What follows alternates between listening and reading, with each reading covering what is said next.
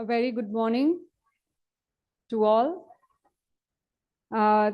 We have a lung awareness and updates meeting today. It's essentially a quick huddle to go over the recent updates in lung cancer data and also bring together the multidisciplinary participation from our institution and beyond, and also bring in patient advocacy, lung cancer screening, awareness, early diagnostics to the forefront of discussion. Of course, not leaving behind policies. The culmination of the event today will be with a discussion regarding clinical trial consortium in medical oncology. I hear there are clinical trial consortiums in hematology, in pediatric oncology. It was about time that we brought together one in medical oncology, and the idea is to initiate a discussion along those lines, and we have several guests today to participate in that discussion. Dr. Haribhakti sir was to open this meeting. I have kindly requested him to come around 11 so that we can formally welcome him and also have him meet some of our dignitaries that are visiting for this event. I begin the event with a very quick update on osimertinib after definitive CTRT and role of EGFR inhibitors after a few slides, and essentially beginning with some of the new data and of course what we do in our clinic. So when we look at EGFR pathway, just because we have a mixed crowd attending here as well as maybe on the link, and this is event is going live as well for open to all. Essentially, this is open to all doctors, medical oncologists, public in general, patients advocates. So very, very quick 10 minutes updates on each topic. And here we are talking EGFR. So essentially, when we look at lung cancer, we think smoker, non-smoker. That's the major way to move ahead with therapy planning for a lung cancer patient. We say smoker, non-smoker. So when we have a non-smoker, we know for that patient, there'll be role for targeted therapies. In that patient, the largest data, the largest driver, the biggest driver is EGFR. And when we look at EGFR, today we have moved from advanced cancer therapy and role of EGFR inhibition in advanced cancer therapy to also in localized early cancers as well. I mentioned LAURA trial here because that's one of the new kids on the block. We all know application of osimertinib in advanced cancer, then application of osimertinib in surgically resected cancer, that is EGFR positive, NSCLC, that is EGFR positive, already surgically resected. You give chemotherapy for adjuvant treatment where indicated, and then you give osimertinib as maintenance for these patients for a select period of time. And that's ADAURA trial for you. So advanced cancer is FLAURA, FLAURA2. Adjuvant, you have osimertinib maintenance for EGFR positive disease after surgical resection, and that's ADAURA. And now we have LAURA, where osimertinib after definitive chemotherapy radiation in unresectable stage 3 EGFR mutant non-small cell lung cancer. And the reason to mention that trial very, very categorically is because up until now, we are mostly looking for the EGFR status in advanced cancers. With ADAURA, it's become a standard of care to look for EGFR after surgical resection. Every patient should be tested. But in the stage 3 setting, where we did not do surgical resection, which is stage 3 that is non-resectable, in such patients, we give CTRT. And with CTRT, today, if they are EGFR mutant, you're supposed to add osimertinib in maintenance treatment, and that's LAURA for you. But one of the major discussions and major challenges we face today is a good challenge. What do we do for EGFR mutation positive non-small cell lung cancer that is advanced in the frontline setting? Frontline setting. So what is the final word for that? And I will go in a very, very quick way to outline that. And these are my disclosures. Okay, so we know today lung cancer is a very heterogeneous disease. It is defined by multiple pathways. And like I said, smoker, non-smoker is how I approach my advanced lung cancer, non-small cell lung cancer patient today. When they come in, my first question, or my team comes to present the case, my first question to them is this patient a smoker or non-smoker? And if the patient is smoker, there will be role of immunotherapy. In our minds, we have to categorize like that. And if the patient is non-smoker, there will be role for biomarker discovery, and there'll be role for targeted therapy. And you can see it's a very, very heterogeneous disease today, recognized into multiple different pathways, and pathways defining the outcomes and the survival. One major trial that really brought change, a difference in outcomes in advanced metastatic EGFR positive disease is FLAURA, where you saw osimertinib in frontline application, osimertinib alone in frontline application, moving the Kaplan-Meier curve with a difference in survival, leading to overall survival advantage for these patients, where you gave osimertinib vis-a-vis standard of care EGFR-directed TKI therapy of yesteryears. And this has been practiced for the longest time. Osimertinib has been the winning drug for the longest time. But one of the realizations happened as we all started to use osimertinib as the magic pill.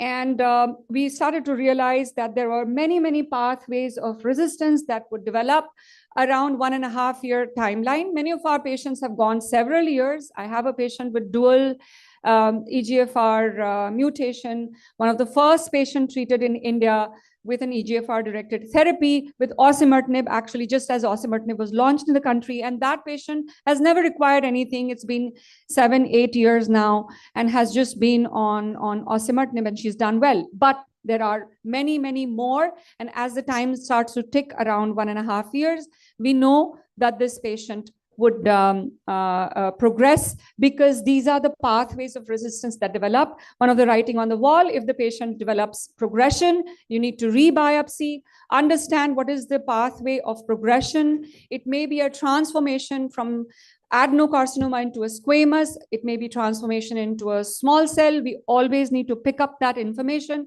Switch therapy where required.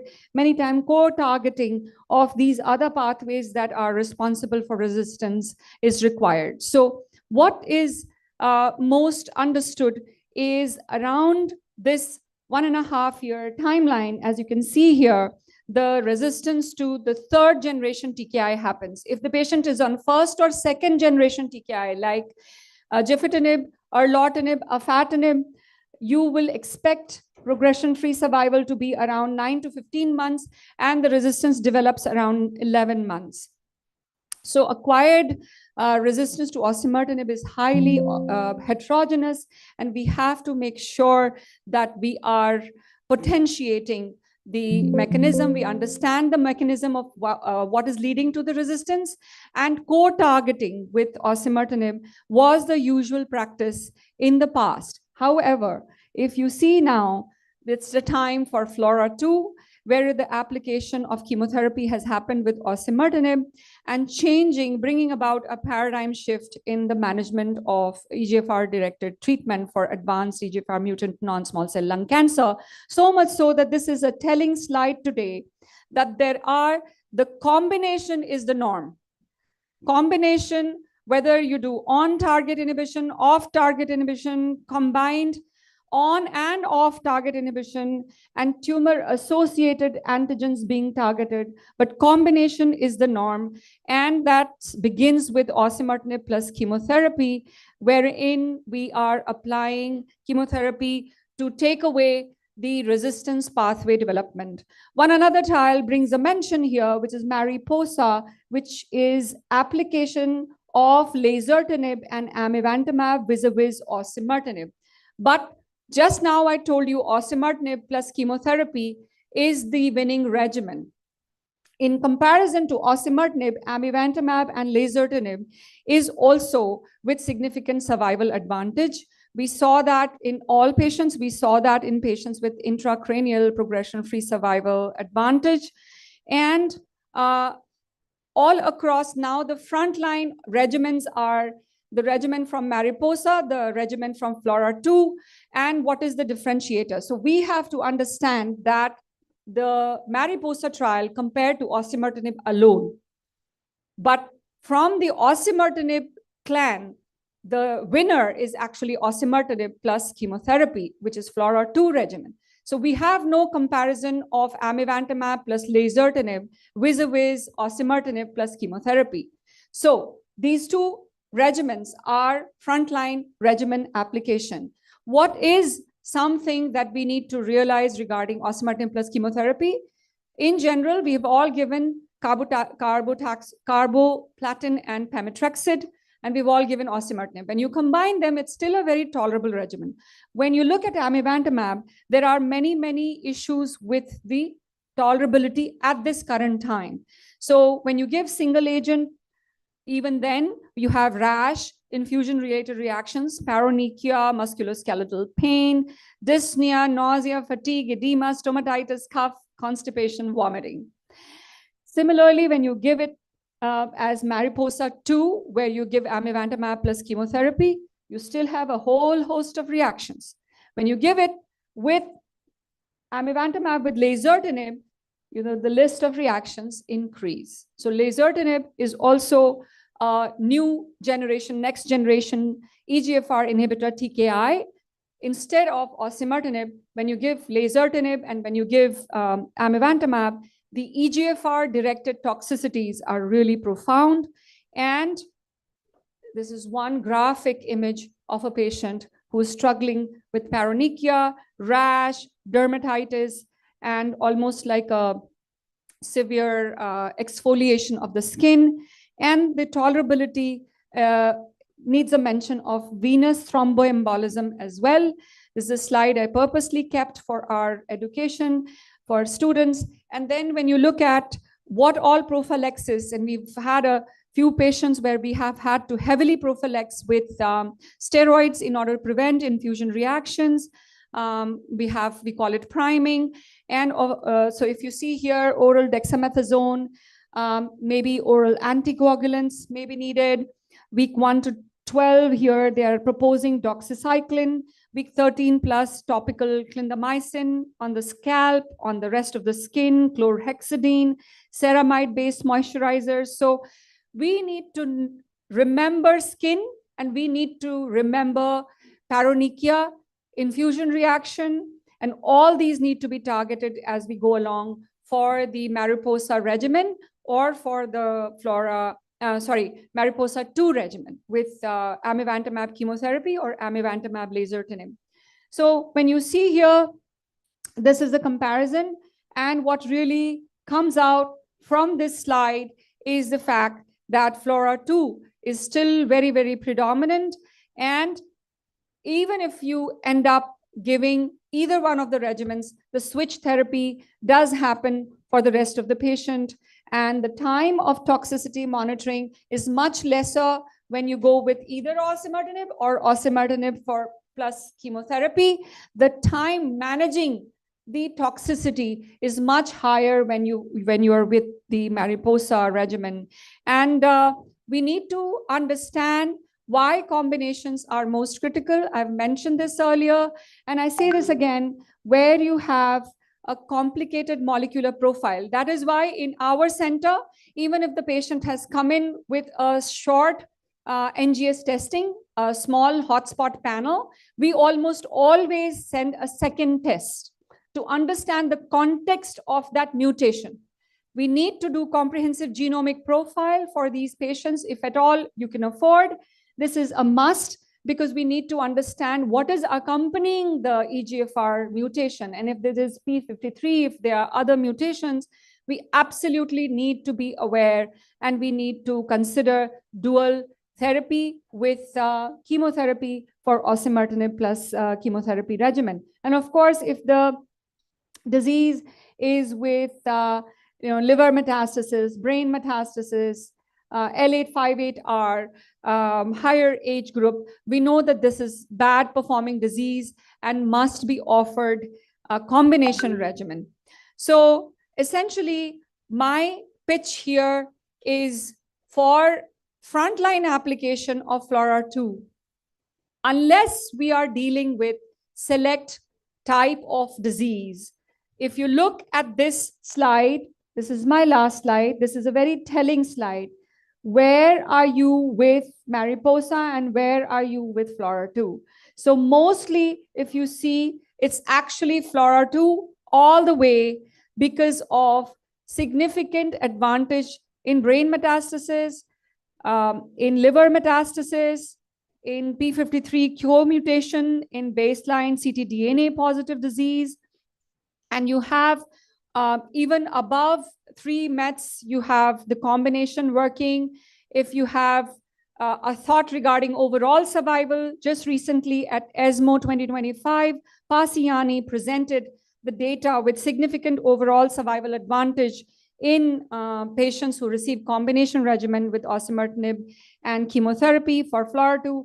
All comers are benefiting. In this plot, you can realize that osimertinib plus chemotherapy, all comers benefit. And then CNS metastasis, those who have L858R mutation, the separation of Kaplan-Meier curve tells you its own story. You have poor prognostic features, ctDNA positive patients at the time of diagnosis, liver metastasis patients at the time of diagnosis, bone metastasis at baseline, and co-mutation with P53. And essentially, for all these different kinds, we have improvement in survival with application of a combination regimen. So my final word for these patients is essentially this, that if you have a patient that has very low disease burden, is elderly, struggling with ADL activities, I feel that's the only patient that today we should be offering only osimertinib to. We need to think combination through and through. And I'm not showing the next few slides that I have in interest of time because it's already 9 a.m. But the writing on the wall is just combination therapies in EGFR frontline. Advanced NSCLC is here to stay. Gone are the days, the golden days where we just did osimertinib alone and got away with it. Today, to get the longest survival, we have to think combination. Thank you so much for listening. That's a start to the event, and we welcome the next speaker.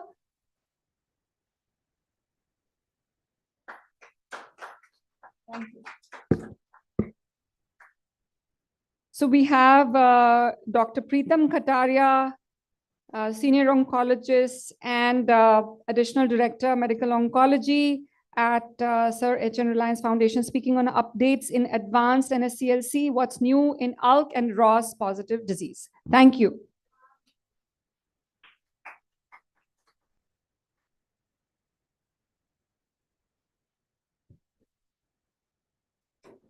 Good morning, everyone. Thank you for the introduction. So I'll be speaking on updates in advanced NSCLC with respect to ALK and ROS mutation.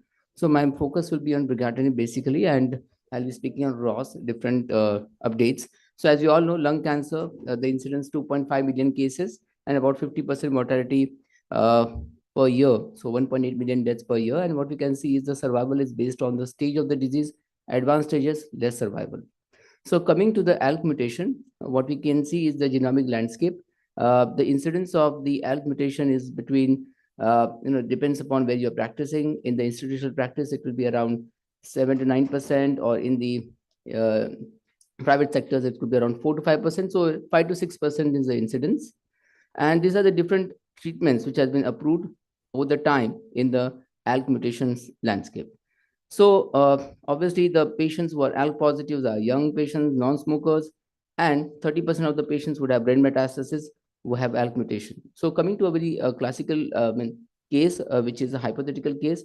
So 43-year-old female who had presented with lymph nodes in the neck, found to have a stage 4 lung cancer, who had morbidities with respect to depression since 28 years, and she was labeled as a stage 4 lung cancer. This was the PET scan, and what we can see is when we select the treatment for this kind of patients, efficacy as well as safety and toxicity is important, but what is also important is looking at the quality of life perspective. So this is a new kid on the block, brigatinib, which I would say lies between the, it's labeled as second generation, but it is lying between the second generation and the third generation. So you can say 2.5 generation. And what we can see is it works among all the ALK mutants, whether it's ALK mutant 1, 2, 3, and the most common mutant being the G1202R and L1196M. So among all the mutations in the green that we are seeing, the brigatinib is going to work. And it has been endorsed by both the US FDA as well as ESMO as a frontline treatment, as well as in the second line treatment. The landmark trial that led to the approval of brigatinib was the ALTA-1 trial. What is important to understand is this was the those patients who had received one line of treatment were also included, which synonymous with what we do our practice, because it takes around 3 to 4 weeks for the NGS reports to come, and we already start this patient in with respect to chemotherapy. So these patients are also welcome in this trial. And what we can see is the overall survival. In the first chart, what we can see is there was no benefit because there was a 50% crossover. But when the confounding effect was removed, the survival was seen.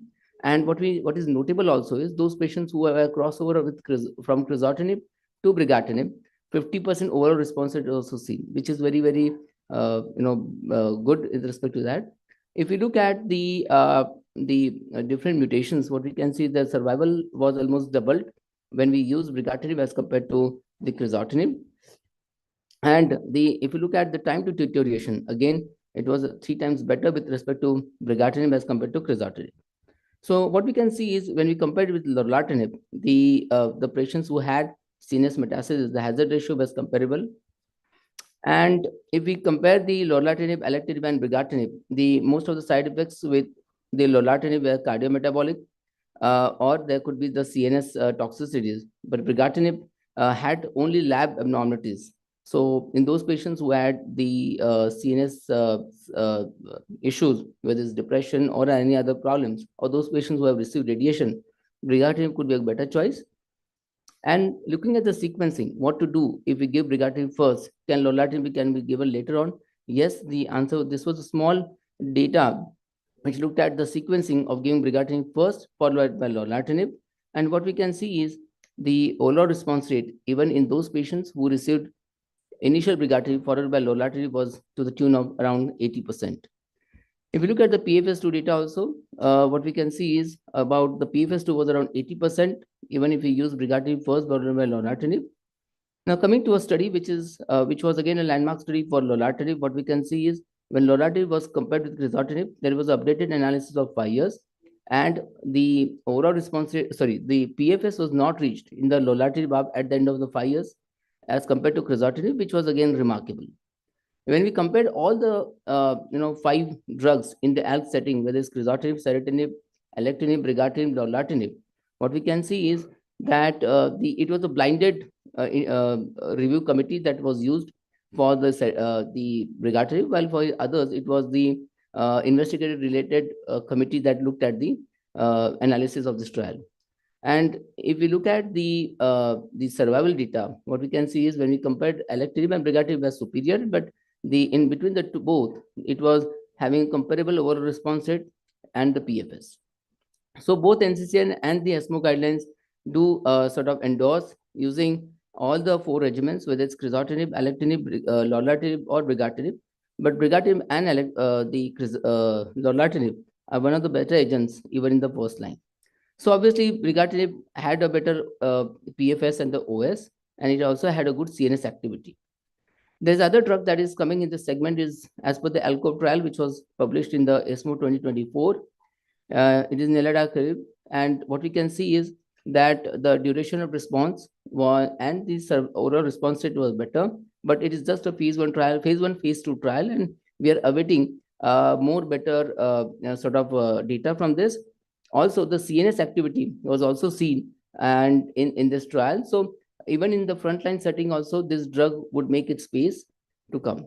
Coming to the ROS1 mutation, what we can see is the incidence of the ROS1 mutation will vary whether it's a metastatic disease at presentation or it is a sort of an early disease, because the incidence of ROS mutation will be 0.9% in the early setting, while in a metastatic setting it will be around 1.9%. Now, obviously the crizotinib has been there in the space for long, many years. The other drug that was approved was entrectinib, and what we can see at the waterfall plot, the complete or the partial response, that is the overall response rate was better with respect to the entrectinib, and so it found its space based on this landmark trial. The other drug which was approved in this setting was repotrectinib, and in this trial, that is the TRIDENT trial, what we can see is those patients who were treatment naive or those patients who have received previous treatment, either chemotherapy or the crizotinib, were included in this trial. In both the settings, the benefit was seen with repotrectinib, and we can see is the median duration of response was 34 months who were treatment naive, while the median duration of response was 14 months in those patients who were previously treated with ROS TKI. Coming to the other the drug, that is taletrectinib, the TRUST data, which was TRUST 1 and TRUST 2. So it was a combined analysis of TRUST 1, which was done in China, and the TRUST 2, which was a global trial, and it led to the FDA approval of this drug. So in this trial, there were 3 arms. One arm was having those patients who were treatment naive, the second who received previous ROS TKI, and the third was previously who received chemotherapy. And in all these subgroups or all these arms, the benefit was seen with taletrectinib. There was other drug which was published or in the ESMO 2024, that is zidesamtinib, and it was the AROS-1 trial. Again, there was a good data with respect to this drug, and it is again a phase 1, phase 2 trial. The overall response rates were good with addition of zidesamtinib, and what is notable to understand is those patients who were previously treated with TKI or chemotherapy also did better with this drug. So ROS mutation accounts for about only 22% patients, but there are a lot many drugs coming in this segment, and the CNS activity with new drugs is also better, and so obviously this is an interesting space to see in coming years. Thank you.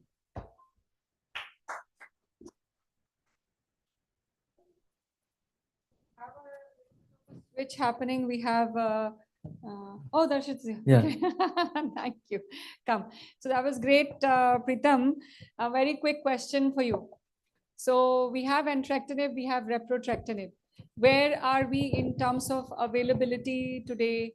And as we have our patients on either one of these 2 medicines, do we watch out for particular toxicity in these patients, or how do we manage them? So I think entrectinib, we have little experience of using these drugs. Repotrectinib and other drugs, still we have not been able to get hands over. So I think still, I think in our segment, entrectinib could be a better drug, and since we have knowing the side effect profile, it would be a better drug to use in the initial settings. So we have availability of entrectinib, and we yeah. have patients on Yeah. that, and we are managing the routine. Repotrectinib, we don't have that much experience with. Some of our patients have had the opportunity of That's right. importing and using, Yeah. but we don't have direct experience of repotrectinib. We have a study coming in for repotrectinib, a phase 4 study that is going through approvals, which would be coming in, and in that situation, we would be able to give the drug to our patients.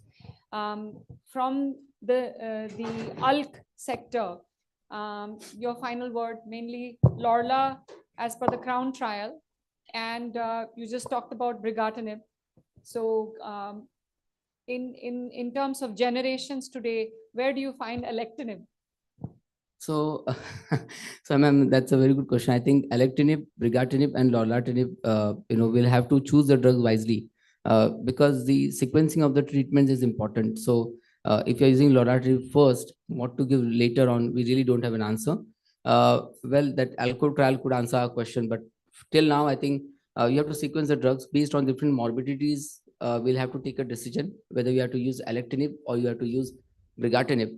Other thing is where there's a dual mutation like EGFR, ALK, both. Again, that's again a very small subset. We can use brigatinib in this kind of patients. Lorlatinib That's data an is important promising. point. I think we have to understand the nuances because there is a little crowding in this space. So of course, survival-wise, we have lorlatinib today, but there are pockets where we may be able to utilize the other drugs, especially we are talking brigatinib here. And of course, toxicity-wise, we have to decide as well. And That's right. that's where the role of alectinib may come in. Okay, great. Thank you. Thank you. Thank you. So thank you, Pritam. So we move over to the next section. You wanna? Yeah. So now our next speaker is Dr. Darshit Shah, consultant from our team, Medical and Precision Oncology Department. I'm already here. Thank you. Yeah. So, good morning, everyone. We'll be, after the wonderful talk by Dr. Pritam sir, now we'll be moving to the role of immunotherapy in SCLC. So decades, before before atezolizumab and durvalumab in this space, the survival with platinum and etoposide was dismal. So,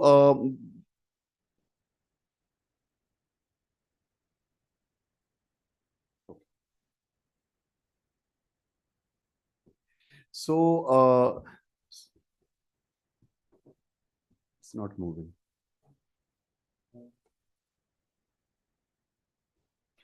So we know that, now since so many years we are using atezolizumab and durvalumab, we have IM power 133 and we have Caspian data, which has shown that survival benefit is there with addition of immunotherapy. But last in 1 year, we have seen that there are so many different molecules. We have antibody drug conjugates. We have, bispecific to help us improve the outcomes in small cell lung carcinoma.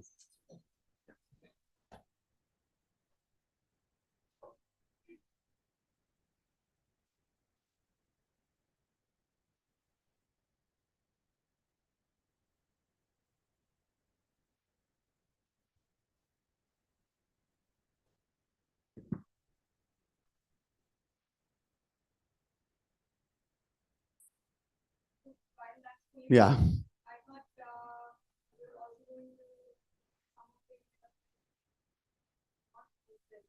Yes, ma'am. So I have added a few slides. Basically, ma'am, as we all are aware that the nivolumab or atezolizumab or pembrolizumab, they are, in Indian market still with the PEP also, the cost is significantly high. So with the advent of Indian companies, especially like tislelizumab and the other molecules which are there, the data is quite similar. It is very cost effective, and definitely we are able to use it in much more patients, and more patients can get benefit. Will be a very important angle, mainly because this being HN Reliance Foundation, we are able to use the standard molecules mostly. But for our patients also, many times we struggle to offer the right immunotherapy, which includes these 3 drugs mostly, or durvalumab. And so it would be interesting to see what Definitely, are ma'am. the other molecules bringing in. Correct, ma'am. So this is basically just a brief overview with whatever we're doing. IM power 133. The IM umbrella A is an extension of IM power 133, in which the atezolizumab with chemotherapy was compared against chemotherapy etocarbo with placebo, and IM umbrella A basically continued the follow-up. It was evident at 5 years at small cell lung carcinoma extensive stage also at 12% overall survival. That's a big number. That was never seen with immunotherapy before pre-immunotherapy era. So now I'll just quickly run through the recent advances. Basically, this is Adriatic trial. Like we all know the benefit of durvalumab post CTAT in NSCLC. This trial basically focused on the limited stage SCLC with maintenance durvalumab. We can see that they were basically stratified based on PCI, yes or no, and we can see that the addition of durvalumab basically was beneficial. whether it was PCI was received or not. In the intention to treat population, the durvalumab arm was median OS was 56 months versus 33 months. So that was a big number. So now it is also a practice changing trial that we should be giving durvalumab in also limited stage SCLC, although the number of patients we get are quite low. This is basically regarding the IM Forte trial, which what we do is etocarbo and atezolizumab. What we do is we maintain atezolizumab in our routine practice. This trial basically added lurbinectedin to atezolizumab, and we can see that the overall survival was improved. It is 13.2 months versus 10.6 months in this trial. So this is the this was very much a talk of the town in ESCO 25. I have also taken the slides from that, and we can see that. The other thing I would also focus in, there was people are using bispecifics, basically tarlatamab, and it has shown tremendous results as a second line. Now it is basically a standard of care if in second line. But this trial basically focused on adding tarlatamab in the first line, and it was with modest benefit. This is the SL subtypes. I will just, basically we are focusing on the DLL3 molecular, and we have bispecifics, specifically tarlatamab to, in this space. This was the 2025 ESMO, which should be focusing on. Basically, I'll just coming in next slides. So I'll just briefly about IM Forte I have discussed, like atezolizumab with lurbinectedin maintenance was having overall survival benefit over atezolizumab alone. Correct. So I'll talk about the second line Delphi 304 study. It was a phase 3 trial. The inclusion criteria basically had patients who are chemo refractory or chemosensitive in second line space in small cell lung carcinoma, and they were randomized to tarlatamab versus chemotherapy. This is Delphi 304 study. Here tarlatamab was significantly superior. We can see that 13.6 was the median overall survival, and it was 8.3 in the chemotherapy arm. So now it is established as the second line in small cell lung carcinoma. So the PFS also was better in tarlatamab arm with 4.2 versus 3.7 with an impressive hazard ratio of 0.71. So we can see the other molecules which we usually use are irinotecan. The median PFS is only 3 months, OS is 6 months. Lurbinectedin also has PFS of 3.5 and OS of 9.3. And we don't use this amrubicin, but it's the similar PFS and OS. I'm again coming to this slide where we can see the OS of 13.6 months. So it's quite impressive as a molecule in second line extensive stage SCLC. Okay, I'll just skip this slide. Yeah. So durvalumab has already mentioned that the OS was significant in the limited stage. Yeah. So there are some Chinese molecules. One is Bellman's Tobart. It's a tongue twister. I practiced twice or thrice in the morning with enlotinib. So this, I mean, there are so many Chinese molecules now in India also. So this is a molecule they have basically combined enlotinib. And let me also tell you that Bellman's Tobart is also used in so many other tumors, NSCLC and RCC. But in this trial, they have combined with etocarbo, enlotinib, and Bellman's Tobart. The data shows that the PFS was 6.9 months and the OS was 19.3 months. So this is basically not seen with even with atezoli and durva also. But however, the comparator arm also had a OS of 11.9 months. So maybe the Chinese the population were superior in all the terms. So that's why both the arms were having superior outcomes. So coming to this infinatamab deruxtecan. That is the new drug. Basically, it is against B7H3. We are, we are testing B7H3 for so many tumors. And basically, I'll come to this trial. Is basically it is also one of the molecule which we should consider. The PFS is 4.9 months. There, the trial ID8 lung 01. Yeah, so this was the arm 1 and arm 2. Phase 1 was 8 milligram per kg 3 weekly, and arm 2 was 12 milligram per kg 3 weekly, and part 2 was 12 milligram per kg. The dose was optimized at 12 milligram per kg, and the PFS and OS, when we see that the 12 milligram per kg, the PFS was 5.5 months and the OS was 11.8 months with the use of IDXD. So we can see that 4.9 and 12.3 months is also a new molecule which is in this space.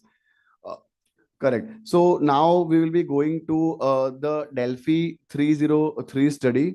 What the Delphi 303 study basically is combining tarlatamab with etoposide, platinum, and they are also combining with atezolizumab or durvalumab. This is Delphi 303 study is currently ongoing, and as of now the median PFS is 20.3 months. I mean, we have seen OS of 11 to 12 months, and the median PFS for this study is 10.3 months. That's quite an impressive number. Now coming to this Darion 8 trial, basically this is a phase 1 trial of first line obrixtamig plus standard of care. Basically this is this in this trial also the platinum eto, carbo, and atezolizumab are combined with obrixtamig, and this is basically phase 1 study, but the numbers are quite impressive, but we need more data, maybe phase 2 and phase 3 studies to validate it. So yeah, coming to the Indian molecule, we have serplulimab in Indian space, the serplulimab with etocarbo versus placebo with etocarbo, and maintenance of serplulimab. We have seen that the OS was 15.4 months and the placebo, it was 10.9 months. The cost is quite effective, and we definitely can use it in our population. Coming to the extensive stage small cell lung cancer, the other drug tislelizumab, basically the data is very strong in NSCLC, but it is also maybe used in second line SCLC when we kind of are cost constraint settings. So yeah, so in this basically advanced SCLC were included, and in second line basically they were compared against the one of the drugs, and we can see that the median OS was 2.4 months. It was advantage, and we can always use it in the setting where we have limited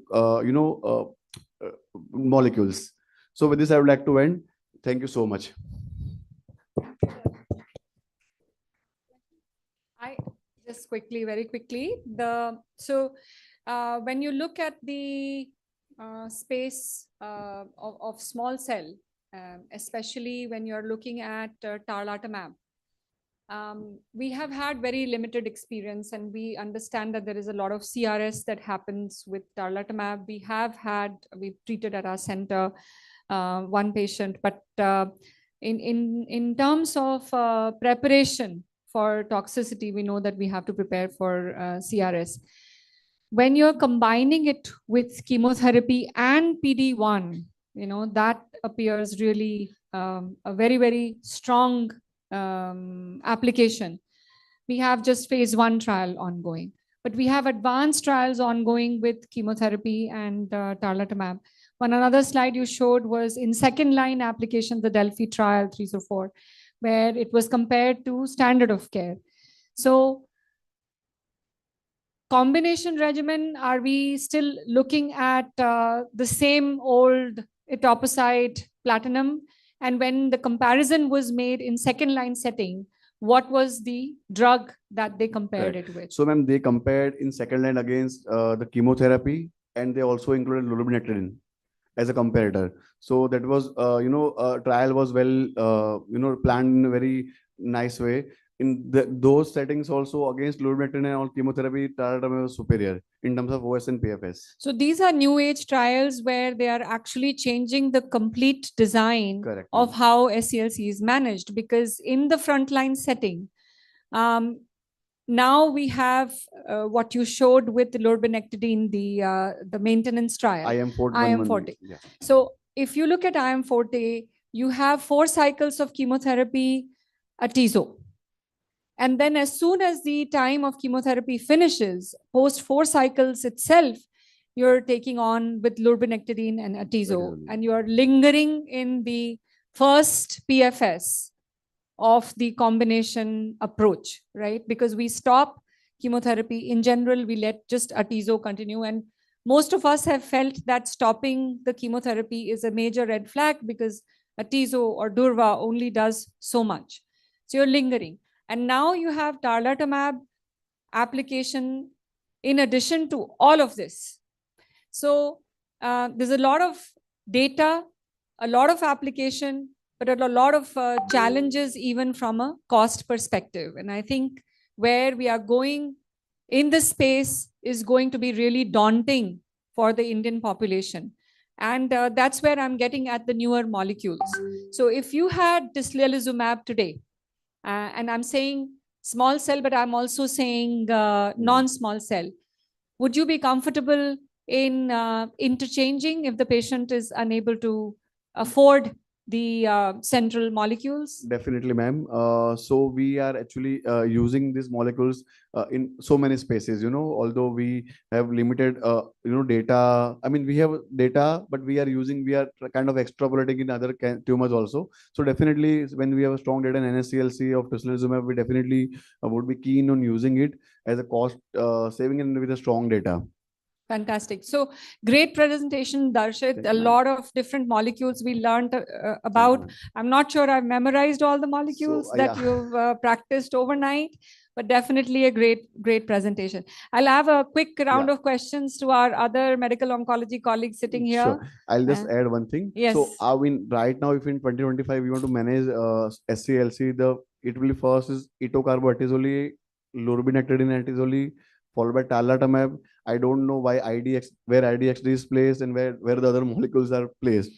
But the best part of your presentation is that there are so many molecules that we now need to know, memorize, and know the application. So great talk. Thank you. Great talk. Thank you. In the meantime, I will just ask our colleagues here, are we ready to move on to the Indian molecules? Pritam, Niyati, Rajas.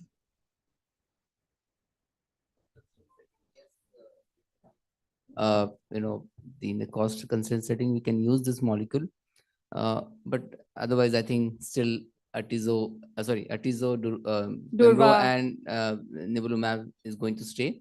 Where there is a cost issues and in a very niche settings like nasopharyngeal carcinomas or small cells or esophageal cancers, we can still use this molecule.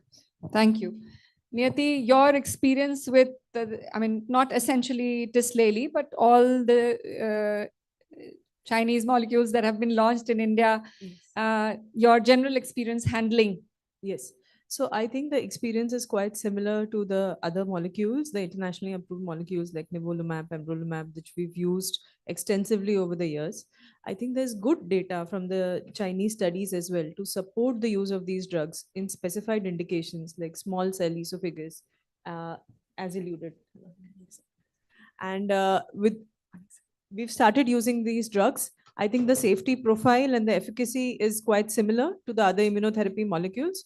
So looking forward to more experience in using these drugs in our clinical practice. Thank you. And Rajas, in terms of cost, do you really think that is a game changer? Yes, ma'am, definitely. The cost of these Chinese molecules that have been launched is roughly half of what the original molecules of Keytruda. Even with the PAP. Even with right? the PAP. Yeah. So cost is a major player in the utilization of these drugs. And I'm asking a general question, but still a pertinent one. Have you noted any enhanced toxicity? Because we are using, normally we think we are using a lesser expensive regimen molecule. Have we noted, any red flags to utilization from a side effect perspective? No, ma'am. Actually, the experience is very limited, but till now, the side effect profile is as good as the Keytruda and other international molecules. Great. That have I been just used. wanted to quickly throw a light on that and then move over to our next speaker. And we have role of ADCs in NSCLC by Dr. Rajas Patel. Rajas, please take it forward from here. Thank you again. Rajas is a senior oncologist at Sir H.N. Reliance Foundation Hospital in Medical Oncology and Precision Oncology. And we'll hear from him more tongue twisters. Yeah, good morning, everyone. So I've been given the responsibility of uh, heavy responsibility of ADCs. So let's get into it. So according to Global Cancer Observatory, lung cancer ranks number one across the world when it comes to the incidence. And so there are roughly 2.5 million cases every year which are diagnosed of lung cancer, and roughly 2 million deaths are occurring because of lung cancer across the globe. When it comes to India, it is still at the rank 5, roughly 80,000 cases and deaths causing by lung cancer in India. So as we all know that traditionally NSCLC has been classified at, according to the histopathology, in squamous cell, large cell, and the most common, the adenocarcinoma. And the treatment remains, the mainstay of the treatment is still the surgery, chemotherapy, role of immunotherapy, and the targeted therapy for EGFR, ALK, ROS1, MET mutated NSCLC tumors. So is further classification of NSCLC possible? So recently there have been studies, especially for patients who progress after the use of immunotherapy, who progress after the use of first line or second line anti-EGFR molecules. What are the next line of treatment? So the studies are being conducted, and there are various IHC markers which have been studied for NSCLC, such as CMET, TROP2, HER2, PTK7, IB6. So these are the few IHC molecules, IHC markers that have been studied. And the use of antibody drug conjugates are been thought about for NSCLC also. So let's talk about ADCs. ADC is antibody drug conjugate. As you can see in the figure, there is one target antigen against which we have an antibody, and on this antibody, through a linker, a cytotoxic drug is linked. So this was first thought by Paul Ehrlich in early 1900s, and he called it magic bullet. But it only in 1987 that the first clinical trial for ADC was conducted, and recently in 2017, first ADC, gemtuzumab ozogamicin, was FDA approved for AML. And now that in 2025, there are at least 18 ADCs that are approved in various indications in hemato-oncology. So how does an ADC work? ADC has a basic. Can I have a pointer? So ADC has a specific antigen on the tumor cell where it gets attached.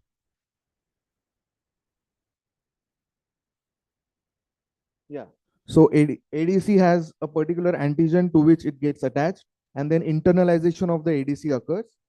And then there is lysosomal degradation.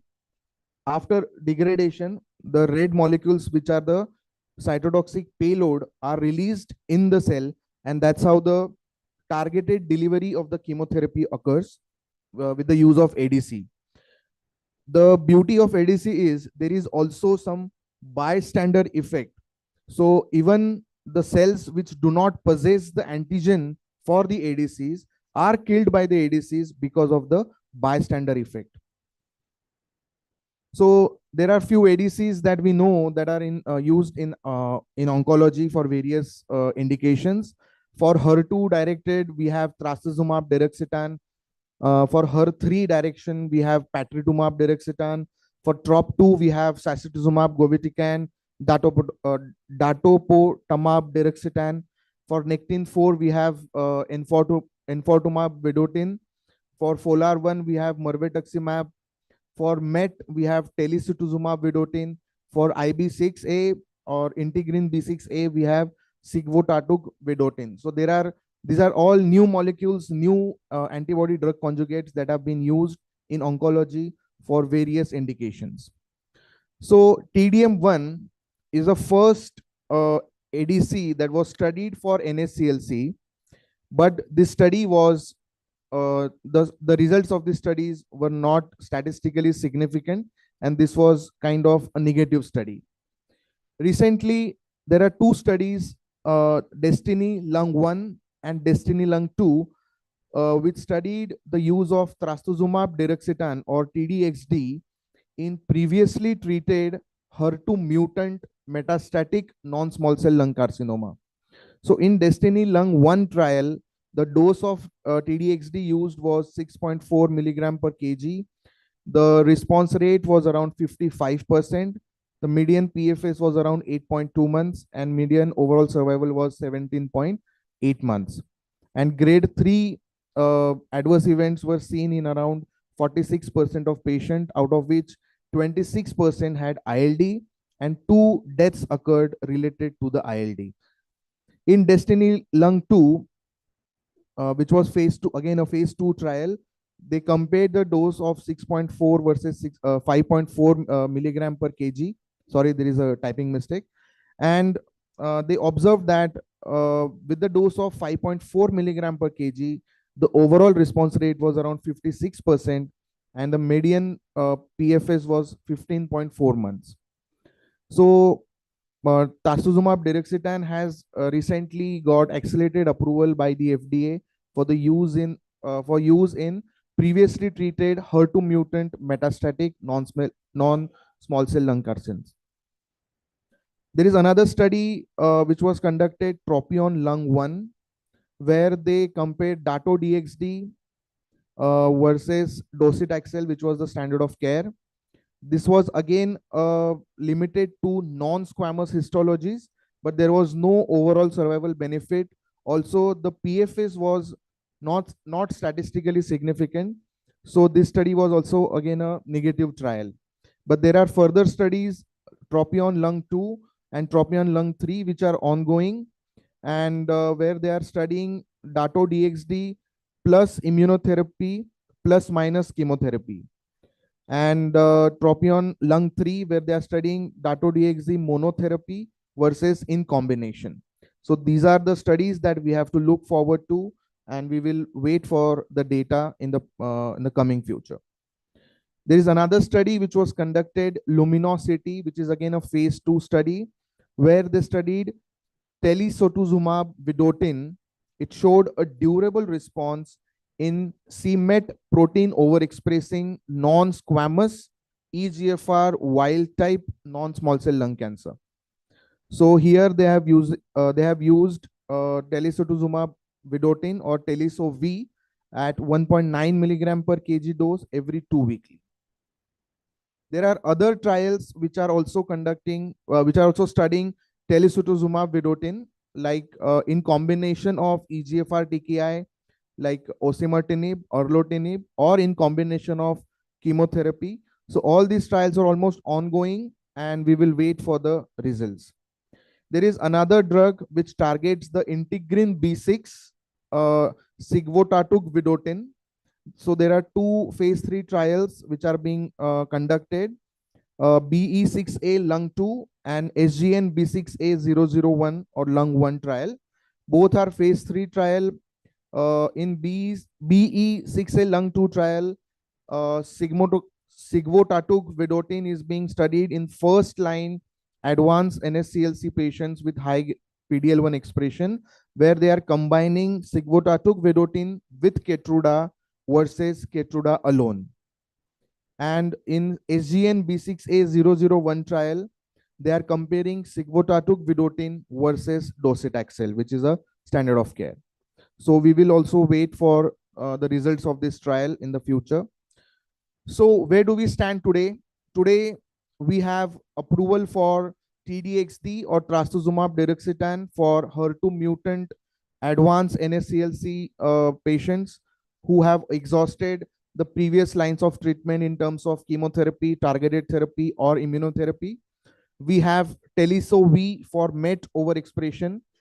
Here, the condition is MET expression should be by IHC score should be 3+ in more than 50% of the patient. For this kind of patient, we have approval for Teliso-V. And for top 2 expression, we have Dato-DXd. These are the molecules which are being used in today's time, but in future there are so many other targets that are under studies, and there are new drugs which are coming up like sigvotatug vedotin, and the drugs targeting HER3, IB6, B7H3, AXL, and other markers.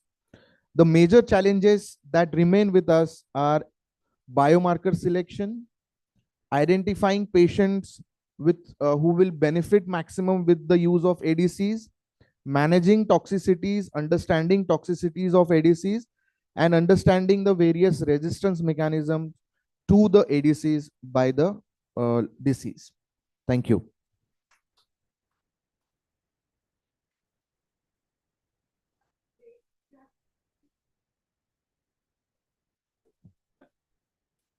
Very exciting new molecules coming up in NSCLC space that improves the outcomes of our patients and gives us more options to treat these patients effectively.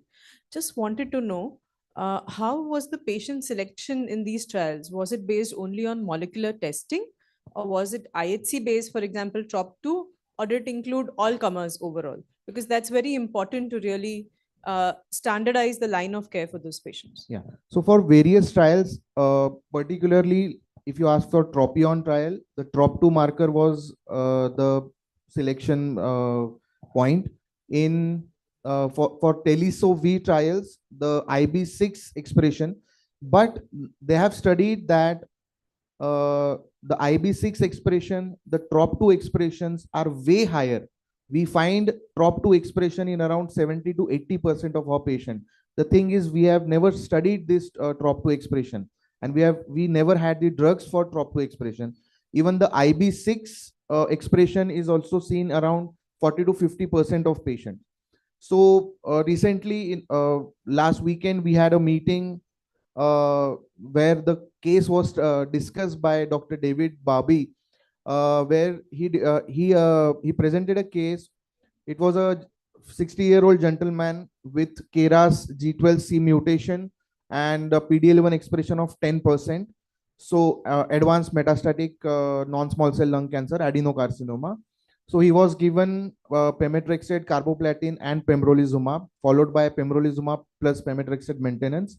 After 4 months of maintenance therapy, he progressed, and then they studied the IB6 molecule, IB6 expression in his disease, which was pretty high, and they used the Teliso-V molecule for them, and the ctDNA clearance and the PET scan clearance was observed 3 months down the line. So this is how the patients have been selected. Although the sample size of these studies are still very small, most of these studies are still in phase 1, phase 2. So we'll have to wait for more data to come. Thank you. Great presentation. Yes, sir. So excellent question, Niyati, and excellent answer. Sir wants to ask a question. So we have Dr. Ramakant Deshpande sir in the audience. Thank you, sir, for coming. We have a fan following here. So really grateful. Thank you.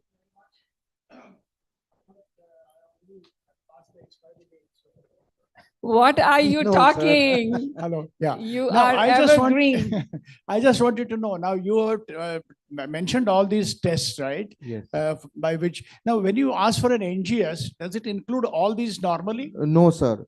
Sir, most of these markers that we are talking about are IHC markers. Uh-huh. So they are not NGS.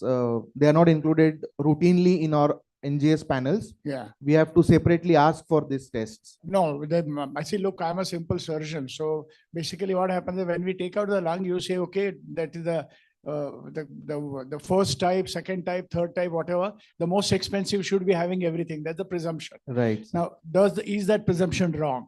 Yes, sir. Oh, I see. Okay. Yes. So if that is so, then I think the panel has to keep on expanding in that Yes. case. And sir, IHC markers are actually not that expensive when compared Yeah. to NGS. No, but then you have to ask for them specifically yes. in that case. Yes, sir. So I think all the just as they have a very wide NGS panel, they should Right. also have a very wide IHC IHC panel in panels. that case. Correct. Because this is something very interesting, because ultimately what is happening is we just don't even know that there could be something which you have got in your pocket and you're not Yes. using it. Yes. sir. So I think having a very resourceful and knowledgeable medical oncology department is really a blessing. Thank you. Thank you. Thank Thank you. you, sir. Thank Thank you, you. sir. And, honestly, we truly feel blessed that you have made time to come here and join us today. A word regarding the ADCs. So, from the earlier presentation by Preetam, Darshit, and some of the slides that I did not show for combination where bispecifics are now including ADCs. Bispecifics are now including immunotherapy and target pathways, and also ADCs in combination with immunotherapy, etc. What is really illustrative is the last slide that you showed, the current and the future. The problem is that even the current of your slide is not here in India. And why not? That's my question. So I was just doing an advanced lung consultation with an international faculty, and some of you know this, that I run a private company where we do consultations with the who's who in the field. And we were talking to, for a patient, we were talking to one of the leaders in thoracic oncology, and this patient had a MET mutation, exon 14 skipping mutation. And the expert recommended the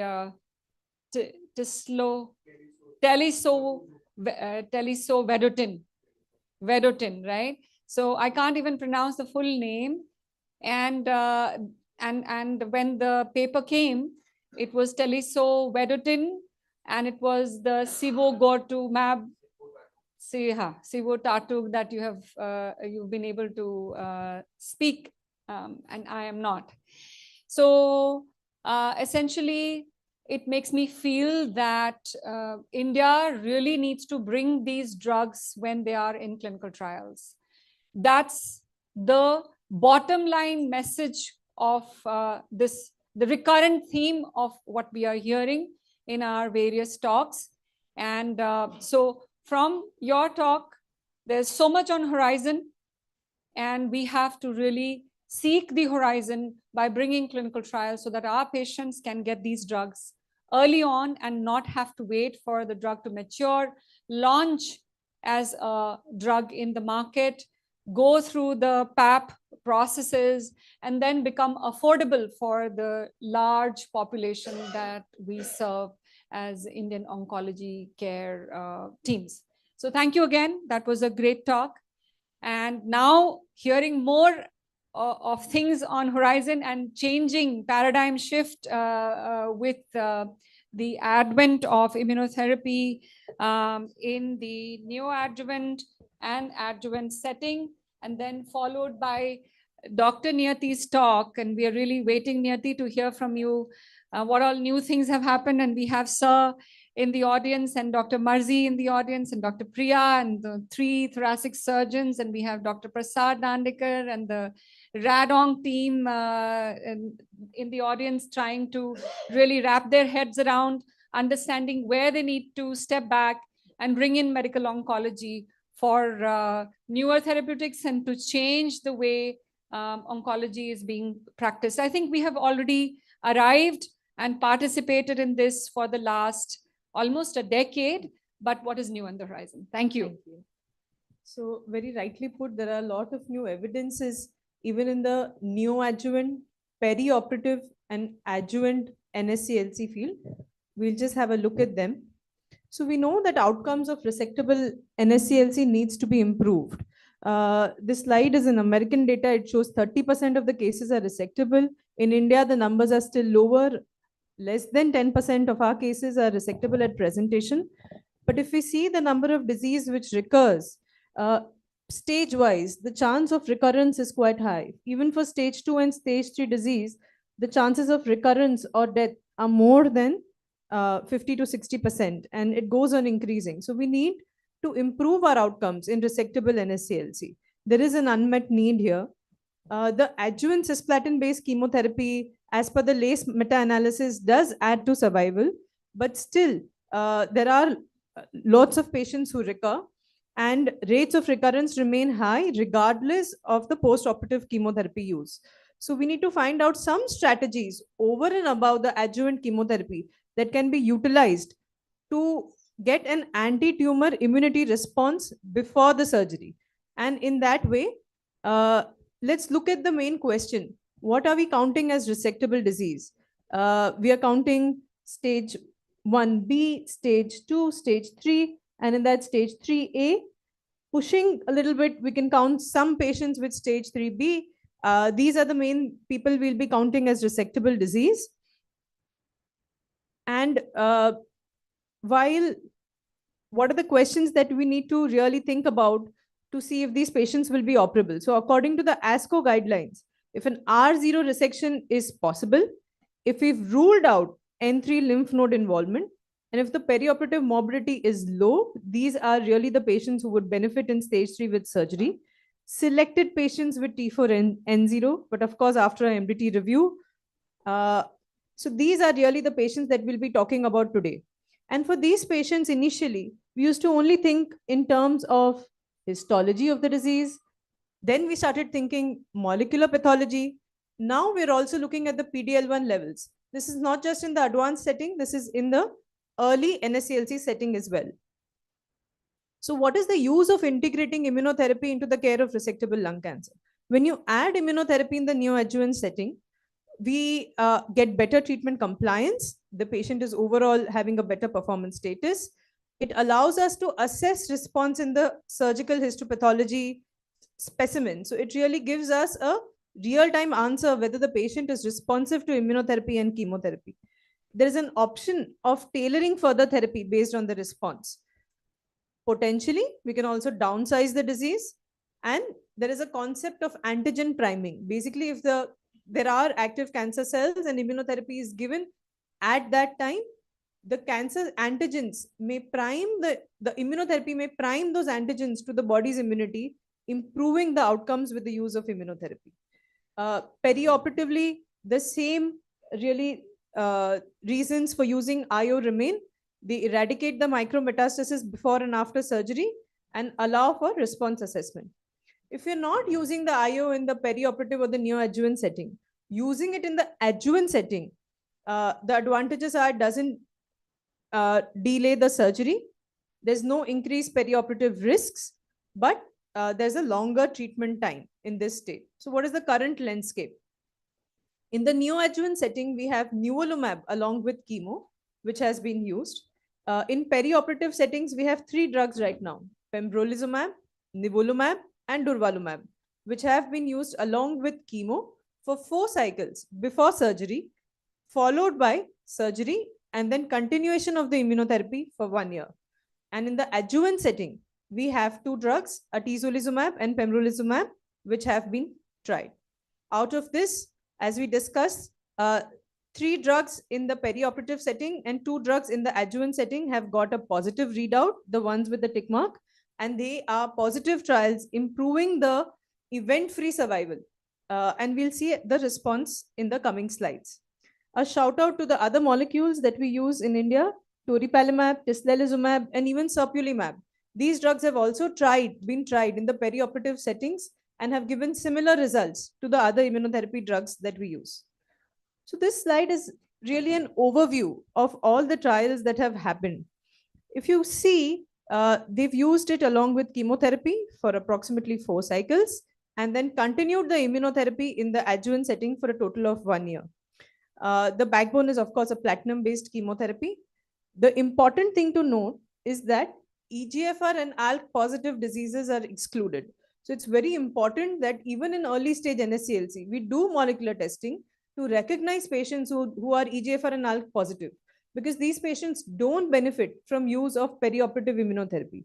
There are better adjuvant strategies to be used in these driver mutation positive patients. So it's important to note that while it's an exciting field, we need to really select our patients carefully. Most of the patients in these trials are stage 2, stage 3A, and stage 3B patients. Baseline characteristics for all trials were quite comparable, with 50% being squamous, 50% being non-squamous. Even the PD-L1 expressions overall were quite comparable in the trials. So one of the surrogate markers for survival in other disease types has been pathological complete response. And even in lung cancer, if we see, all addition of perioperative therapy has significantly improved the pathological complete responses. In the AGN trial, which used durvalumab, you see a 17.2% PCR rate versus around 4. In the Keynote, which used Pembro, in the Checkmate 770, which used Nivo, and in the recent most Checkmate 816 trial, which read out in ASCO 2025, it had a whooping PCR rate of 24% against less than 5% PCR rates when patient had just received chemotherapy. So the event-free survival, you can see the separation of the curves early on in all of these trials. All of these trials were positive for improvement in event-free survival and has led to better outcomes overall. Event-free survival by PCR is another important point which we need to note. The top line shows the patients who had achieved a PCR. So when the patient achieves a PCR, we know biologically the disease is good. Even in those patients, addition of immunotherapy helps to improve survivals. In patients who did not achieve a PCR, the bottom 2 lines, in those patients as well, although the biology of the disease is aggressive, addition of perioperative immunotherapy does add to improvement of event-free survival.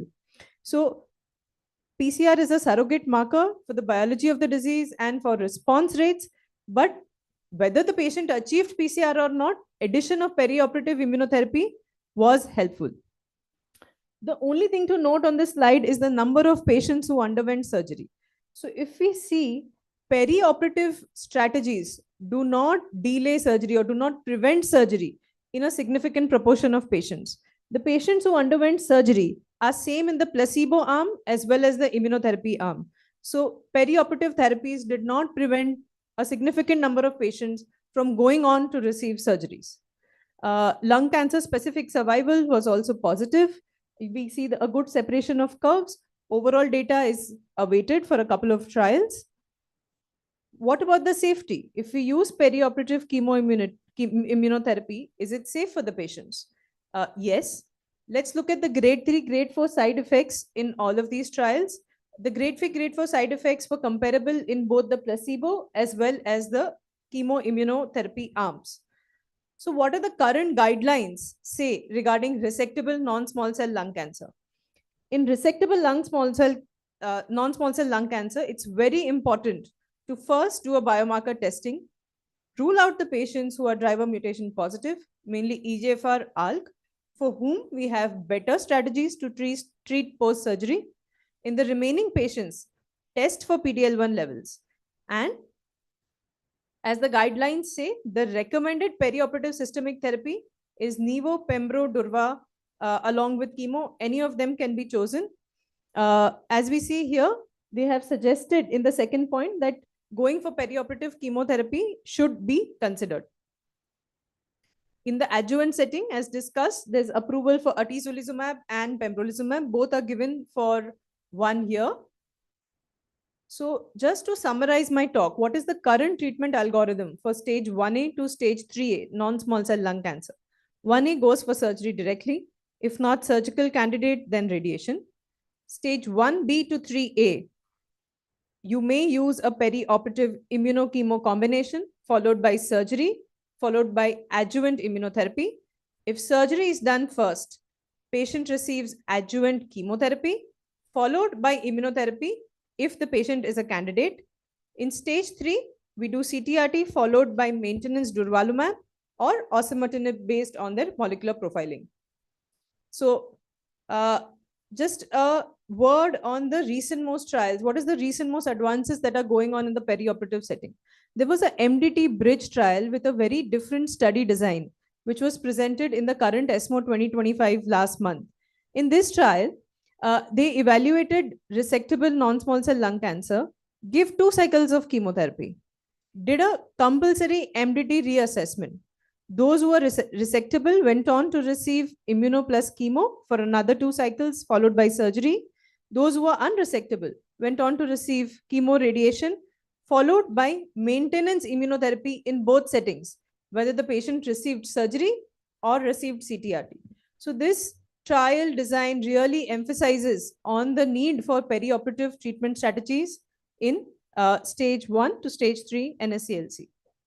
And this showed that majority of the patients who were deemed resectable initially at this strategy went on to receive surgery and had better outcomes and better PCR rates when receiving the perioperative therapy. So the key takeaway from my talk today are, even in early stage NSCLC, biomarker molecular testing is key, and it helps in deciding the perioperative strategy. Perioperative immunotherapy is a promising approach for early stage lung cancer patients. It improves the event-free survival, it improves outcomes and reduces the risk of recurrence. It's relatively safe. The choice between neoadjuvant, perioperative, and adjuvant strategies need to be made, keeping the patient and tumor-specific characteristics in mind. In the subset of patients who are node negative and PD-L1 negative, we need more convincing data to use these perioperative strategies. Thank you.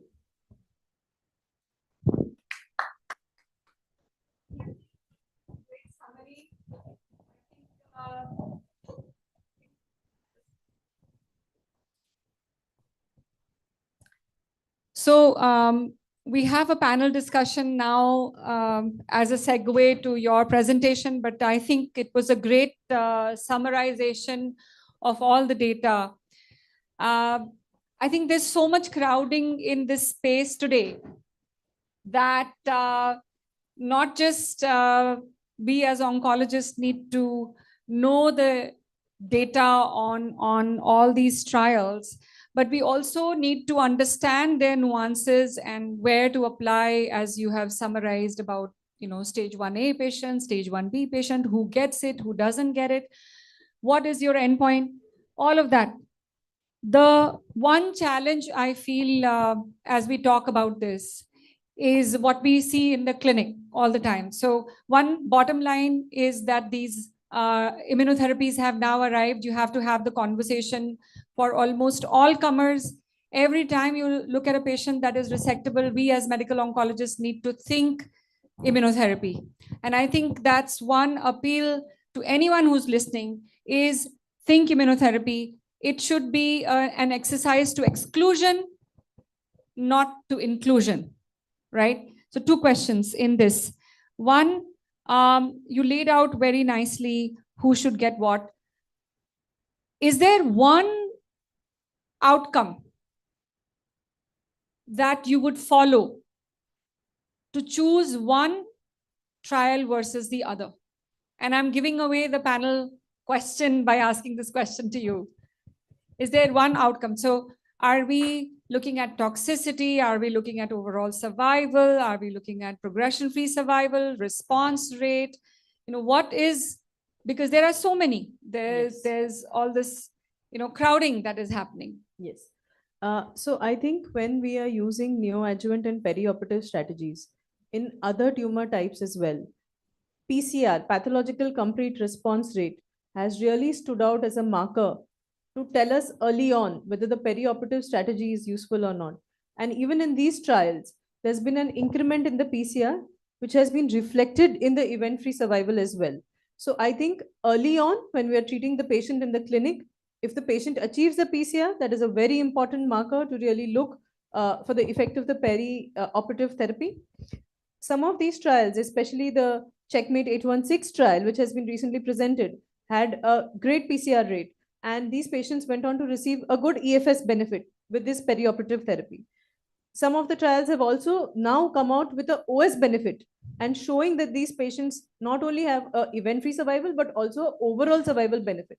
So all of these markers together, I think, really tell us about the importance of the perioperative therapy. But that one marker which I would look out for would be the pathological complete response. at the- Amazing.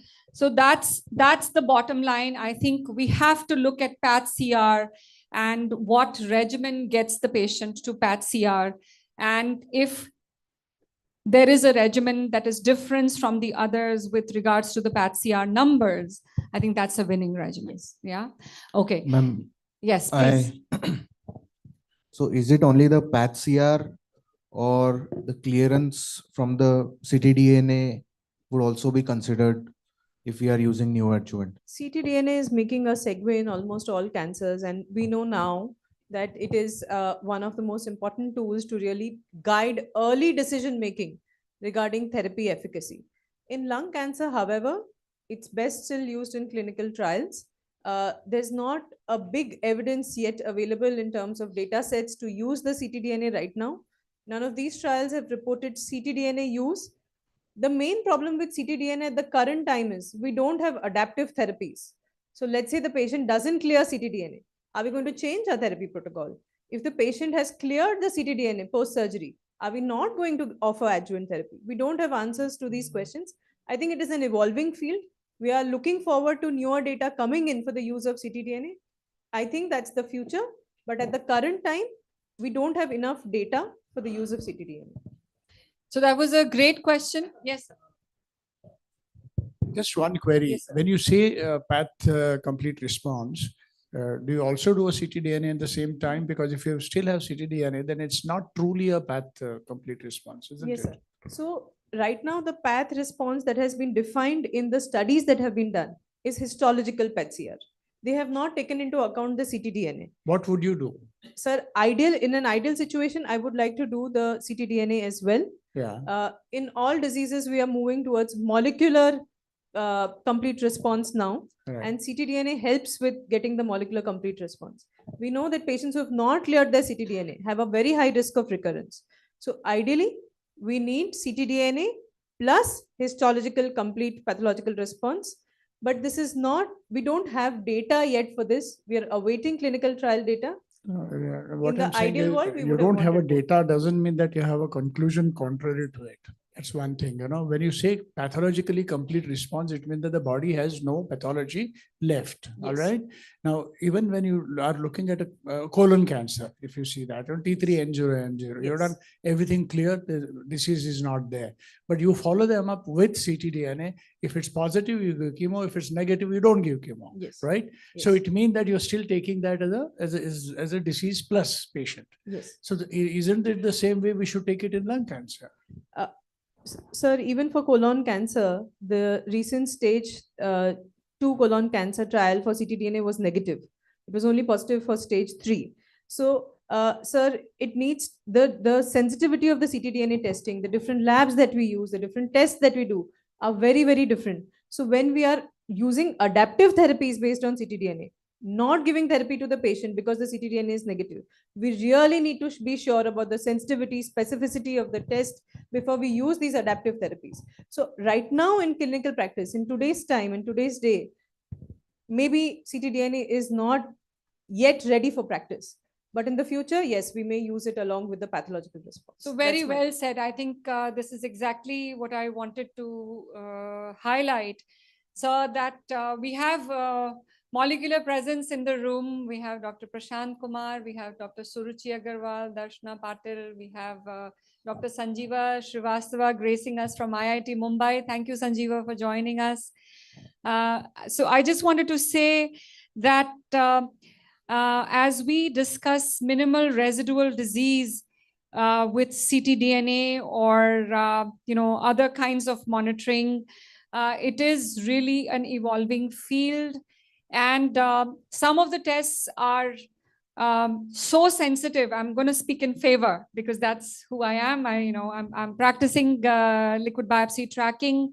Some of the tests are so sensitive that you will catch ctDNA presence and you will still be able to find the ctDNA as positive with some of the mutations, but the disease may not present. Now I'm talking some of the Indian tests. When I look at the gold standard international tests, there is a positive and a negative to that. So if you have Guardant, if you have Signatera, there's a positive and a negative. And what makes that? This is the limit of detection. And this limit of detection has been validated in multiple clinical trials. And then they are able to predict, okay, if it is positive, the patient is high risk for recurrence. If it is negative, the patient is not at high risk for recurrence. I think that kind of positive negative is still deficient. Clinical trial validation for such studies are still deficient. We're going to hear more at the later in an hour with regards to this. But the humble submission from the Merongs right now to the question that Sir asked is, if we embarked on a perioperative regimen and the patient had a PAT CR and the patient does not have money to continue the adjuvant therapy, the fact that the patient had a PAT CR tells its own story as per all the different kinds of clinical trials. And one of the telling slide that you had in your presentation was regarding the highest PAT CR with Checkmate 816. And so from that perspective, it's turned out to be the winning regimen. Having said that, the ctDNA monitoring and improvisation to treatment based on the ctDNA monitoring, this is really a space that we are all looking at. We are waiting for this to guide us, especially in our clinical practice. What is my practice right now? It is to overtreat than to undertreat, mainly because if the patient has not had a PAT CR, that would be a reason. Plus, the other practice that I have to revisit now, if I embarked on a perioperative regimen and the patient had a PAT CR, how comfortable am I to stop the adjuvant therapy? So great presentation, Niyati. I think now we have the panel discussion. So thank you for presenting, and a great discussion as well. Now we have, please have a seat. I think you are also on the panel, but it's a panel that we are, I'm co-moderating with Dr. Darshit Shah. We are here with our panelists, and I'm just going to request Niyati also to join the panel. And Dr. Amol Kakde, because I'm pulling Darshit here, so you please join here. Dr. Preetam Kataria, Dr. Prasad Dandekar, Raman Deshpande sir, please. Dr. Priya, Dr. Marzi Mehta, Dr. Prashant Kumar, Dr. Rajas Patel. Rajas, come. Gang, the gang has to come. The whole team, please. And I see Dr. Darshna Patil. I don't see her in the room. Is Darshna here yet? Prashant, you would like to join? Since Darshna is not here, Suruchi, would you want to consider? Yeah. Come. Okay. So we'll do some basic, very basic introductions. We have Dr. Niyati from the Merong team, Dr. Preetam from the Merong team, and Dr. Rajas from the Merong team. We have Dr. Raman Deshpande sir, who needs no introduction, surgical oncology, pioneer, thought leader, the most coveted thought leader in surgical oncology from thoracic field in India, and of course, nationally decorated. Thank you, sir, for joining. Dr. Priya, senior surgical oncologist, thank you for coming in today and gracing us and be a part of this session. And Dr. Marzi Mehta, our own thoracic surgeon, thoracic oncologist, and additional director in surgical oncology. We have Dr. Prasad Dandekar leading the radiation oncology division at Sir H.N. Reliance Foundation, and Dr. Amol Kakre, senior radiation oncology from our center.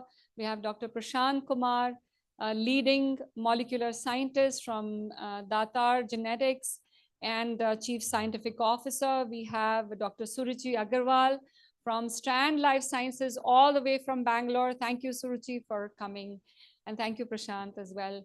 So we will proceed. We have Dr. Darshit has helped me with some of the slides. Essentially, we are doing this together because, of course, I couldn't put the slides in together, but Darshit has very kindly done some of the work.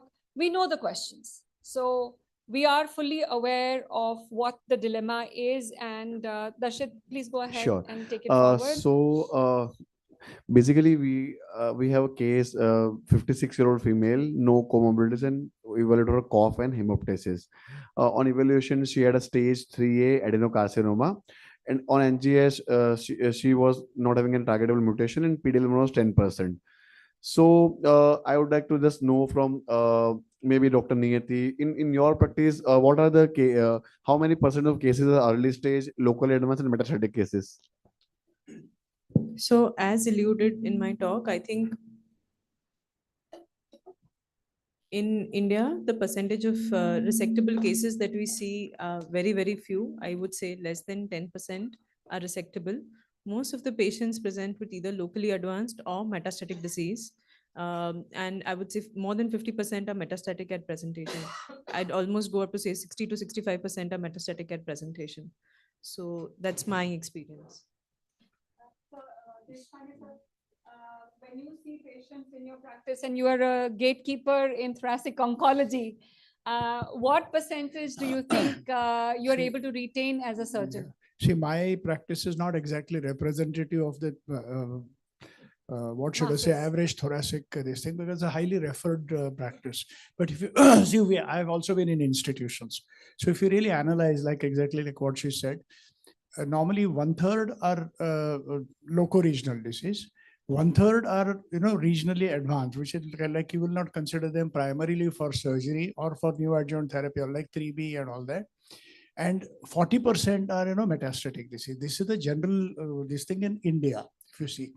Now 1/3 of the earlier this thing, out of that 1/3 will get operated. 10 to 12% are primarily operated. Okay, remaining this thing 20% will undergo neoadjuvant therapy, perioperative therapy, etc. Out of which 60% will get operated.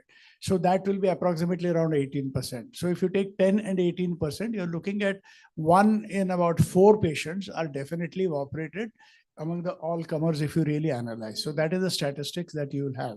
Now, statistics could change, maybe 10% here and there. Priya's thing may be again different, but she's also becoming a referral surgeon now. So slowly and steadily things will change. But when you take it at an institution like this is a big institution. So, you get all the comers like that. Plus now you are known for medical oncology, immunotherapy and all that. So very likely that your that 40% load will increase.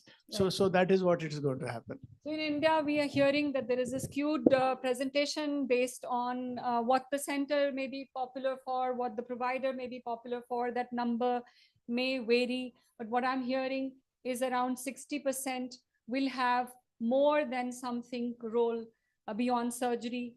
And 1/3 of patient population may still be primarily resectable. I also would take the liberty to say that in that 30%, also one would have to be very careful wherein now there may be some systemic therapy role coming in and just on the horizon to be observant of better outcomes. Not happened yet, but the field is moving towards that. However, with the caveat, not always do we see outcomes transforming just because there is advantage in stage 2. There'll be advantages in stage 1 as well. There'll always be a mark off from where a threshold from where onwards we will see a difference. these drugs are not without toxicity. So we have to be very cognizant and utilize them where there is indication, and be conservative in their use where there is no indication. So umbrella application is not something that I would. Correct. Yes. So maybe Dr. Merzi, so in this T3N1 lung adenocarcinoma, I mean, what is the usual? I mean, we in a institution like us, we usually have everything, most of the things running through MDT. So there are four options. Like we will prefer upfront surgery followed by chemo or immuno, or we'll go with upfront surgery chemo, or maybe we'll go with neoadjuvant nivolumab approach. So I mean, sir, how would you approach this patient in today's time? Yeah, in today's time, yes. So we are looking at a lot of new adjuvants coming up. It also, I think, somewhere gives you a fair idea about the biology of the disease and how these patients, because yes, surgery is a mainstay, definitely, but we are looking at the biology, and this probably filters out a lot with the biology. So I think neoadjuvant. Perfect. So it's always good to hear from the surgeons that we will be shifting to neoadjuvant, and rightly said, sir. So we have that survival according to stage. I will just skip the slides. So Dr. Pritam, what are the points you'll weigh in favor of neoadjuvant IO? Which we saw in the Dr. Niyati's presentation, the PCR rate that would go in the favor of using neoadjuvant immunotherapy, and the different reasons why we are using neoadjuvant IO. That is immune priming, having a good PCR rates will be something as a key factors in using immunotherapy in combination with chemotherapy in a neoadjuvant setting. Correct. So now, we had a landmark checkmate 816 trial, and Dr. Niyati did presented, all the immunotherapies in neoadjuvant settings. So I would like to know from Dr. Priya ma'am, there is always a concern, there is always a debate that what about patients who are progressing on chemo plus immuno? Do you feel the concern is real? Not really. I mean, that concern would always, in very early cancers, yes, if it's a patient of T1, T2, N0, even T3, N0, if it's upfront resectable, there would be a concern. I would, that counseling has to be very clear with the patient. Yes. If it's N0, if it's upfront resectable, we would counsel the patient. It's something which we would have to discuss. There are studies which are showing, however, the percentage of patients who have progressed over chemo and immunotherapy is not really statistically significant. So I would not give that much stress over it as much as the benefit which it has led. So it's not overtly concerning. However, that small percentage has to be explained to the patient. Correct. So, rightly said. So for this patient, we started pemmethoxide, cisplatin, and nivolumab. On response scan, the patient had significant response. I'll just run through this checkmate 816. Dr. Niyati did presented, like the PET-CR was significant, like 24 versus 2.2. It's a very impressive number. And we can see that EFS also was beneficial in the Nivo plus chemo arm versus chemo alone. That is 31.6 versus 20.8. So the patient was basically stage 3A patients, and in this trial, the 2/3 of the patients were stage 3A, 1.6 versus 15.7, and it actually had benefits in all the PD-L1 subgroups. The outcomes were better with Nivo plus chemo. When we talk about duration of surgeries, decreased surgical cancellations, decreased pneumonectomies, they had higher rates of minimally invasive surgeries. So, the trend is always, moving towards more and more neoadjuvant immunotherapy, and there was, we can see the data. So, failure to progress to surgery, like, there, I mean, sir, Dr. Marzi sir, Dr. Deshpande sir, we can, what are the number of patients, when we see that on table they are inoperable. So once you saw these patients and you were thinking that this is a patient that is operable, and the patient received neoadjuvant therapy, and the patient is on the table. In terms of operability, so inoperable or borderline operable, is that finding that you face commonly, or in general, you're able to resect? I think Let me change the question a tiny bit. You know, that this was said on table, maybe even before that. With the newer regimens, the question is actually quite interesting. no, so actually haven't really faced so much of a problem where it would reach to an extent that it would go to a non-resectable state, because I think the amount of imaging that we have at our beck and call today, the negative predictive values of one of the best of the imaging is single digits, you Yeah. know. So yes, of course, if you ask a surgeon as to, with the immunotherapy, what are the biggest challenges we face, is that of fibrosis, that of hilar dissection, sometimes becoming a little more trickier than in an upfront case. But beyond that, really to call it to an extent that what was thought as an operable case has become inoperable would be actually very far and few between. So each of these trials have a certain number of patients which have progressed in spite of the therapy, if I'm not wrong, Yes. right? Yeah, of course. Yeah. So Yeah. those are mentioned. So maybe none of us have actually faced such a patient. We are lucky, and we've not seen so many patients as the number of patients they saw in the trials. They are really heavily studied trials. That's why they're the trials. So yes, there are a few number of patients in the trials. They have progressed. The biology of the disease was bad. No, But if we've you not see faced. that the fat CR itself is 24%. Yes. So the rest of them have residual disease. And that goes on to say that there will be Some the will other end, progress. which will not respond even to the combination regimen. And I think where Darshit is getting at is whether there would be additional role of bringing in definitive therapy in such patients. But interesting to know that this is not a very common finding. Very few, amongst very few. Yes, few. absolutely. So Deshpande sir, for your patients, wherever you have had the application of neoadjuvant immunotherapy, and you are approaching that patient, do you expect in today's times, with all the numbers that you have already dealt with, do you expect them to have had disappeared, or do you expect them to have some disease?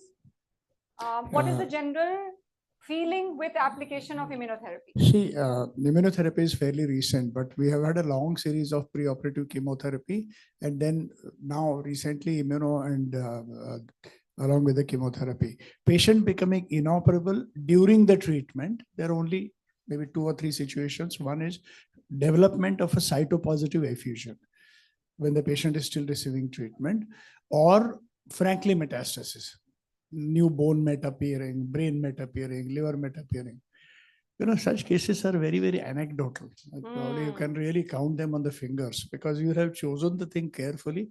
Our set of medical oncologists is very competent, to be very honest, almost across the board. If you see in the whole city today, they're very competent people, actually, probably more competent than the surgeons also.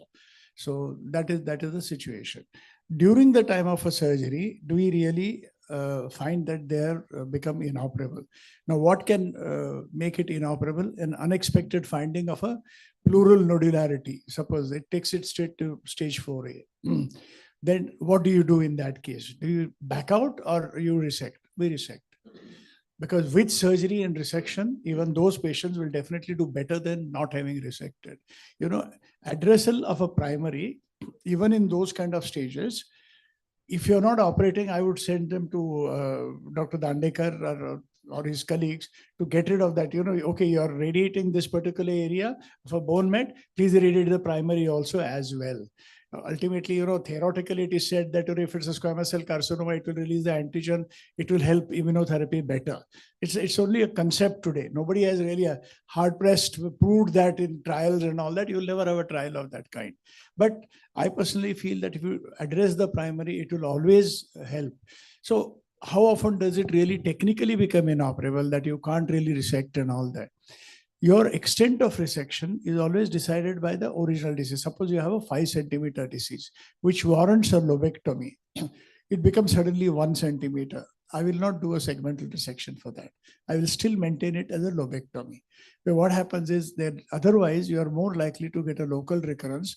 You're aiming at a cure from surgery for that particular patient. So you stick to your original decision. Okay, as far as possible, see, even a large disease quite often, I would say not always, but quite often doesn't cross the interlobar boundaries. So you are by and large, you are clear that all right, I will take out upper and mid lobe or only upper lobe or whatever. And then you stick to that decision, even if it become half centimeter long. So this is what is important. Technically, inoperability today, I think the expertise of surgery is what we have everywhere is really very, very standard. I don't think technically suppose you start with a minimally invasive intent, you may at most have to change it into an open surgery. It doesn't really make any change at all. So I think So where you have already seen the resectability prior to by and large, starting, you will yeah. able to then gauge We- and yeah. take out the disease. most of the time we go Most of the go time. through the whole thing. Surprises are much uncommon. Anecdotal. Anecdotal. Yeah. No, that's a great Just, point. just to add a point, for those very few patients, like those 6% patients you have said, for those patients, I think it's good that they are not operated upfront, because Yeah. those patients who have actually progressed on chemo and immuno, they are really a bad biology. So Yeah. operating them upfront, they'll come back to the surgeon saying you operated, still they've come back. So it's good I have not operated them upfront. Good point. Great point. And I think So maybe Dr. Prashant, Dr. Suruchi, in the era of ctDNA, we are doing, in breast we have trial where the ctDNA was a marker to modify the treatment subsequently. So in Checkmate 816 it was not it was there. So how do you come across as would molecular- you use ctDNA to, so we already asked a very important question. Dr. Deshpande had asked that question. Would you use ctDNA to change the treatment? But before we ask that question, my quick initial question, which we skipped, was when we are approaching a patient with stage 3A disease, most of us actually just give chemotherapy to begin with, because we are looking for something. So what should we look for and how can you help there?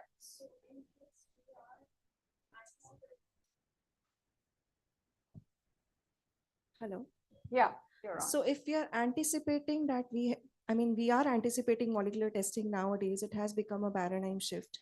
So before even starting any treatment, I think the blood should be drawn for the ctDNA testing. That is your first newly diagnosed molecular profile that you can have, and even the percentage of ctDNA to monitor it later on. That is one point. Another point I wanted to ask from long time was that NGS was negative. Was it comprehensive or was it limited? Because in lung, usually, the practice is to have a 11 gene to 18 gene limited panel at the upfront. So it was a 52 gene panel. It was was- not a comprehensive, but it was like covering the routinely majority tested of genes. Yeah. a decent number. Okay, yeah. So for ctDNA monitoring, yes, before even starting chemotherapy, as Dr. Sevanti ma'am mentioned. So I think before even starting chemotherapy, we should do ctDNA profiling, and then before planning the surgery and after the surgery. And so would you just do liquid or would you also do tissue? Complementary is always beneficial and always useful, but because of other limitations, in ideal scenario, if possible, we should do both. Before planning surgery, ctDNA should be enough, because we can look at the percentage of ctDNA before planning surgery. And then after surgery, maybe 1 month later or 3 months later, depending on the extent and other things, we can again do ctDNA and ctDNA. On surgical tissue, after neoadjuvant tissue, NGS will not reveal good profiles and it has a high chance of failures. So ctDNA is a potential good biomarker which is coming up if technology is good enough to detect. So Prashant, we will do the tissue testing and the blood testing both. And what is being recommended is profile the patient ahead.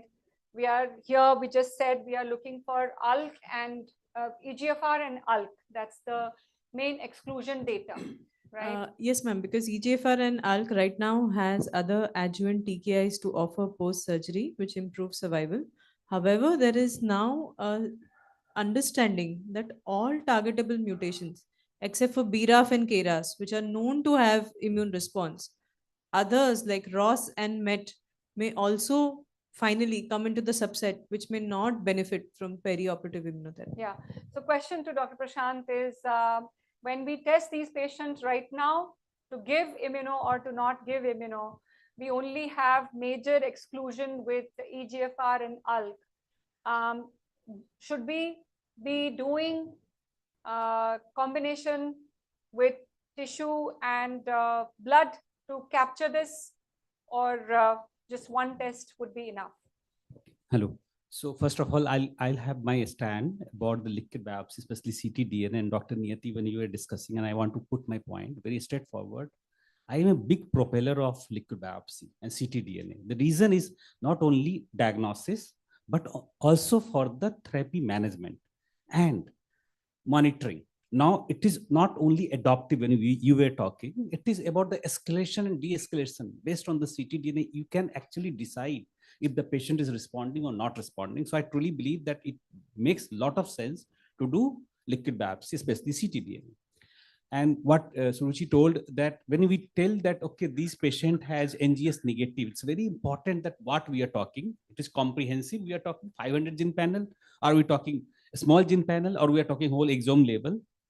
So that would conclude me that the patient has, because genomically, molecularly, lung cancer is driven. This is, I think, for the clinicians especially, that this cancer allows you to target, because you get multiple genomic driver alterations and TKIs and multiple TKIs when you're talking about. So there are multiple, now new TKIs came, they have been approved for either, RET or ALK or ROS. So these are the TKIs which are already approved, and they are having a big, scenario coming and impact in the later time. Coming to your question, I think the NGS need to be done, and I am perfectly fine. So you are talking about concordance in Yes. your talk? Yeah. So what I was getting at is, there is a certain concordance, but there are a certain percentage of patients that we may miss just by doing a liquid biopsy. So if we have tissue, should we prefer one versus the other? It is both way. It is, trust me, it's not necessarily you'll capture everything with the tissue biopsy also, but you may capture with the liquid biopsy or the ctDNA. The reason is that the depth of the sequencing, when we do tissue biopsy, still we go for measuredly 800x. But here you're talking about the 15,000x, 20,000x.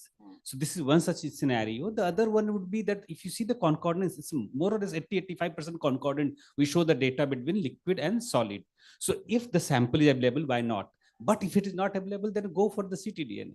And even otherwise, one should think of a duo, is what I heard from Dr. Suruchi, and I'm hearing from you as well, because there may be times when you will not catch it on tissue, and you may catch it on liquid, and you may not catch it on liquid, and you may get it on tissue. And So you may end up sequentially also, if tissue fails and then you think, okay, now tissue fails, let us do ctDNA. So yeah, to avoid that sequential. So sequential is great, but I actually No, that's what. So complementary is better because you save time. Yes, you got that. That's the bottom line. We have to save time. We have to definitely save time in neoadjuvant setting and in the right therapy application. Yes, sir. So in this case, the patient was having residual disease. Although, so what next? But the patient was able to undergo surgery. Surgery, it was not yes. inoperable on table. So the patient, now you've done the surgery, and the histopathology comes in, and you have found residual disease for this patient. Dr. Yes. Rajas, so what next? Checkmate 816. I mean, what next? How would you proceed now? We would proceed with adjuvant nivolumab. Okay, so for 6 months or for 12 months or what? For 12 months. 12 months. Okay, so there were, let me just quickly go through the Nadim trial. I'll just Nadim trial had the design in which nivolumab adjuvant was given for 6 months, and now very rightly said that when there is residual disease, we kind of give nivolumab, and we just at least Continue 6 months for of 6 months.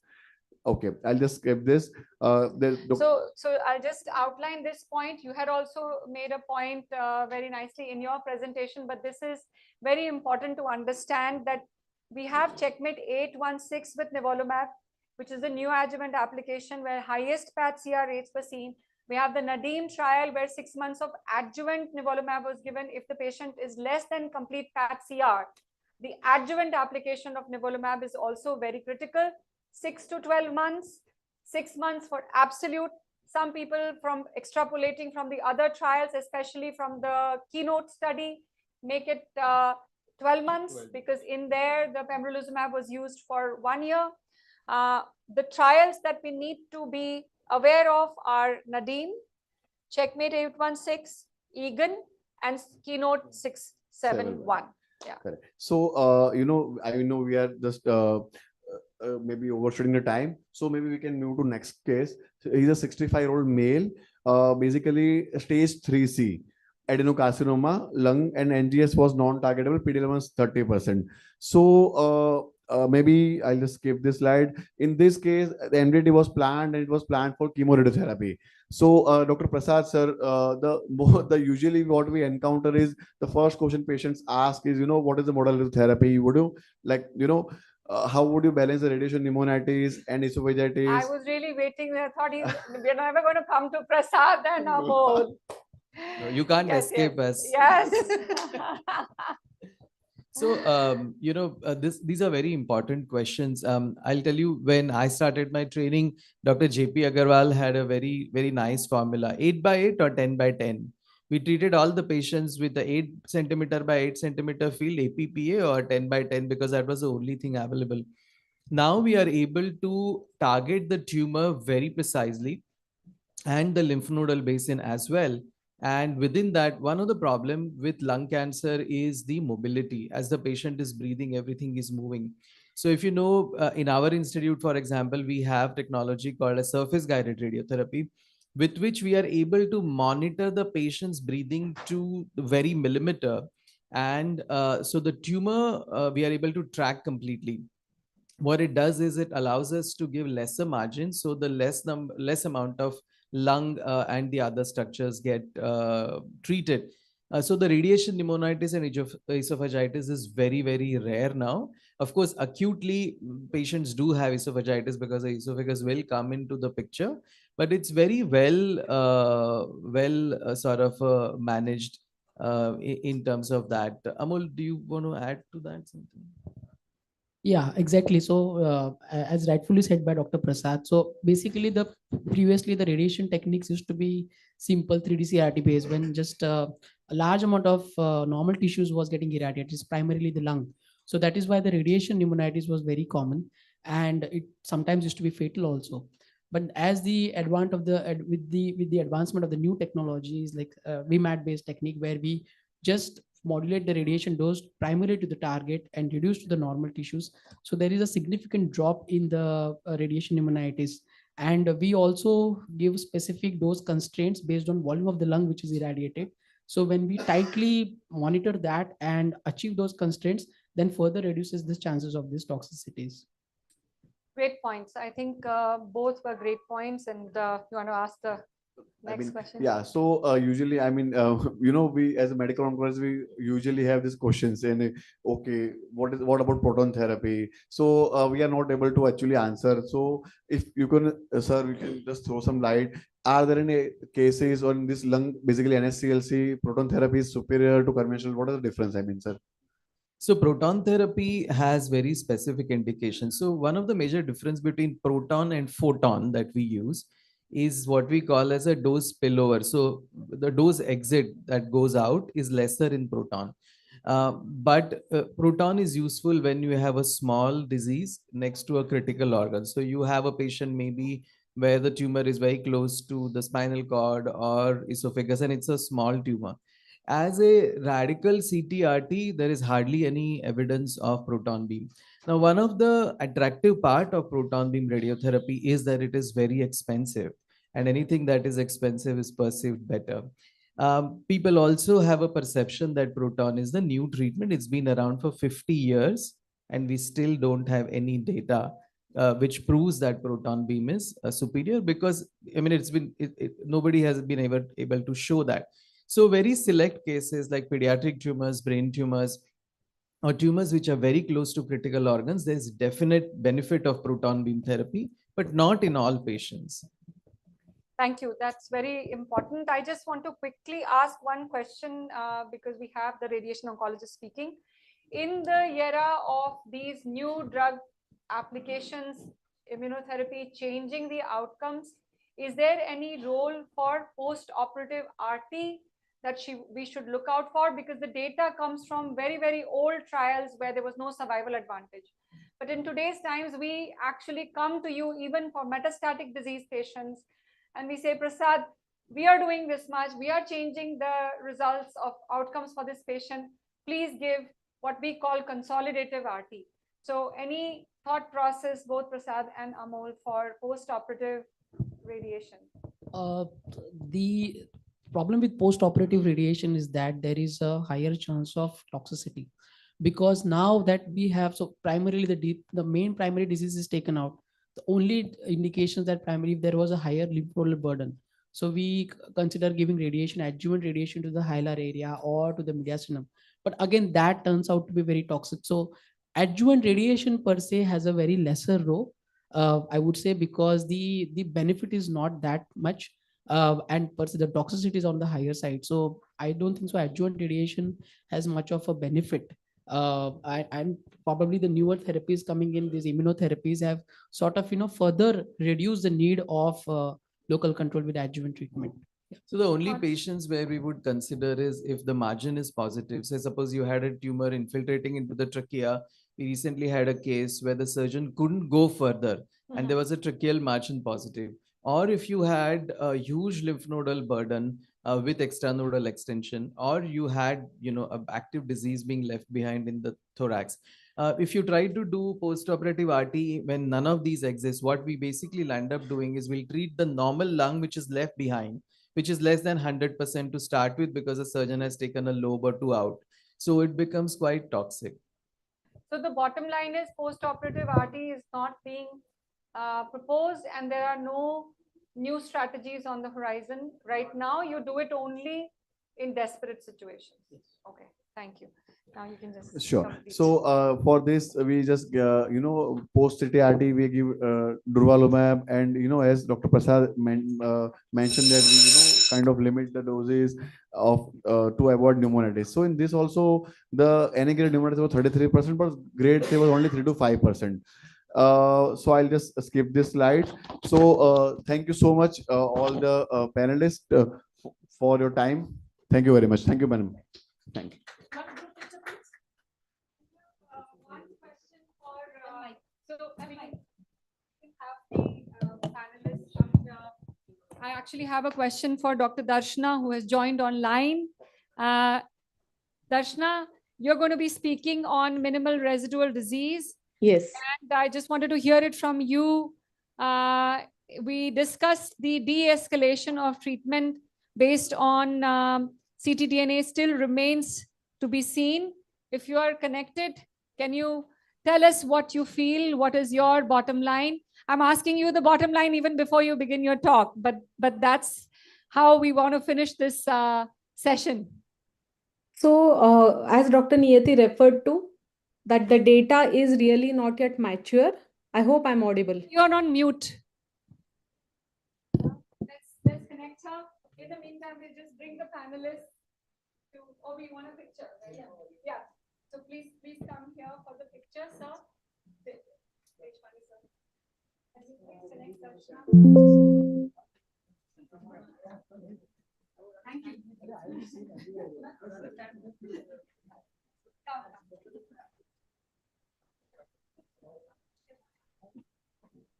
You should take the center. I will sit anywhere. I will be seen anywhere. Don't worry.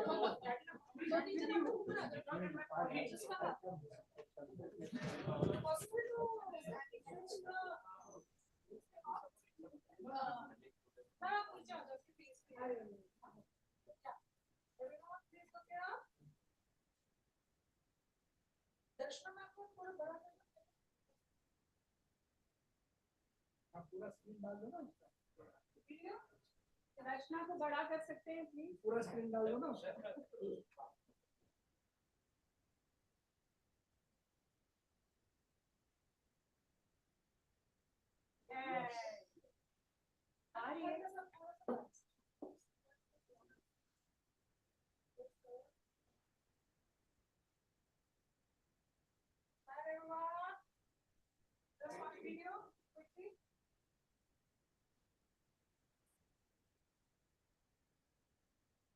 One last picture with this.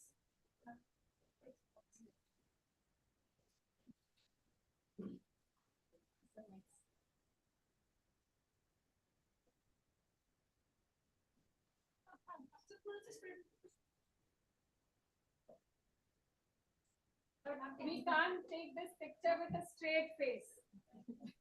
Everybody has to do something. Yes, everyone say cheese. Say you don't jump, please.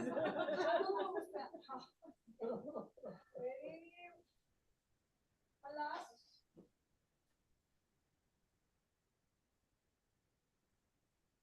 Say breathe. Breathe. 1, 2, 3. 1, 2, 3. 1, 2, 3. Breathe. Thank you. Let's try to do some fun things.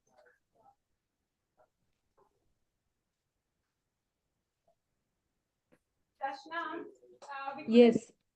maybe you can tell in your talk, right? Yes. We are going to begin. Who's the next talk is the role of liquid biopsy in cancer screening and MRD by Dr. Darshana Patil. Darshana, just 30 seconds. Give me 30 seconds. I just want to check in something and then we can start that. Just give me 30 seconds.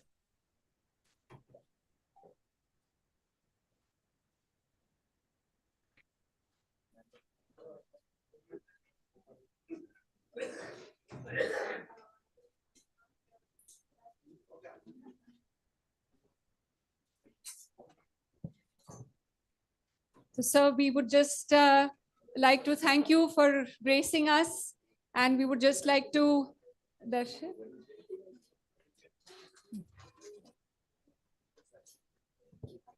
नहीं actually वो ये packet नहीं है. Sorry sir for the confusion. इधर है packet. Packet is. Thank you. So, can someone just hold my? We have a green stole for the white and green day. And thank you, sir. Thank you so much.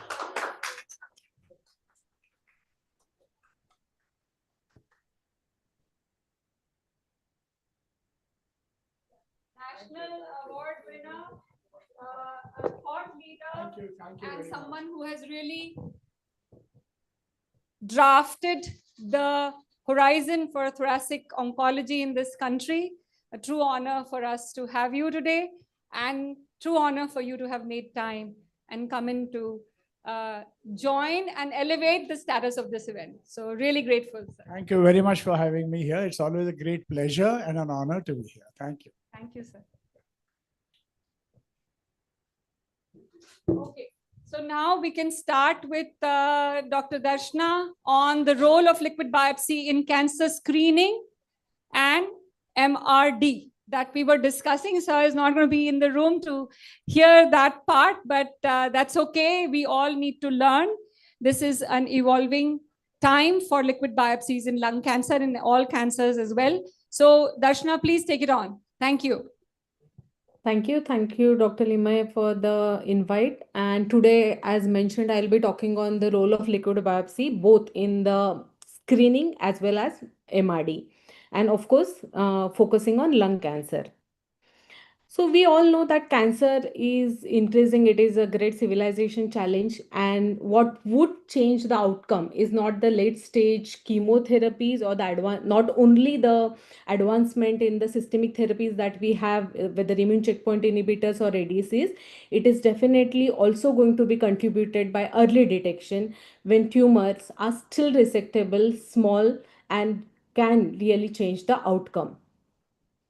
So, with advances in even lung screening with LDCTs, why still we have the uptake being very limited, not only in lung cancer, across the solid tumors? There are multiple reasons. It might be the access, the affordability, the logistical issues where, something like LDCT, the person has to really travel, make time from away from the work.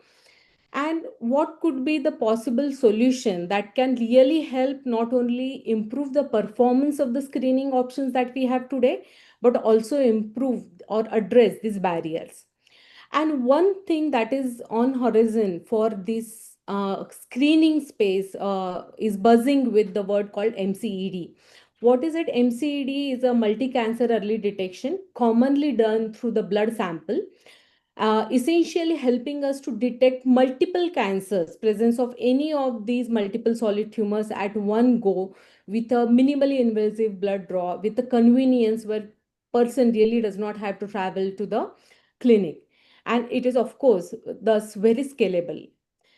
And hence, a liquid biopsy is finding its feet in this early detection or the screening space as well. What are the parameters or what is MCED currently utilizing? It is utilizing various of these analytes like circulating tumor cells, the proteins, the circulating tumor DNA, the RNAs, tumor-educated platelets. What is occupying the center stage in MCED space currently worldwide is, of course, the circulating tumor DNA, where platforms such as CancerSeek are evaluating multiple mutations in the DNA, whereas platforms such as Gallery or even Garden are trying to utilize the methylation signatures in the circulating tumor DNA.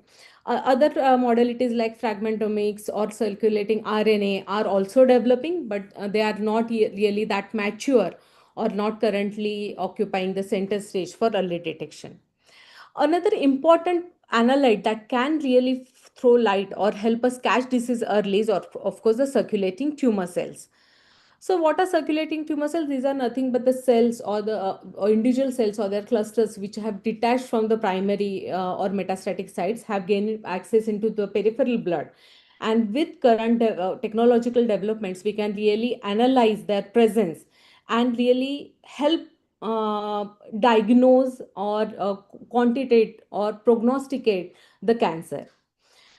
Our platform also utilizes circulating tumor cells, but the methodology has certain nuances. We are exploiting certain hallmarks of the cancer like differential apoptosis, where utilizing a label-free non-mechanical method by a proprietary media, we harvest the circulating tumor cells very sensitively.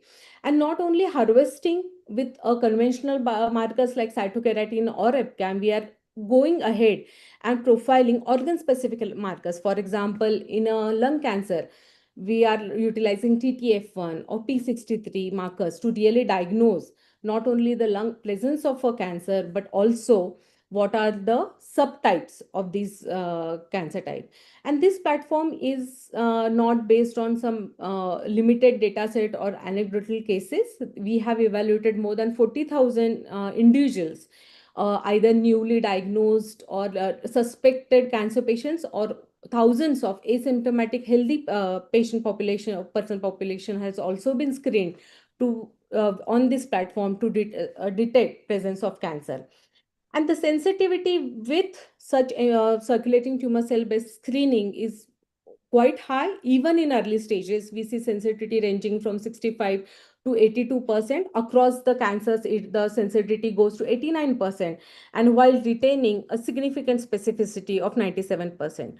Why the specificity is also important? Because, of course, when we are dealing with early screening, we really do not want to raise multiple false alarms where healthy patients are being diagnosed or given an alarm of cancer presence, and when imaging is not showing any disease activity, there is of course an anxiety component which is associated with it. So if, of course, still no MCD platform can really boast a specificity of 100%. There are going to be certain false positive alarms which are perceived as false positive at beginning. They may be actually a lead time bias may be there. These might manifest a few months or years down the line. But because of this current limitation, it is very important that the MCED space or any solution like TrueCheck is or the Gallery platform or the Garden platforms for screening, Garden Shield, should be utilized with a proper pre-test counseling, understanding limitations, because any innovation is going to be accompanied by certain specifications and certain limitation, and those definitely need to be discussed. And such screening is finding its feet. We see multiple studies now being done on thousands of patients, like Pathfinder 2 latest data is on 23,000 patients. Our data is over 40,000 patients actually. And the performance is great when it comes to detection of like the sensitivity overall. But when we are discussing these other platforms which are DNA based, you can see the early stage sensitivity is quite limited. With the first study of Gallery, the sensitivity that was observed was only 16%. The data sets are improving, but still the early stage sensitivity seems to be limited with DNA based methylation platforms. And that is something really does not serve the purpose of early detection, because we do not want to really come up with a diagnosis of stage 4 disease, because that is something eventually soon enough will become symptomatic. The purpose of MCED or the early detection or screening is definitely catching the disease early, where we can really have a surgical resection and complete responses in these patients. And and that is why the focus on circulating tumor cells, because it is a very if properly profiled, it is a very sensitive, as well as with addition of organ specific markers, it becomes a very specific platform. So along with this early detection or screening, today's morning discussion also focused on the minimal residual disease, because liquid biopsies are really gaining traction in MRD space. They are already very well established in identifying the predictive biomarkers when you do not have tissue, or definitely when you are trying to profile the acquired resistance markers with conventional liquid biopsy. But the concept of MRD, which was very well established in hematological malignancies, we have been profiling our leukemias with flow cytometry for decades now. But solid tumor molecular or minimal residual disease profiling is also gaining momentum. So what is ctDNA MRD? It is nothing but these are the fragments of the DNA of certain length which are being released in peripheral blood. And why it is very relevant to really even in future, even though the data is not yet very mature today, but maybe we will be able to base our decisions on ctDNA, because of one important aspect is its half-life. It's very short, so it is the result or the change in the trend in ctDNA is immediate after a curative intent or a particular therapeutic intervention. So if we say that there is a MRD positivity, that would mean that maybe even if there is no disease seen on other clinical or radiological imaging, there is a detectable tumor residual fragment that we see in peripheral blood, whether profile. And again, ctDNA can be profiled in multiple ways, similar to screening. Some profiling for MRD may be based on the mutation. Somebody may profile it with methylation or other epigenetic changes. But essentially, it is very relevant that MRD profiling can really help us manage our lung cancer patients better, because recurrence rate even after curative intent surgery are quite high in lung cancer. And imaging detects recurrence, but it is when it is already late, when maybe our options to have curative intent management becomes very limited. ctDNA in this space can offer a highly sensitive and dynamic profiling of a residual disease. So what is the current data that we see in the residual disease space? So the earlier discussion today that whether whether if ctDNA is seen positive, can we really change outcomes or not? This study can definitely help us make some headways to conclude that question. In this cohort, there were 40 patients which were evaluated, again, of course, because MRD is for curative intent. These were localized lung cancer patients, and plasma samples were collected before treatment, before surgical resection, as well as longitudinally patients were profiled. And before any therapy, the ctDNA, even in such localized disease, were positive in close to 93% of the patients. And as the graph shows, as the stage increased, of course, the amount of the ctDNA that was found in peripheral blood was high. More important finding is that all these patients who had ctDNA positivity did eventually recur or did eventually relapse. So ctDNA positivity, even after the curative intent treatments, if there is a ctDNA positivity at baseline or a positivity seen during the longitudinal monitoring, almost all patients, all these 20 patients ultimately recurred. And recurrence was, of course, having a lead time. So that lead time varies depending on the platform that is being used. In this particular platform, the lead time that was observed of ctDNA positivity over imaging was close to 5 months. And I think this is a very important conclusion, that the positive predictive value of a ctDNA when utilizing in MRD profiling is almost 100%. So if we, even though we may not have current guidelines established to change our treatment modalities, but in situations where we are trying to debate, we take the freedom of extrapolating 6 months versus 12 months of nivolumab, for example, such ctDNA positive patients should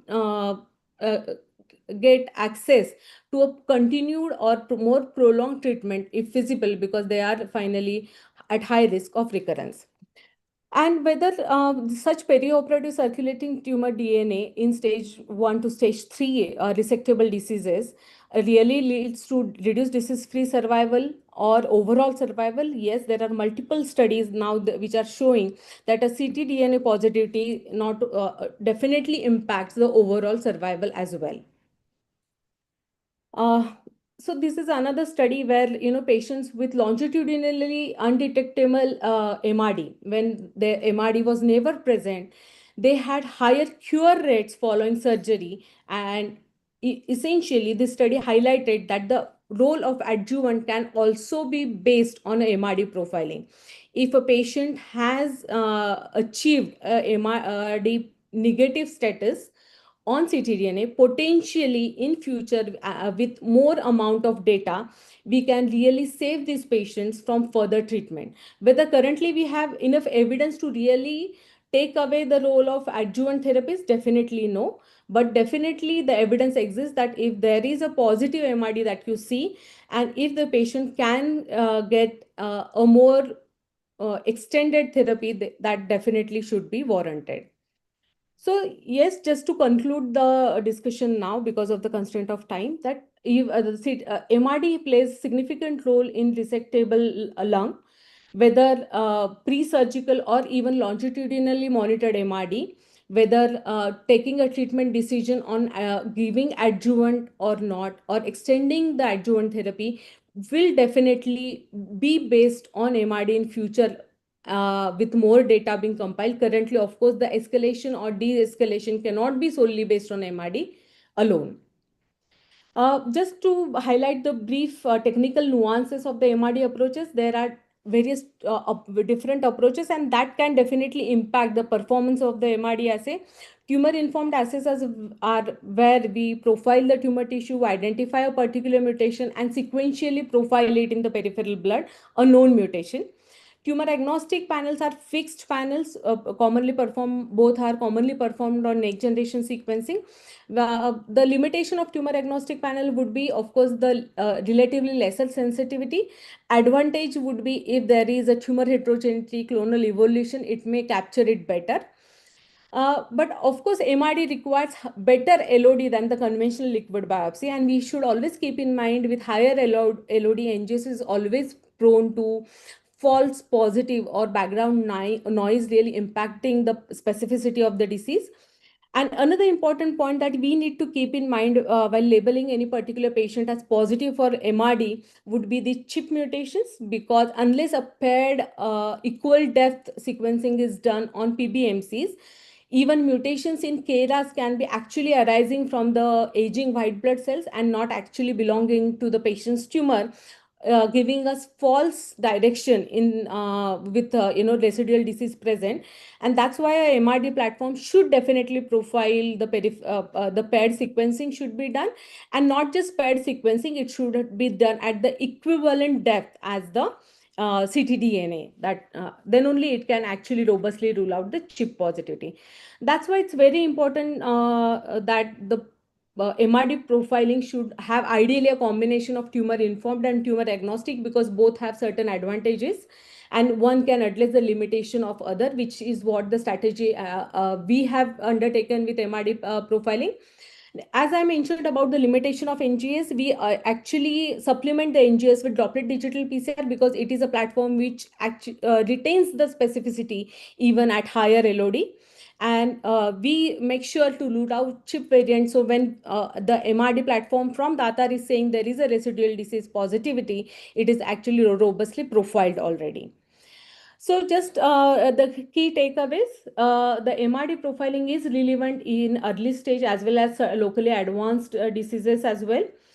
Pre-operative ctDNA or the timing, the pre-operative as well as the post-operative longitudinal monitoring can really help us in this stratification, as well as the role in potential escalation and de-escalation can be considered along with the other high risk factors that we see on histopathology or on imaging. And essentially to conclude that definitely even MRD data is not completely mature, and thus we cannot say that one particular takeaway or can be applicable to each patient. In a high risk patient with MRD positivity, definitely escalation even with the limited evidence maybe should be considered. That is all. And thank you for your patient hearing.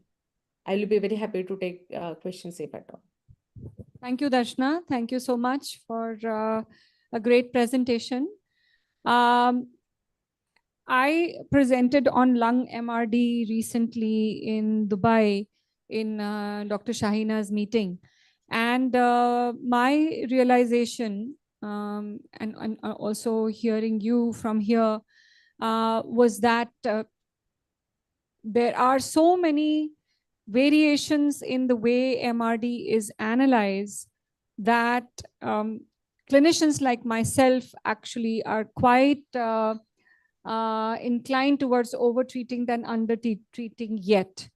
And I'll give you a quick example of 3 cases that I have had recently, where there is a sarcoma case where there was progression after a tumor-informed MRD was found to be negative. There was a recent colorectal signet ring cell colorectal patient who had MRD negative disease, and still she had local recurrence.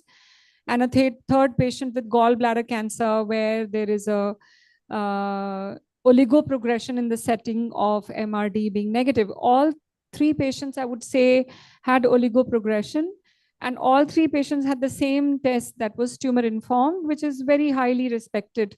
And so that is a challenging area where I would like to hear from you.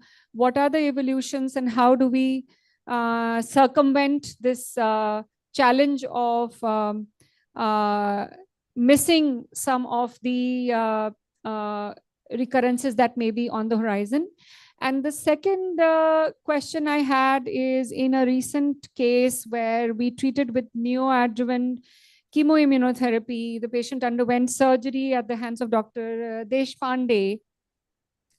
In the post-op period, so this patient had complete path CR. This is a patient who is undergoing tracking with Datar.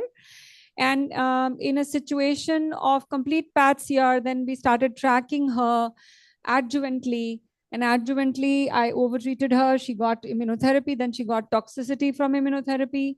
And in the vicinity of stopping that treatment or temporarily stopping the treatment, we found her ctDNA to emerge positive. So I feel that there is undersensitivity, issues with undersensitivity and oversensitivity, both playing out. We are waiting to see what that positive ctDNA is going to mean, but nevertheless, she has no disease on scan, but a positive ctDNA. So thoughts on both these issues? So I think all these clinical experiences that you shared, I can only say one thing. That's why a close MTB concept that we always discuss about but never implement becomes very relevant, because the sarcoma tumor informed assays, for example, can always have a sensitivity limitations because the tumor heterogeneity, the tissue that was profiled is from a certain area. There might be other clones which are finally causing the relapse.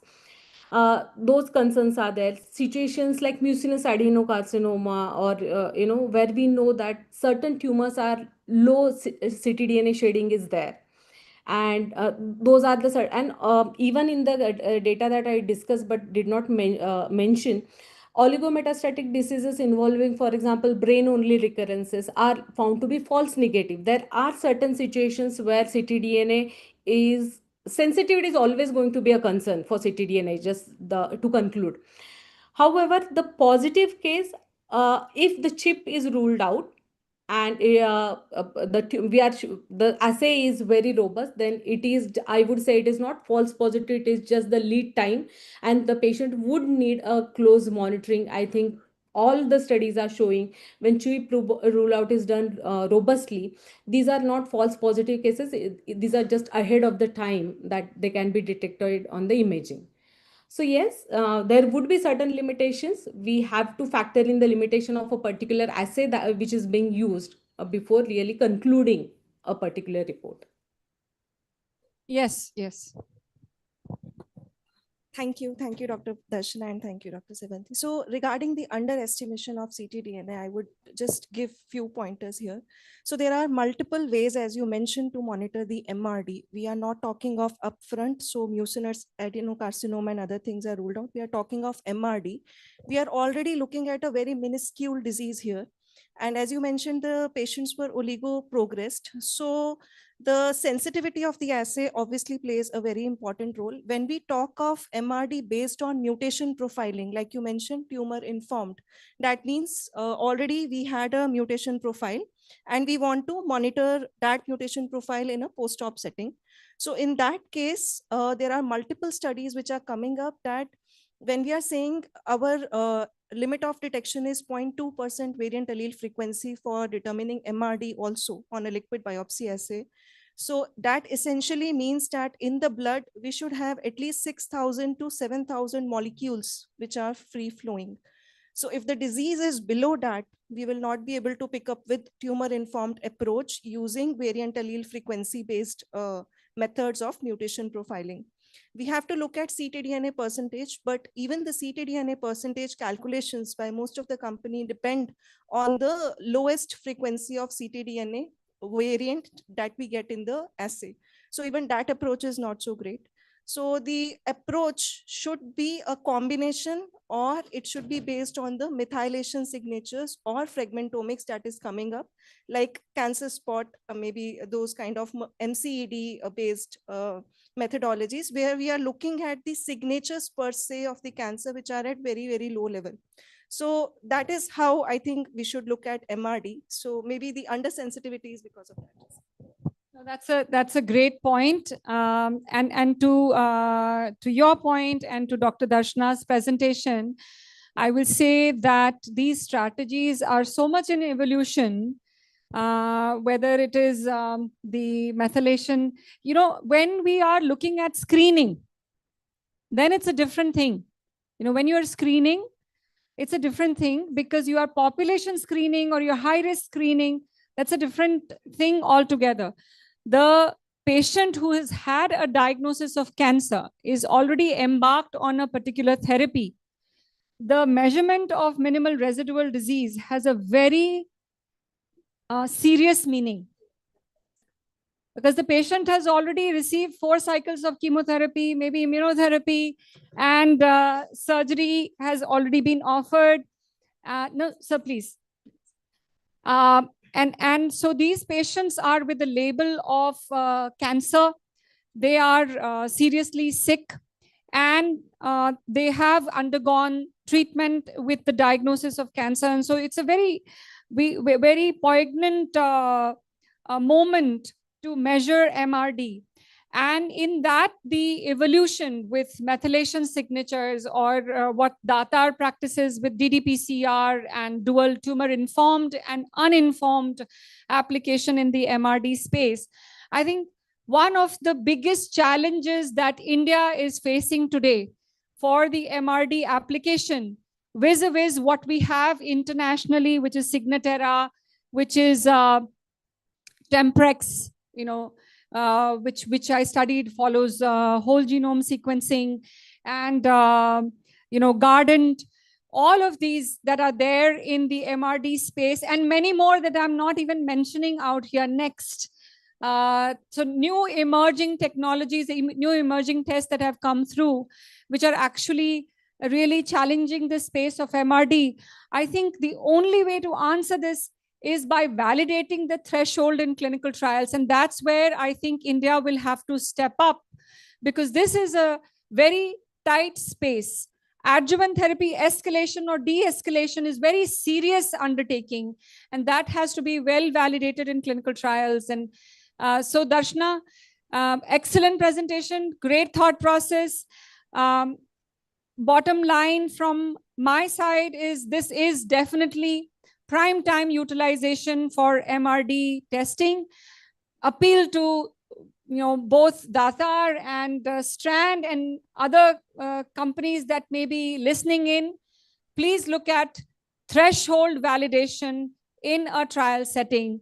And that's the biggest challenge that we face as clinicians while applying the MRD test to our clinical practice when we are following labs here. And we need to follow labs here because international MRD testing is extremely expensive and a huge challenge. So thank you, Darshana. Any last thoughts? No, as you rightly concluded it, yes, MRD evidence has to become more robust to really translate into the clinic. But currently, clinicians need to be vigilant in a MRD positive setting. Thank you. Thank you again for joining us online and making time, Darshana.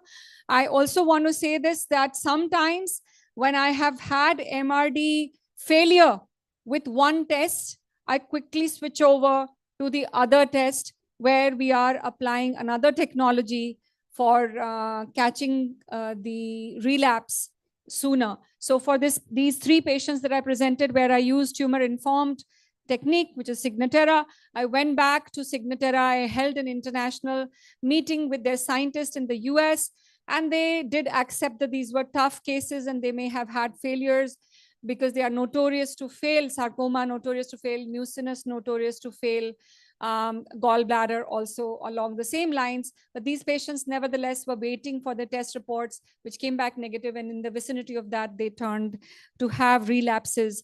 And so for these patients in particular, I will change my method of following, of doing the MRD. So I would look at a methylation based, or I would look at the dual MRD that Datar is practicing with tumor informed as well as tumor agnostic, done together as a part of the MRD testing. So thank you, Darshana. Thank you for your time. Please stay logged in. We will have 3 other talks in the molecular space, but we are graced by Dr. Vijay Haribhakti, our chairman of Oncosciences. Sir, thank you so much for coming in and joining us for this part of the event. You are in OT today, but really obliged for you to have joined in. I would like to welcome you to speak a few sentences in support of whatever we are doing. As you have already seen in the agenda, We did an updates on routine medical oncology discussions this morning. We had a little bit of MDT that you have set up at this center for the last decade, and you've been running the MDT so well. We did an MDT our own in the last hour. And now, because lung cancer is the poster child for precision, we have molecular scientists speaking on different areas of precision application, molecular application in lung cancer. And then we have multidisciplinary dialogue happening in the afternoon. And the entire late afternoon is dedicated to early diagnosis screening. We have collaborations with Aspire Lung Cancer. We have Lung Cancer Policy Network joining in internationally. And we have Asia Pacific Lung Cancer Coalition members joining to give their salient messages. We have Dr. Venkat coming in for talking about cancer care in community. We have Dr. Swati Jha here from outreach program. We have Professor Sanjeeva Srivastava from IIT Mumbai talking about multiomics. And we have the entire the cohort of people sitting out here, and some of them who have logged in from elsewhere are joining us. This is also being live streamed on YouTube and LinkedIn. So we have some people joining in there as well. The idea is to spread the word for what's happening in terms of updates, and also what's happening in terms of lung cancer awareness and screening. Would you kindly speak 2 words? Thank you very much, Sevanti, and I'm most heartened to see a good crowd early in the morning. So a warm welcome to all of you to the Sir H.N. Reliance Foundation Hospital. Sevanti, as always, congratulations for putting together what promises to be a very, very good scientific affair. In the very few sentences that I want to say, as you allowed, I think I would start by going all the way back to my days of residency at Tata Memorial Hospital. And I always used to think lung surgery is such a wonderful, elegant surgery. We used to wait to get the opportunity to perform a good lung operation. But that opportunity didn't come that often because not many were operable. Now, fast forward 35 years, and I find, sadly, that the truth hasn't changed remarkably. From the best information bases available, we still realize that in India, 90% come advanced and not immediately operable. So I think with that sobering note, we need to realize that in our country, we need to really get together. It's a call for action, a meeting like this, and we need to get our action together on 3 fronts. We need to realize that we are living in a country with a huge population. So population-based screening such as CT chest is just not practicable. But I think we have certain problems also in our community which we should face. And I think we have a great masquerader like tuberculosis. And so I feel a large number of family physicians, etc., start off treating lung cancer as tuberculosis, much to the detriment of the patient. And I think these kind of efforts have to completely get in place. And therefore, Sevanti, I was very happy to hear that the latter part of the meeting is going to address important issues such as early diagnosis and prevention, which I think are really top on the agenda. Coming to the international perspective, although I no longer perform thoracic surgery, but being in the tumor board, we are in touch with what happens. And I can see without any doubt at all that where medical oncology goes, the treatment of lung cancer has really metamorphosed from chemotherapy and a one-hat-fits-all approach to a precision approach. And I think this is, to my mind, a very, very important development which has to be spread. today, if a simple histopathology report of adenocarcinoma is just not adequate without markers. I mean, over here, I think we have at least a battery of 6 markers which are there with the histopathology report, because we know that today we have a large number of targeted drugs available, which have really changed the whole landscape of chemotherapy and management. As I walked in, I heard the concluding phases of a very animated discussion on MRD and Signatera and all those. And I think, these are phenomenal developments that have taken place internationally and have fortunately come to our country to help us choose and tailor make treatment correctly. So I'm truly both awestruck and humbled by the reality of lung cancer in our country.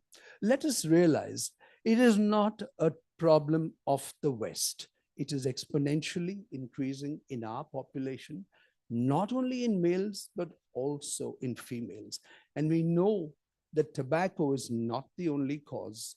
Pollution, and even something ordinary. I was surprised when I was told, please give some comments. I just looked up and I said, ladies are becoming more affected because they are exposed to the wrong kind of cooking oil at home and the oil vapors. So I think there's a lot by way of awareness that is possible for this very, very important scourge.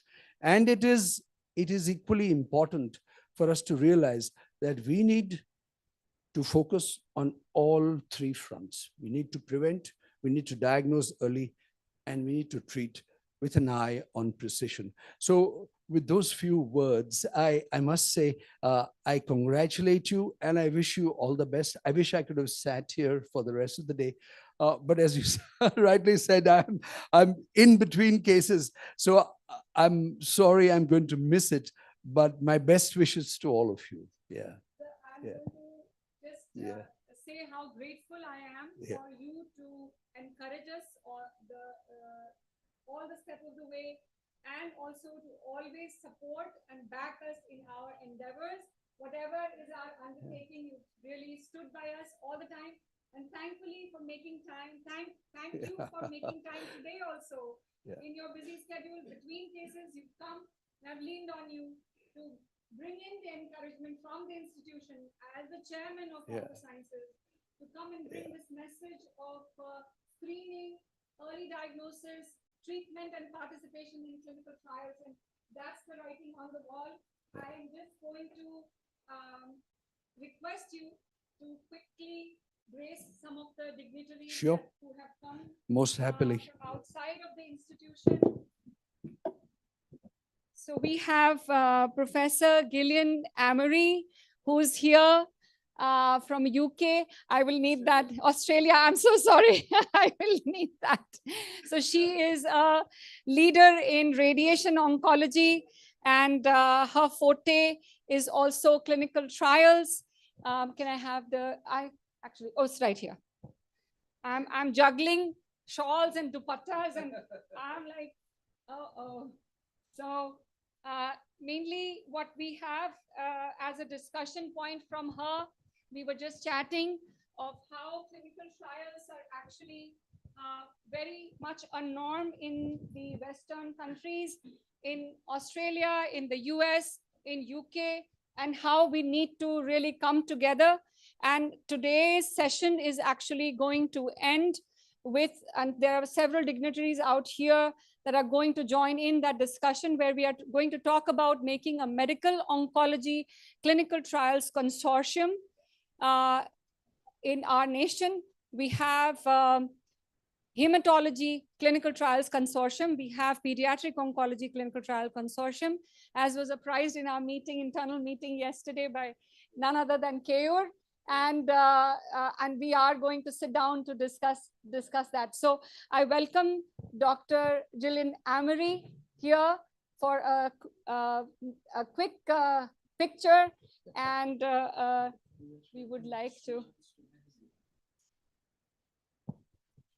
just give her a stole. Indian stole. So Dr. Amory actually grew up in Hyderabad, so she is very familiar with the. Okay, great. Come. Yes. Yeah, please come together. Dr. Kothari, you want to join? yeah. He's Dr. Amory's friend. Thank you so much for making time to join us and to bring her here as well. Mike. Yes, everyone, please look up.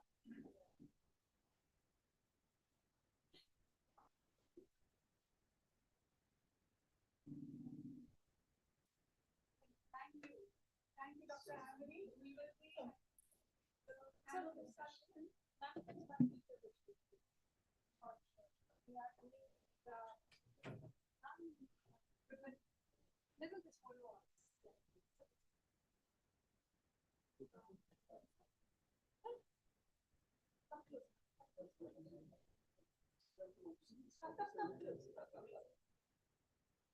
Yes, yeah, one more, please.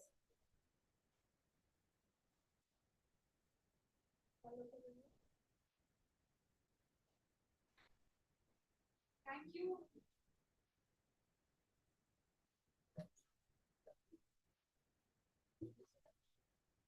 Sir, I just need you for 2 minutes more.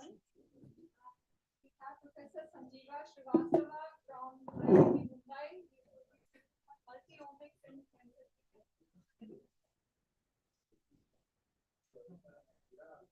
Leader in IIT Mumbai, and this is yes. Oh, yes.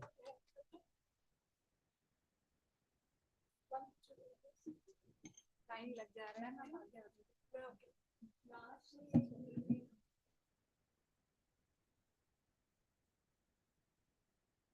Yes.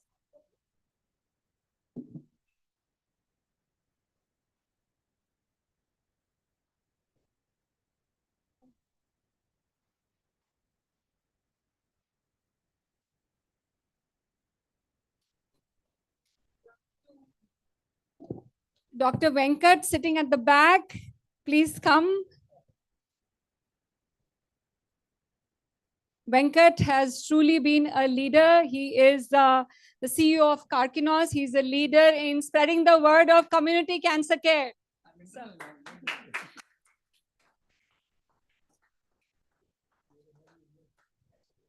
Thank you for coming. He's truly sitting at the back. You need to sit up here, and we need this photo op is very important.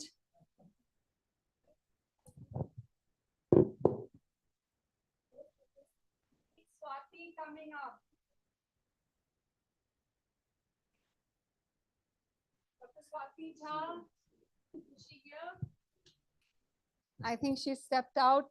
So, sir, this was this was why we really needed you, because I really felt that these are special people and they must be recognized for their effort and also for making time. Swati. So Dr. Swati Jha runs our outreach program, and we would like to recognize her for really leading the team with example. Swati, thank you.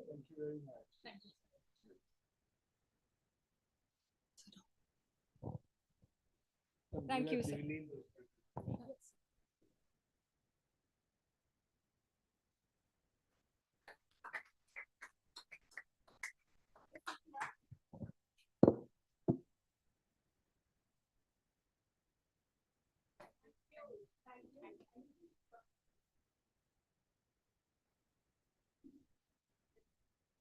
Yeah, this is yours. Well, this is from my side too.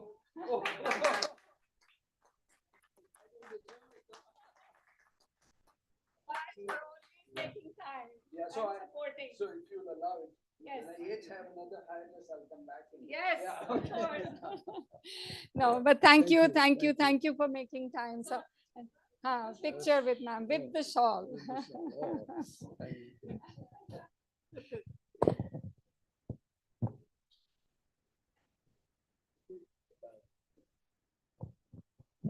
We'll take the shawl. We'll put it in your room. Okay. Thank you. Thank you so much. We move on to the next segment very quickly. So we have Dr. Prashant Kumar, the Chief Scientific Officer from Datar Genetics and a celebrated molecular scientist, a globetrotter, speaking on unlocking actionable targets in NSCLC through plasma-based liquid biopsy. Prashant, as you come to this stage, I will quickly mention that we are working heavily with Dr. Prashant in looking at our precision data, and we've had several collaborative publications with Prashant, with Datar, with Tata Memorial Hospital, and years worth of precision data is being mined and published, and we are working relentlessly together. Thank you, Prashant, for bringing our work to the forefront by working so hard, and to you and your team, much respect. Thank you for gracing us today, and please move ahead with your presentation. Thank you. Thank you, Dr. Sevanthi Lime, for the invitation. And I would say that this is going great. Since morning, if you see the diverse topic and the discussions, it's mind-boggling. I will be very, mindful about the time. 10 minutes have been given, so I will try to quickly go through the slides and the presentation. What I'm speaking about, unlocking actionable target in non-small cell lung cancer. And trust me, lung cancer is something which is genomic driven. And when we call genomic driven, it means that there are multiple actionable mutations which you can identify in lung cancer. So, type of lung cancer, I think I don't need to speak about the detailing, and most of the clinicians are sitting here and they know well aware about the lung cancer. But what is very important, then when we talk about the two segments of lung cancer, non-small cell and small cell lung cancer, 85% belongs to non-small cell. And if you divide non-small cell, it will adenocarcinoma, squamous, and large cell carcinoma. So this is one of the slide I generally love to present.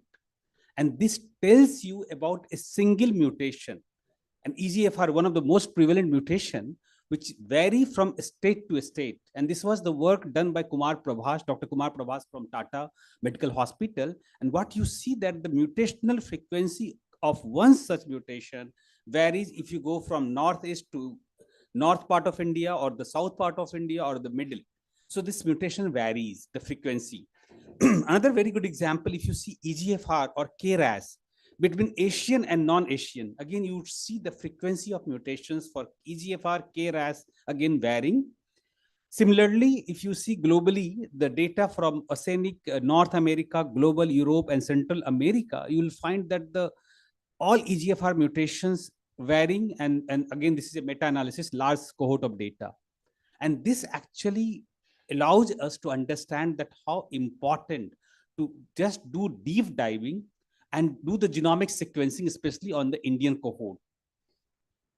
So this is one of such a study I'm very proud to share and present this genomic landscape in lung adenocarcinoma in Indian patient. And this work was published in Clinical Lung Cancer. And this is one such bigger study from India where we have identified the clinically relevant genomic alterations in non-small cell lung cancer. What you would see that the EGFR mutation frequency when we talk, and this is nothing new I'm talking, this is well established in Indian population, Asian population compared to Singapore or Taiwan population, the EGFR mutation are much higher compared to Caucasian. And this is what you could see, TCGA data, when you compared the frequency of EGFR, which was 12 to 14 or 15%, what we are reporting is 45%. So you can see the genomic disparity when you go much deeper and trying to see the alterations. Similarly, P53, you would see that Indian cohort compared to TCGA have much higher frequency. And then again, if you see ALK is very important, again, 10.9% what we identified in our cohort compared to the TCGA. So this is a take-home message and very clear message that 88% of Indian lung adenocarcinoma patient had at least one activating alterations. And this is a clear message that if you do NGS for the lung cancer patient, you would identify at least one. And the numbers are 88%. So your success is that almost 100% you pick, you will find 88 patient where you would at least find one alterations which could be targetable. Correlation of clinical parameter, and I'll skip very quickly. And most of you again sitting here clinicians, and you know that male to female ratio matters, especially in case of genetic alterations. And ROS, if you see, ROS is higher frequency in case of female compared to male. EGFR 55, 38%, P53 again similar range. And again, the age wise, if you see more than 65%, less than 65%, BRAF and MET, you would see higher in the adult patient compared to the young ones. And smoker, non-smokers, again, KRAS, EGFR and FGFR3, you would see that smoker versus non-smoker, the frequency varies. Now, from adenocarcinoma, I'm moving to squamous carcinoma. And this is again the landscape. You would see the alterations. And what we have reporting, the P53 and EGFR, this is something had changed the perspective. Squamous cell carcinoma, EGFR, we never been reported so far, so, the higher frequency. What we knew so far that 8%, 5% of squamous cell carcinoma where EGFR mutation is present, but what we have reported is 20.9%. So very high number of squamous carcinoma where EGFR frequency is higher compared to the Western world, which is 2%, 3%, or probably 4%.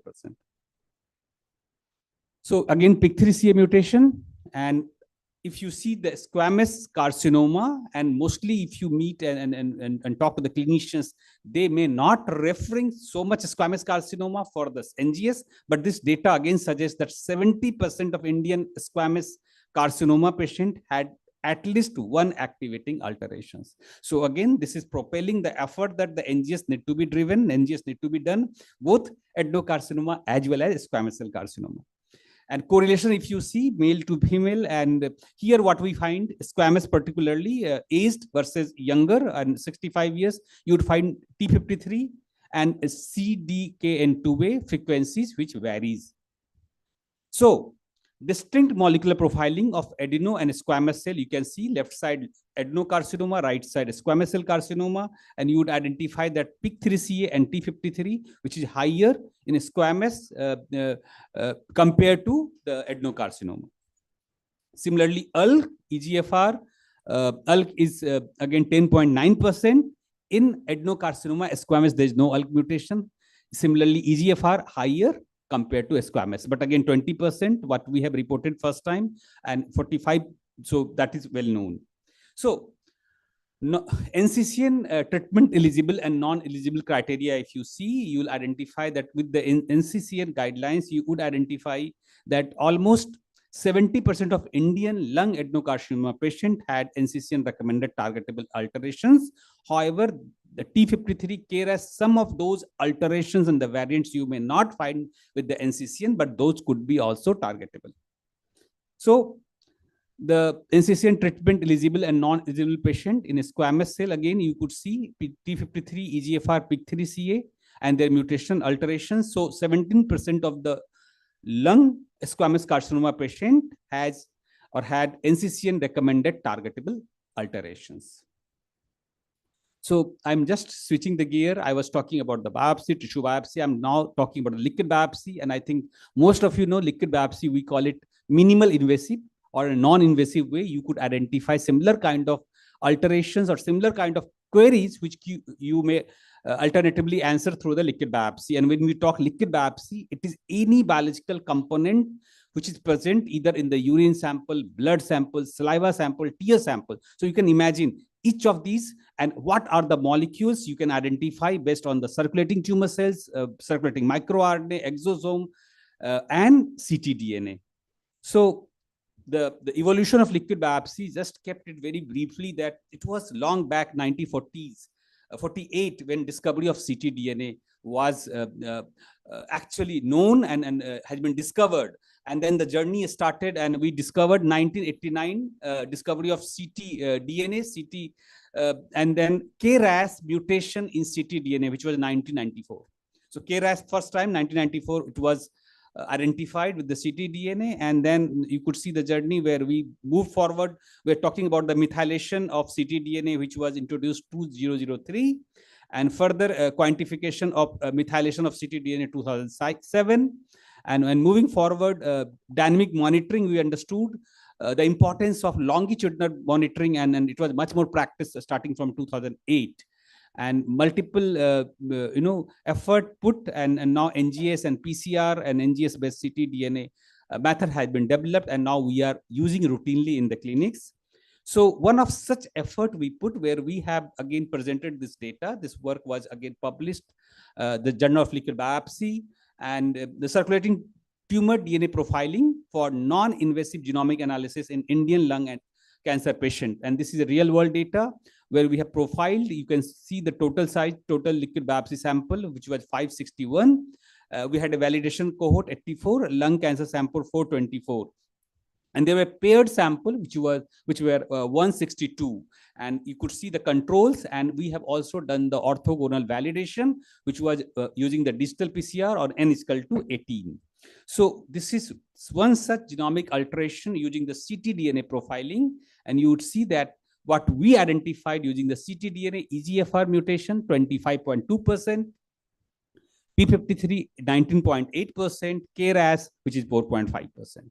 So genetic alterations identified. You could see all these relevant targetable mutation, which is 42% using the liquid biopsy. And this number, please, this is the number which we remember, that actionable. Using the liquid biopsy, using the ctDNA, you can identify at least 42%. And these are the mutations breakthrough that you can see: EGFR L85R or S768 or EGFR T79M, KRAS, BRAF. All these mutations you could identify. Of course, exon 19 deletion or insertions as well. So when we talk about the concordance, and we were discussing during the panel discussion about the solid and liquid biopsies, we have taken those samples, which were 162 sample, concordant sample, and you could see the mutations I mentioned, top 12 or 14 mutations, and you could identify their huge concordance between tissue biopsy and liquid biopsy. You could see 40% in case of P53, EGFR, again, it is highly concordant, KRAS, PIK3CA. But some of those mutations, because I remember when Dr. Sevanti were asking the question, she was asking that when there is a possibility that you may identify some of the mutation with the tissue biopsy, but not maybe with the liquid biopsy, and other way around. And what we found, ERBB2, where we found only in both tissue and plasma, but you could see IDH1, which was found in plasma only, or some of those which are identified in only in case of tissue. And these are the FGFR2, HRAS, KIT, AR, and ALK. So some of those mutations you may miss out with the liquid biopsy. However, you may identify with the tissue biopsy. And mutually, again, some of those mutations you could identify both tissue and liquid biopsy. This is something we had recently published, and this shows these are the 20 different cases have been included. And this is a liquid biopsy which shows that how ctDNA guided treatment decision across the cancer, which will help clinicians to identify the escalation and de-escalation based on the ctDNA threshold and the quantitation of the ctDNA, or that you can identify that if you can actually escalate the treatment or de-escalate the treatment to the patient. So I would conclude here, and I must thank all the team. I think any such data, when we dig and we try, especially in the diagnostics or in the discovery phase especially, it's a good number of people required, the clinicians and the researcher. I'm very thankful to find these very smart minds, and thank you very much for your attention. Thank you for the great message of concordance between tissue and liquid, and the challenges that we face while testing either tissue or liquid. One of the biggest challenges that we have in lung cancer diagnostics is missing the beyond DNA tests in regular liquid biopsy. So if I have a ROS or a RET, I may miss it if I just do a liquid biopsy.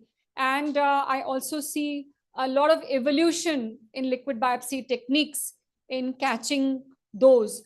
So in lung cancer, of course, we have said this in the panel, we should try and do the duo. But do you think liquid biopsies need to improve as we mature with our testing techniques? Because many times we have to test during progression and we really fall short in catching some of the important drivers. So I truly agree. See, the technology enabler, when you talk about the any technology, I think there's always a tremendous scope to improve the method. When we talk about liquid biopsy and the ctDNA, especially the sensitivity, when we talk, there's an issue. And many of those cases where we may, and again, this is a time, again, I keep thinking that when we talk about the ctDNA or CTCs, it is the time when you prick the blood and you identify that, okay, these many DNA or fragmented DNA would be shredded in the blood. So we may miss out. So there will be multiple components which would actually add to identify the sensitivity of a test. So it's technology, but also, especially in oncology stream, when we talk, it's about the time also, the time frame, the TMB, the mutation burden. Many of those cancers, when you giving the 4 examples, sarcoma, I think, or the gallbladder cancer, I was just sitting and thinking that they may not fit, those cancer may be fit for the MRD testing, but many of those cancer where the TMB is high, the shading of CTC or ctDNA much higher, you may succeed and your failure rate will be much lesser compared to those cancer. So I think we need to also, not only the technology, which definitely need to be improved, but also we need to be very careful and mindful that what patient, what stage, what cancer, and if these cancers, this particular test will be the indicator or the right indicator to go ahead and making a decision. Thank you. Thank you. That was brilliant. Thank you so much for your time and your contribution. And can I just hold you here for 30 seconds to commemorate you? And also do the photo op. Thank you for coming all the way.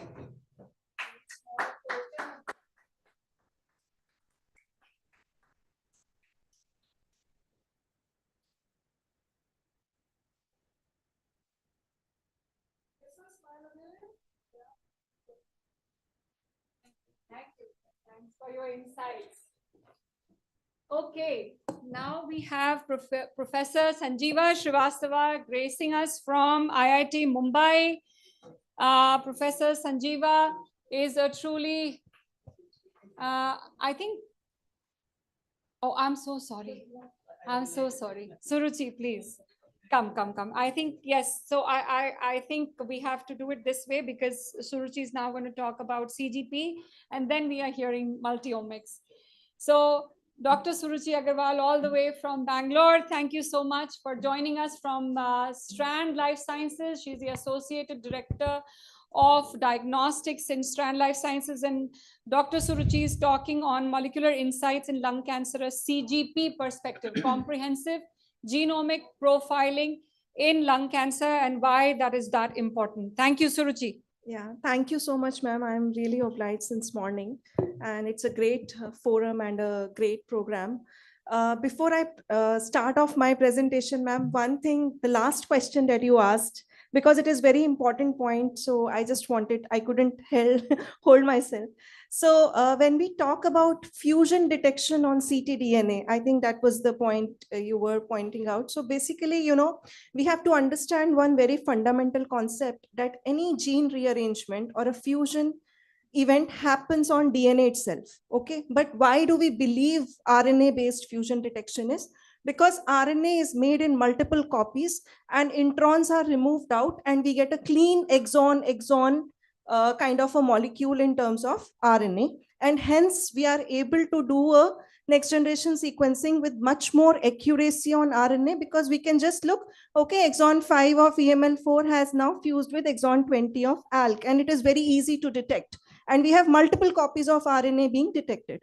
Now, when we do ctDNA, then what happens? We only have a DNA, but we do have a fusion. We do have a gene arrangement because it has happened at DNA level only, but there are introns to be looked at. So introns are very long molecule stretch of DNA that intervenes the exons. So if we understand the next generation sequencing technology, then the probes need to be designed for the introns as well to capture those regions. So it's not that liquid biopsy or ctDNA cannot capture fusions. It can, but the extension of the panel will be too high that the cost will be very, very high to detect those fusion events. Hence, it is limited to the normal or the common ones. So that's how sometimes if the breakpoints are not the common ones, we may miss those fusion events on ctDNA. So that's the point that I wanted to make. Now going to the topic that I will be speaking on is molecular insights in lung cancer from a comprehensive genomic perspective. How do I change? Not changing.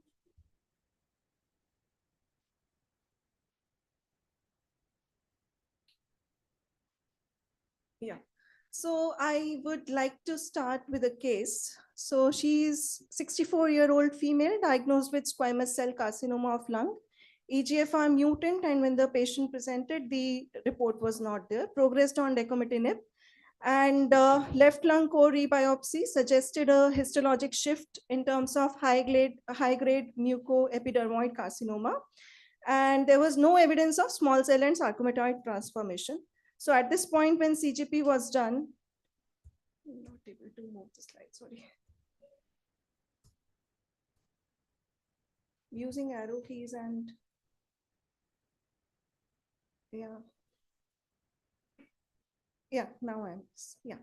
So here is the CGP report. There is a EGFR exon 19 deletion at 27.5%. This is tissue. And we have a resistance mutation T790M, 15.09%. And there is a FGFR3 TAG3 translocation that has been found on comprehensive genomic profiling. There is a tier 2 variant in beta-catenin CTNNA1 gene at 28.86%. So now what does it implicate? And we have, of course, MSI and TMB, which is found to be low.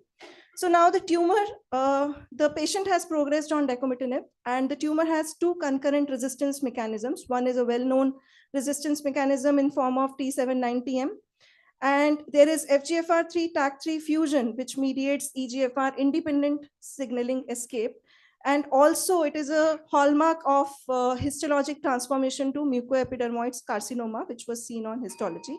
So of course, the clinical decisions are left to the clinician, but I would like to mention here that comprehensive genomic profiling at upfront or at relapse gives us much more insights. Like, for example, here, even if osimertinib is indicated, but still the combination would or may perform better because there is FGFR3 TAG3 fusion, which is still mediating EGFR independent signaling escape. So what is CGP? What do we mean by CGP? Many labs, different people, they have a different concept of comprehensive genomic profiling.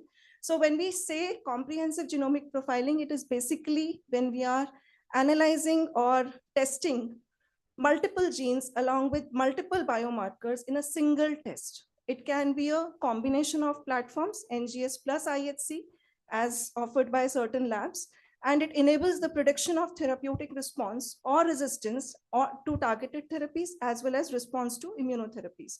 So as compared to the conventional sequential method, when we do comprehensive genomic profiling, we can test all of these in one go and we can save the time. So usually it is like more than 100, 200 genes, or the definition varies. It is DNA and RNA based panel done on FFP tissue. So DNA gives us 4 major classes of genomic alterations, base substitutions, insertions, deletions, copy number variations. And RNA gives us rearrangements or fusions, met exon 14 skipping, mutations, and all those. And it detects novel or exploratory alterations. It covers different biomarkers like MSI, TMB, HRD. And apart from standard of care, FDA, NCCN and approved biomarkers, it covers the biomarkers which are associated with clinical trials also. In some settings or by some labs, a complementary liquid biopsy test is integrated with comprehensive genomic profiling, along with certain adjunct germline tests, which can give the information of heredity and other therapeutic advancements. So because we are talking about lung cancer, so I've just brought in some recent studies which have shown the clinical utility of comprehensive genomic profiling in lung cancer. We always talk about EGFR, ALK, ROS, and certain other genes, 11 to 18 genes, actionable targets in lung cancer, which constitutes about 60 to 70% of diagnostic yield in majority of lung cancers. But if we go with comprehensive genomic profiling, which includes markers like PIK3CA, NRAS, STK11, KEAP1 genes, or FGFR fusion, the case that I showed, maybe it improves progression-free survival, overall survival versus standard of care, and the targets in 40 to 94% of non-small cell lung cancer patients can be identified. And there was a study, retrospective study on 3,000 plus patients, which showed that 25% of patients which were diagnostic negative were found to be positive when a comprehensive genomic profiling was done. And out of that, 3.5 to 5% were also found to have germline mutations. And there is a study on improved clinical and economic benefits with comprehensive genomic profiling, which says that the clinical trial enrollment rates were doubled when comprehensive genomic profiling was used. And recent ASCO 2024 guidelines, they suggest that greater than 50 genes as standard of care, the treatment decisions, they surpass empiric or physician choice therapies in terms of efficacy and survival benefits, and hence comprehensive genomic profiling is completely advocated here. Another important point that I want to make is that HRD is a very well-known biomarker and has a targeted therapy, but the guidelines suggest it to be used in ovarian cancer. However, there are multiple trials going on in multiple tumor types, which shows the efficacy of PARP inhibitors in other tumor types as well as including lung cancer. So some of the studies I've quoted here is saying that 3.5% of non-small cell lung cancer in a large cohort of 5,000 plus patients, the HRD signature was positive. And 28.6% of tumors in a smaller cohort of 147 patients showed a GSS score of greater than 50, indicating HRD positivity. And out of these, squamous cell carcinoma dominates with 6.3% HRD positive as compared to adenocarcinoma, which is 2.3% HRD positive. And in small cell lung cancer, the prevalence is little lesser. So what are the different mechanisms of HRD in lung cancer is that BRCA mutations are rare in non-small cell lung cancer.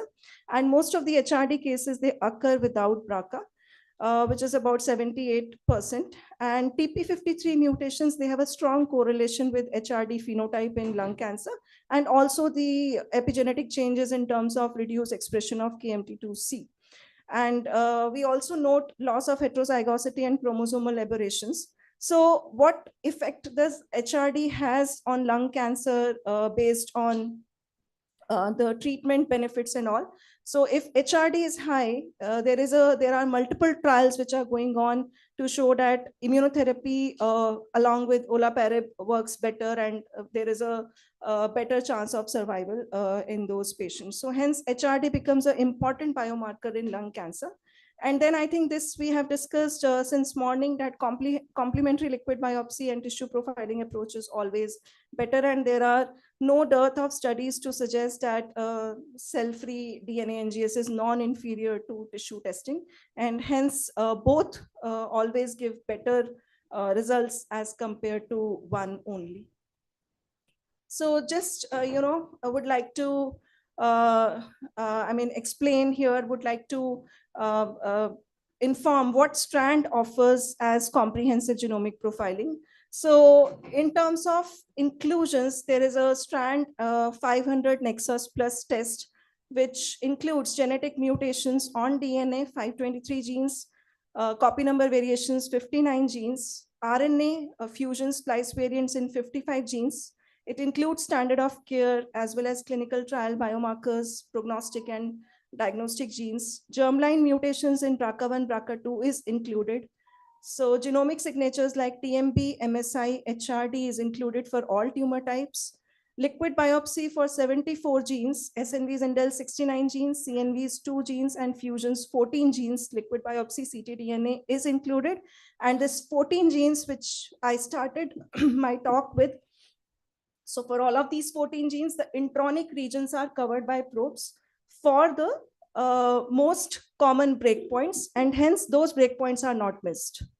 And we also cover PDL1, DACO, and HER2 by IHC. So this is what is on offer for CGP, and it is well validated, CAP accredited test, and comes it is cost effective, comes at a cost of half of what FDA approved tests are offered in India.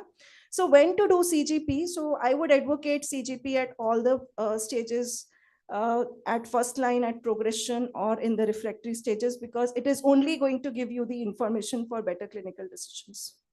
So in the last, I would just like to draw your attention to the recent poster that we presented at AMP 2025.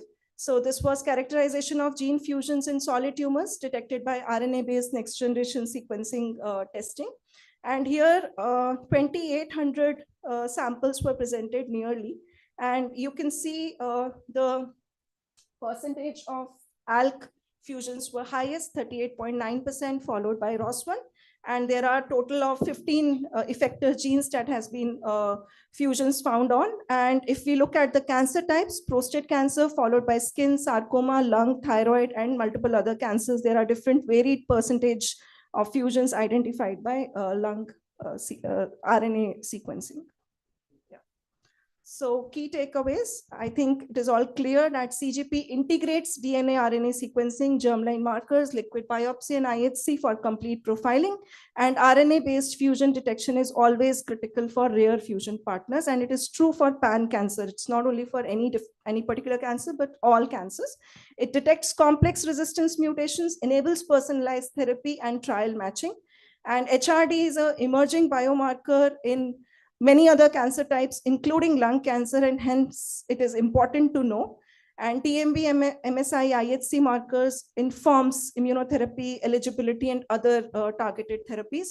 Germline markers help in clinical decision-making, informs heredity and risk to family members. And LB complementation with tissue NGS by overcoming heterogeneity, and it detects low frequency mutations, always gives you better information. Thank you. Thank you, Suruchi. Thank you so much for coming all the way, and thank you for your presentation. I think one of the bottom lines that I would like to highlight here is that a comprehensive genomic profile should be as comprehensive as possible, mainly because there is mostly one test that most patients are able to undergo in their lifetime, if at all. And so if the biomarker discovery has to happen with a comprehensive genomic profile, it may as well be as comprehensive as it gets. So thank you again for coming, and very quick.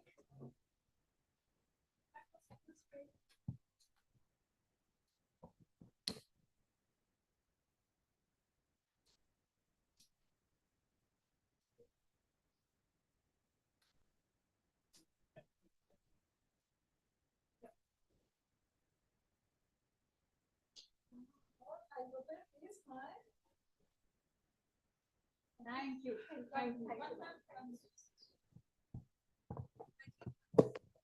Actually, we are running very short of time. Yes. So let's do one photo op at the end now. But thank you again for coming and for your great talk.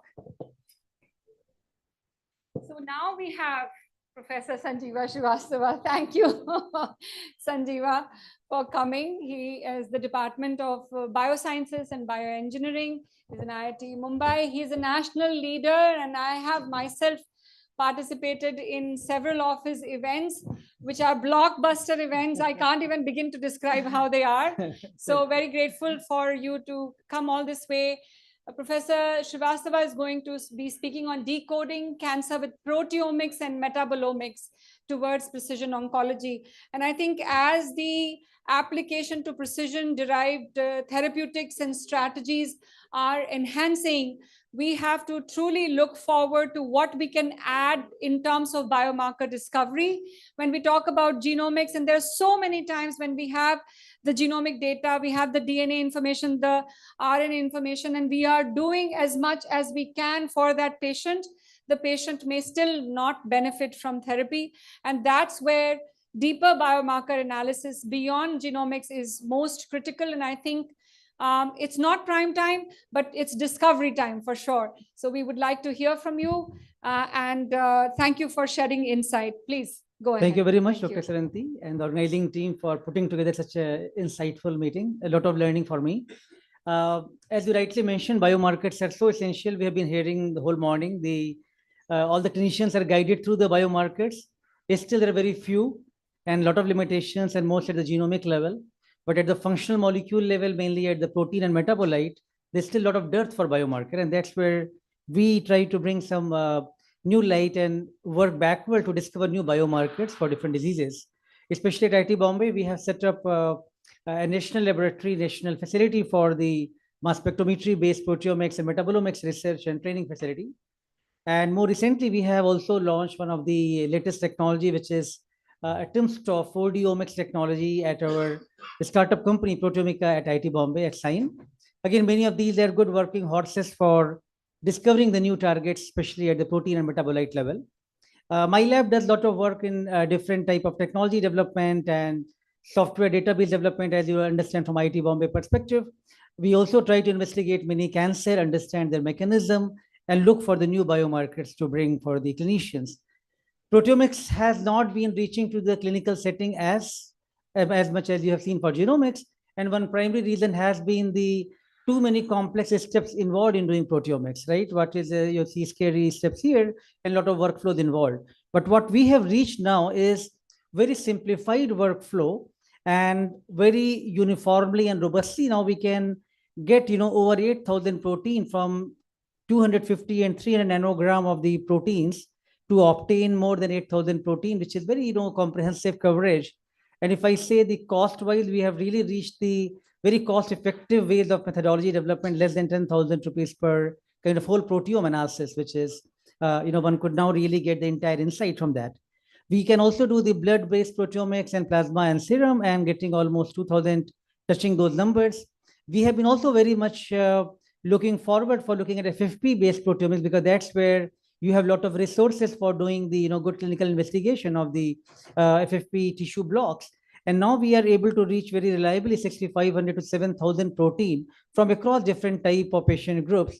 So now we can utilize a lot of repositories for doing proteomic analysis from these kind of samples. So again, one could now think about proteomics as a very reliable way of looking at the new biomarkers at the protein levels.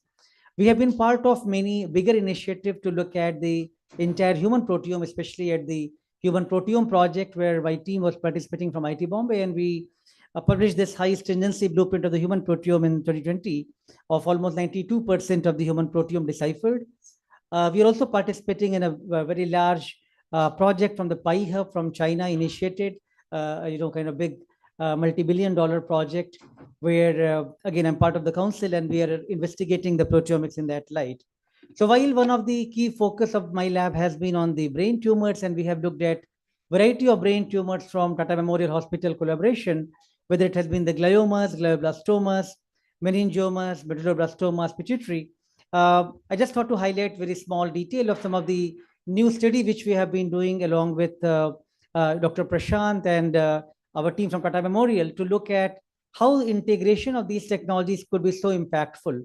For example, we have been knowing a lot of detail from the Cancer Genome Atlas about the glioblastomas and gliomas and various type of mutations they are having. But when we did a study on almost 50 individuals whole genome sequencing and whole proteome analysis, first time we are able to get some very novel insights and many new mutation in the Indian high-grade glioma population, which was not thought of earlier. And that shows the need for, looking at the disease from the Indian perspective. Yesterday at IIT Bombay, we had some representative team visiting from TCG and ICGA, And they're very fascinated to see this kind of data, which was not thought of from the, this population.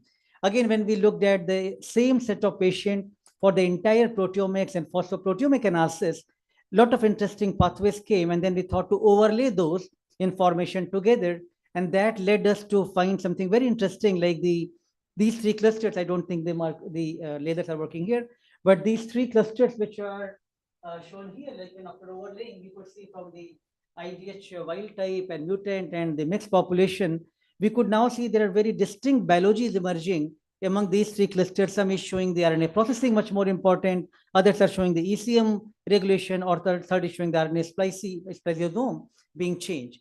And then we are trying to now further look at these mutations and the pathways, and lot of the the patient follow up on the survival plots from based on these. So again, you can see the need for looking at this type of data.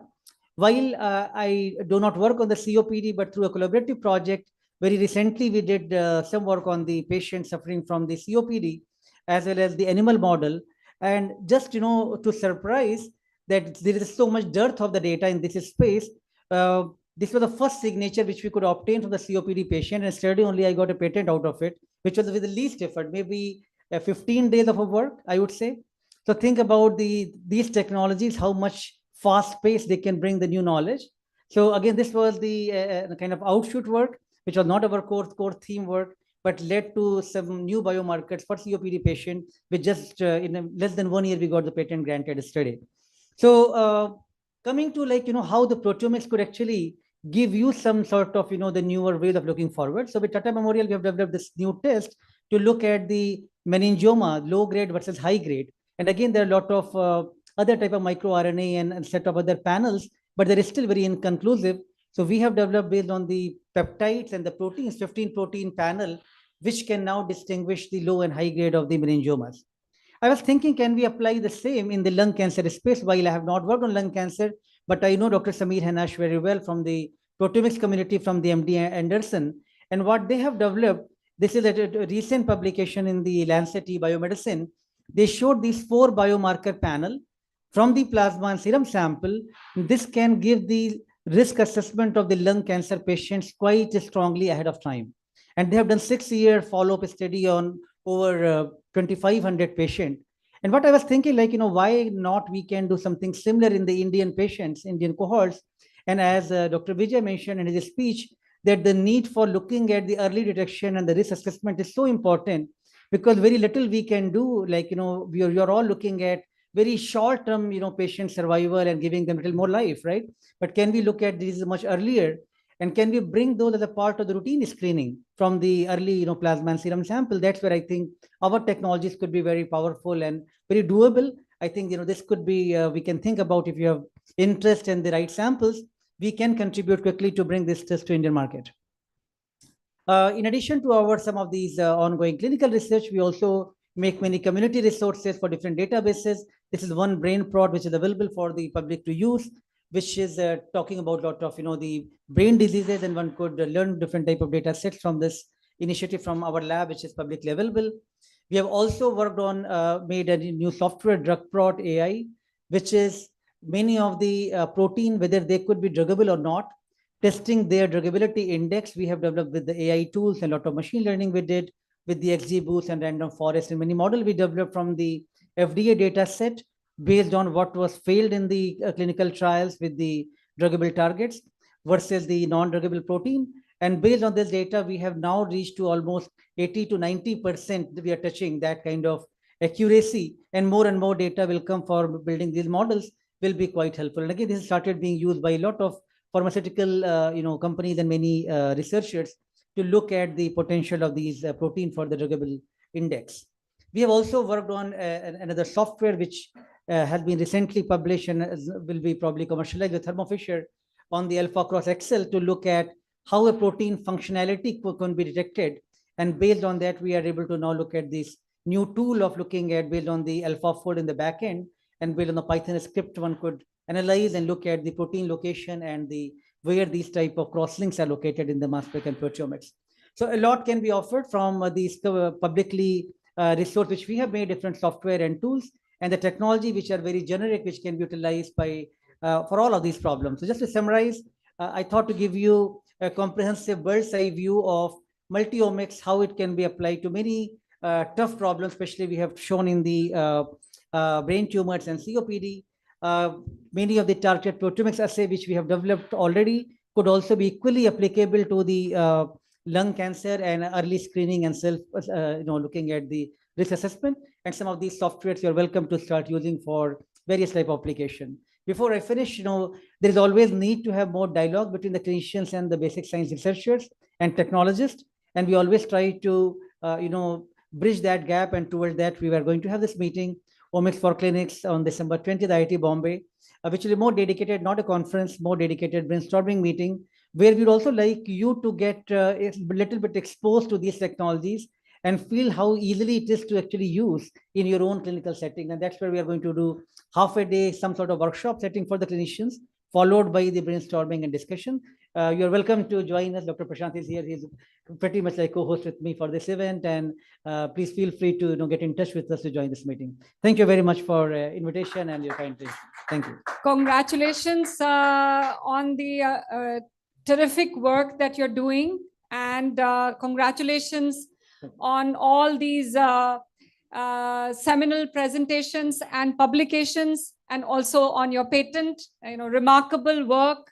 And one message to anyone and everyone who's listening: we must partner with you and see where all we can move the field, especially for cancer diagnostics and cancer therapeutic. I think it's the multi-omic pathway discovery is today seminal and literally at core, central to doing beyond what we are already doing in precision medicine, because I feel where we are operating right now is very quickly saturating. If we really need to move beyond what we are able to do in 10 to 15 to 20% of our patients, is when we will move ahead with multi-omics and learn not just multi-omics biomarker discovery, but also how to therapeutically strategize positioning of multi-omic biomarker information that comes through. I also look forward to partnering and participating in the multi-omics workshop that you have planned with Dr. Prashant. I have only heard from him multiple times, and there's so much excitement that he presents about your vision. And so I'm really looking forward to that. It is on December 20th, guys. Whoever is interested, they have the link, and I'm sure they are going to advertise on social media. They're going to put it out there. But truly, one of the remarkable presentations today, because out of so much stuff that we presented today, it is mainly the molecular section that comes to present their original data. So much respect, and you're leading that effort. So many congratulations again, and thank you. Thank you for coming and joining us. I think the photo op with you will still remain pending. I will actually, I'm just going to bridge the next part of the conversation, which is our own with Dr. Venkat's presentation, because he has a hard stop and he has to leave early. So I request Dr. Venkat, the CEO of Karkinos Life Sciences, to present on transforming cancer care in India. And as you know, Karkinos and Reliance are together, but there is a lot of work that has already been done by Karkinos in this field. And I'm not going to stand between him and the audience. And I also am really waiting to hear from you, Venkat. Thank you for making time. Thank you, Dr. Suhanti. I think the last an hour or hour and a half since I've been quite fascinated with the level of technical discussions on this subject. So what I might say or not say might sound extremely pedestrian or mundane. I put in a disclaimer to start with. The doctor is a fake doctor. Real doctors are sitting here who see patients on a daily on a daily basis, whereas this thing has been more from a academician and or thanks to people like Prashant, the rigor of writing papers and trying to get a kick on publishing it in a higher impact factor journal, etc. But more from an implementation science perspective. Thank you, Dr. Sevanti, for inviting me.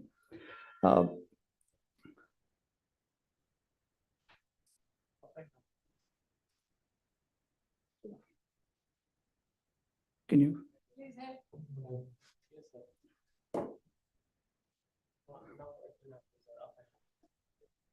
Okay. So the topic given to me was transforming cancer care. This is more from a learning and experience perspective. Not moving.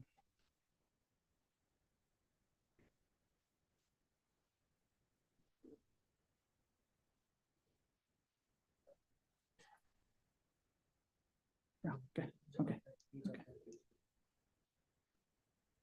Okay. So this is more to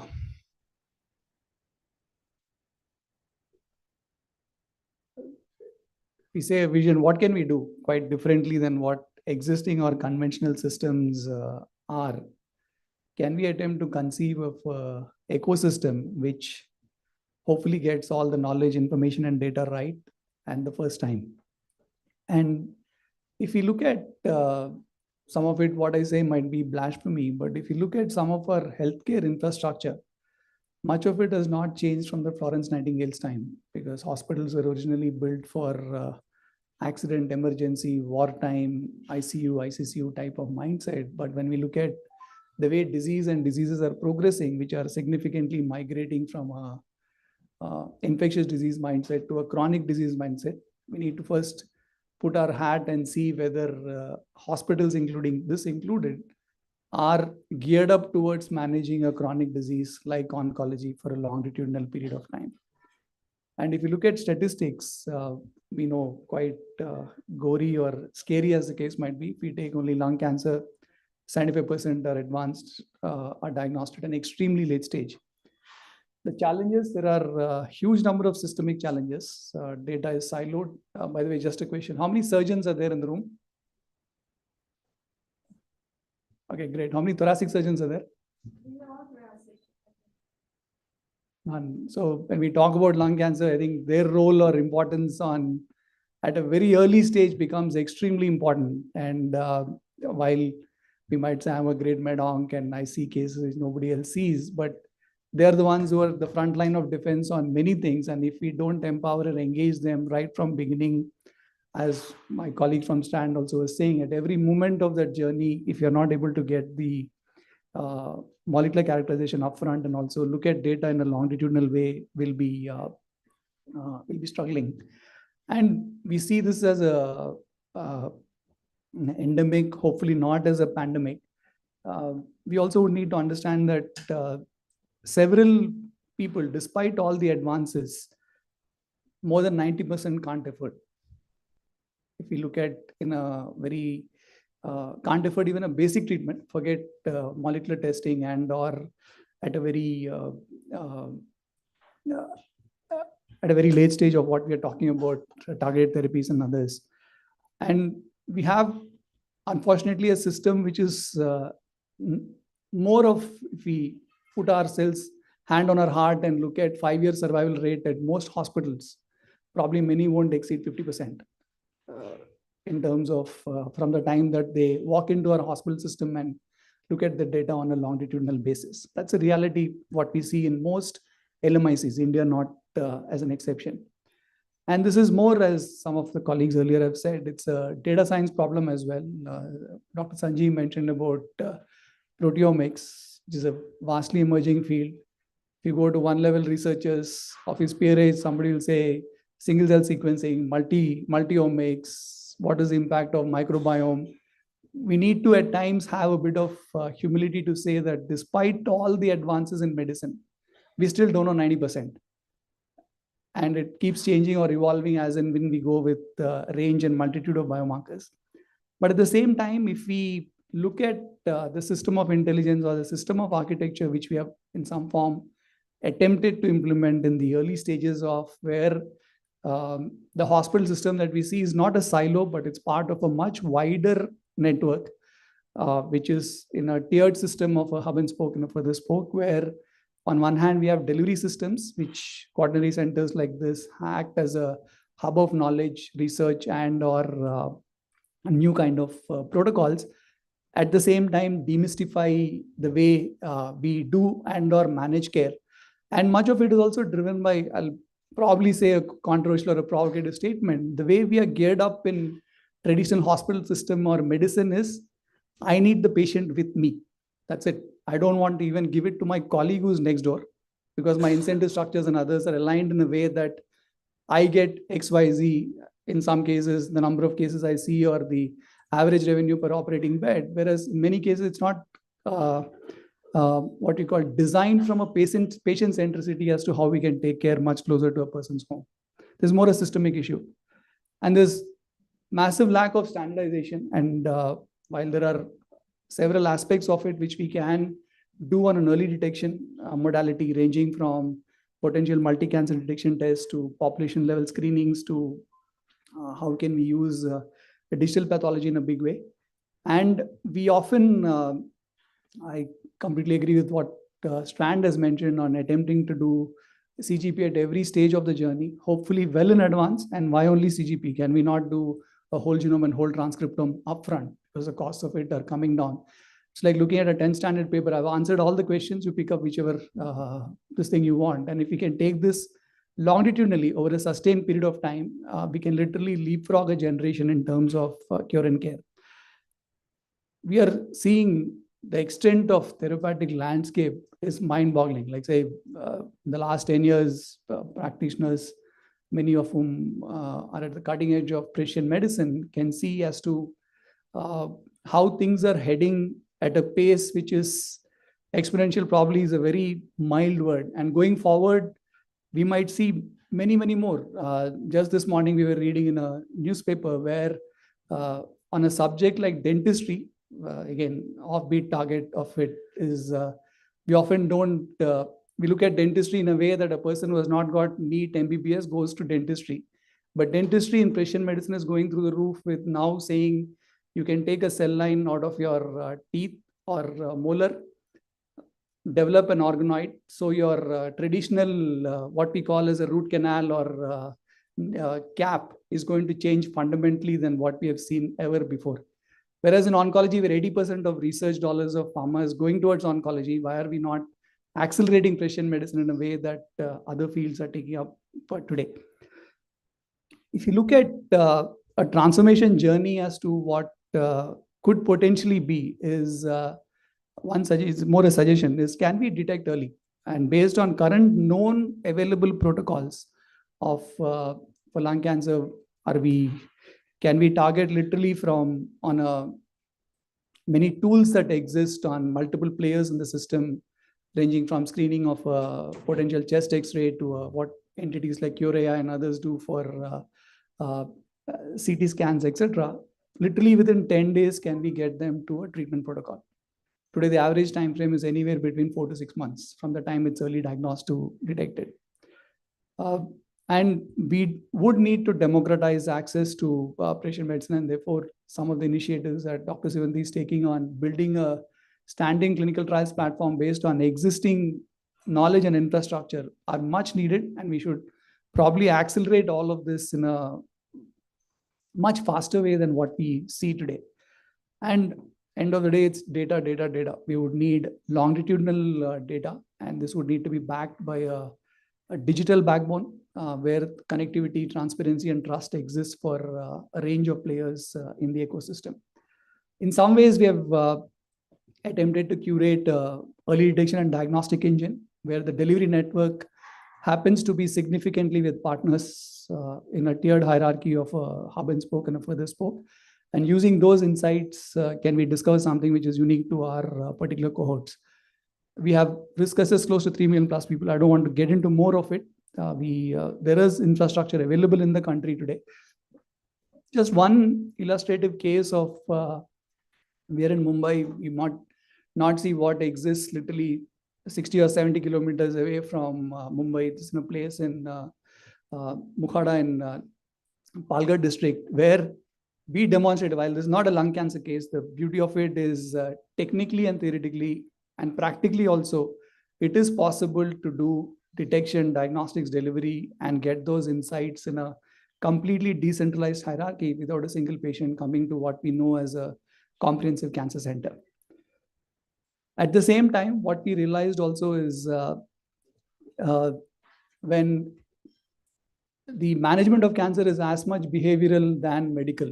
And for most people, as I mentioned, they don't come to a fake clinician like me, they come to a real clinician. And within real clinicians in India, almost 70 to 80% of cancer centers' credibility is twofold. One, unless we do a extremely complex surgery, the hospital and or the clinic is not seen as quote unquote a comprehensive center. This was our illustration or case to point in Manipur. After 4.5 years, we realized that till we did or did not do a 9.5-hour surgery, which needed a facial reconstruction with XYZ of an expert coming in and flying in from Rosal Park Cancer Center, people did not take our center as what we were doing community oncology that seriously.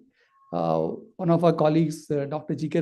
Exaim, said, when you come to a cancer center, he told in Hindi, I'll translate to English for some people, when you come to a zoo, you don't come to see monkeys. So in that sense, when people come to a cancer center, they need to see those large operating theaters, top-notch surgeons with radiotherapy machine going XYZ round, and not just say, I have a 10 by 10 square feet where I'll do precision oncology. Unfortunately, from a behavioral side, it just doesn't fly. And this is why we ended up and building what we did technically and theoretically.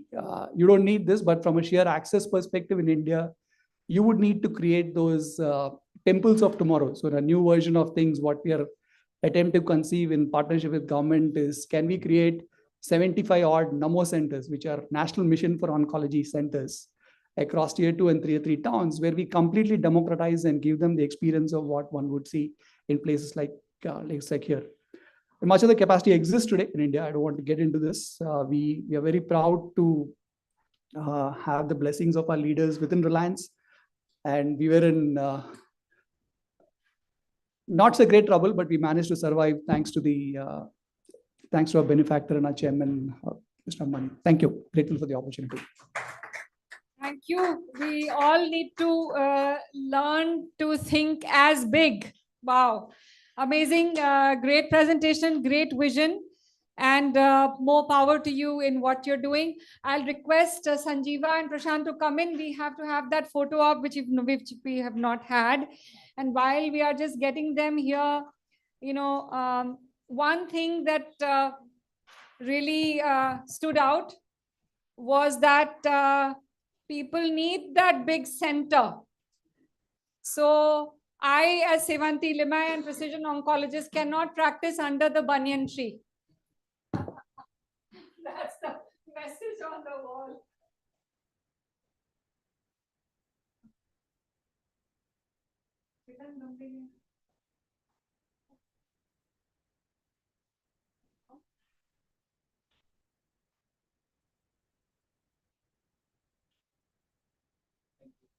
And thank you so much for coming. Venkat, just holding you for 1 second more. You can put your thing down and I will take this back. And can I please have a shawl? No, I know. वो आपके लिए नहीं देना है, आपसे दिलाना है किसी को. नहीं, वो वाला दूसरा वाला shawl चाहिए. हाँ, this is it. Yeah. Okay. So we are going to recognize some of the members from the outreach team later today.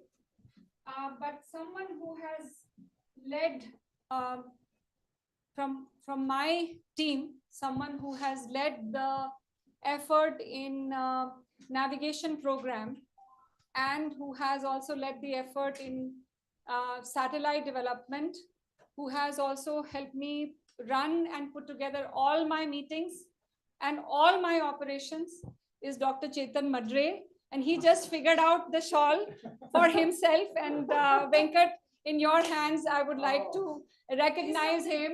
Chetan, please come. Congratulations. Chetan is very understated.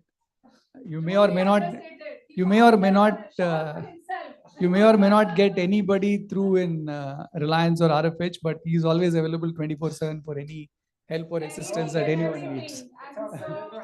Thank you. Thank you, Chetan. Yes, yes, yes.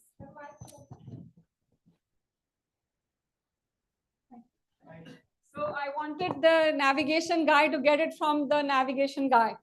So thank you. Thank you, Venkat. Thank you. Okay, now we move ahead with the rest of the program. We are running 1 hour behind and more. So we have imaging pathways in early lung cancer detection from suspicious nodule to diagnosis, and Dr. Abhijit Rao, the director and leader of radiology, presenting this very, very critical topic. Abhijit, sorry for all the delay, but thank you for making it. Yeah, thank you, Dr. Sevanti. The title of the topic is very long, but my talk is very short. No problem. We need the salient message. What I am going to go through the incidence and mortality of the pulmonary nodule. We'll see clinical risk and radiological risk stratification.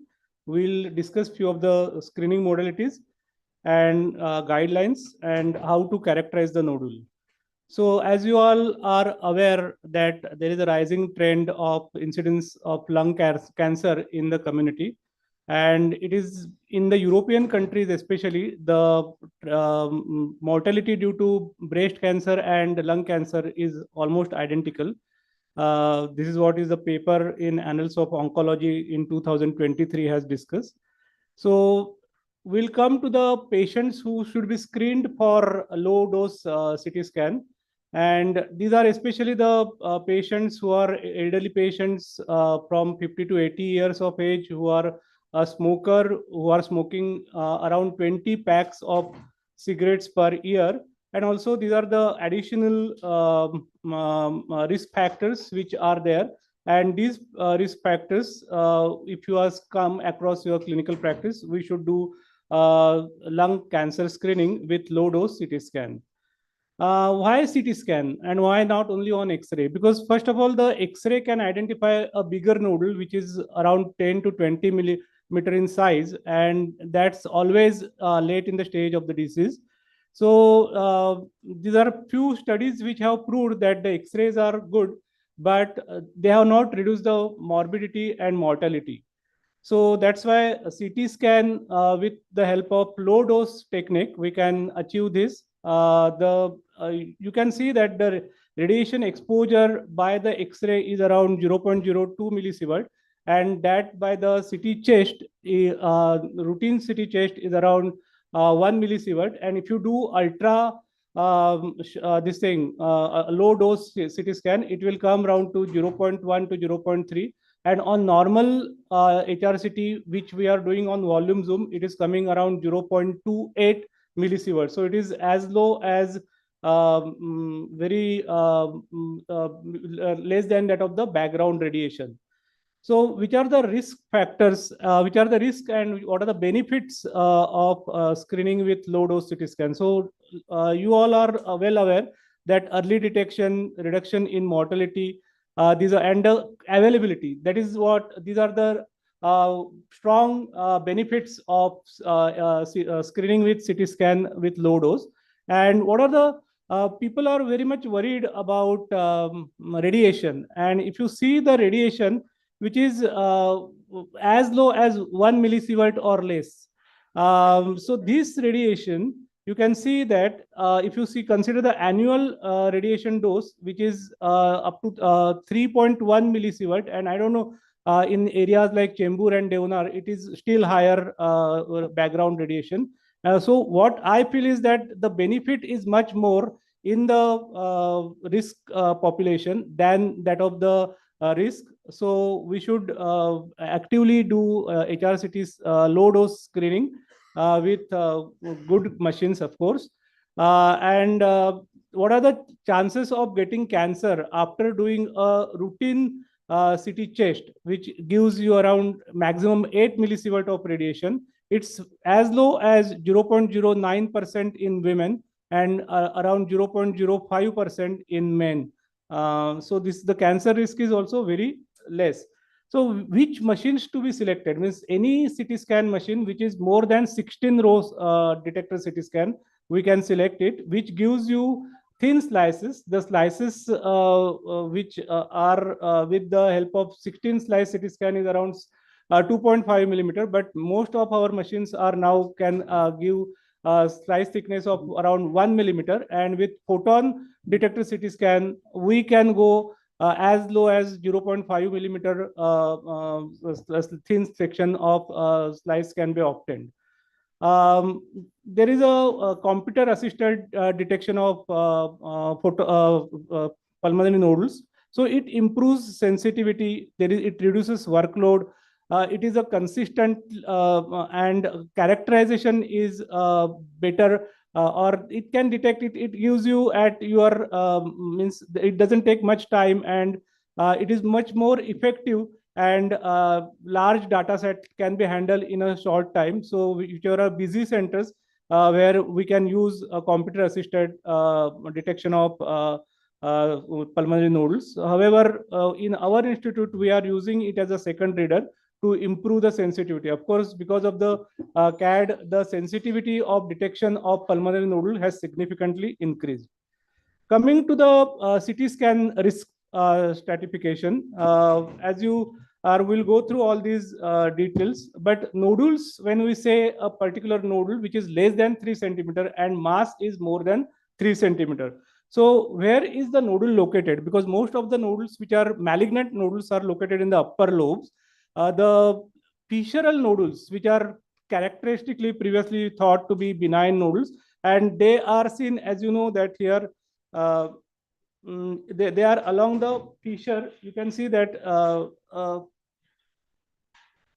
yes, we can see that. Right. mouse is not there. So these nodules are along the fissure, and yeah, thank you. So you can see that this nodule along the fissure, which is a sharp nodule, it can be triangular or it can be oval shaped nodule. But when these nodules cross the fissure, or they are lobulated appearance, or there are speculations are there, then these nodules are dangerous. These are likely to represent neoplastic etiology. So here the nodule is crossing the fissure and it is seen on either side of the fissure. So these are most probably a malignant nodule.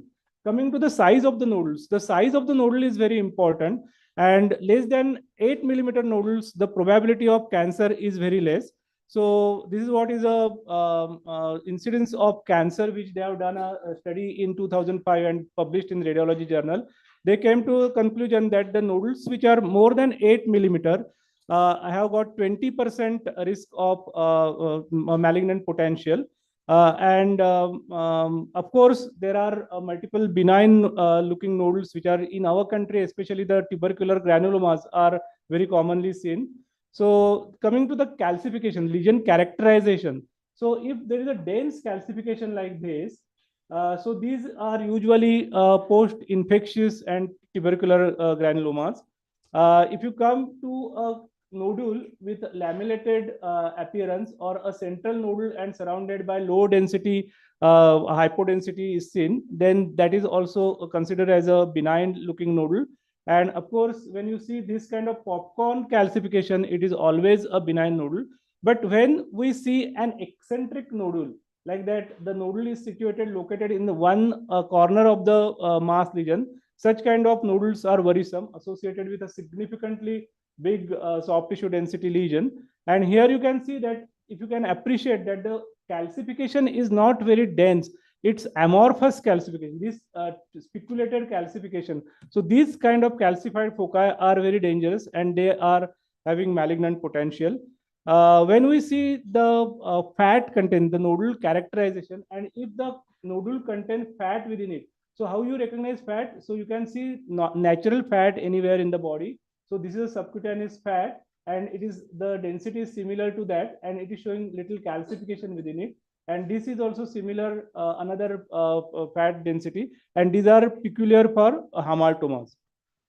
When you see the nodules with a spiculated margins, you can see that the margins are very irregular, spiculated, and irregular margins like this, then these nodules are highly suggestive of neoplastic etiology. When there is a cavitation within the nodule, they are thick cavitations. The wall is rind-like, and there is a cavitating nodule which is there.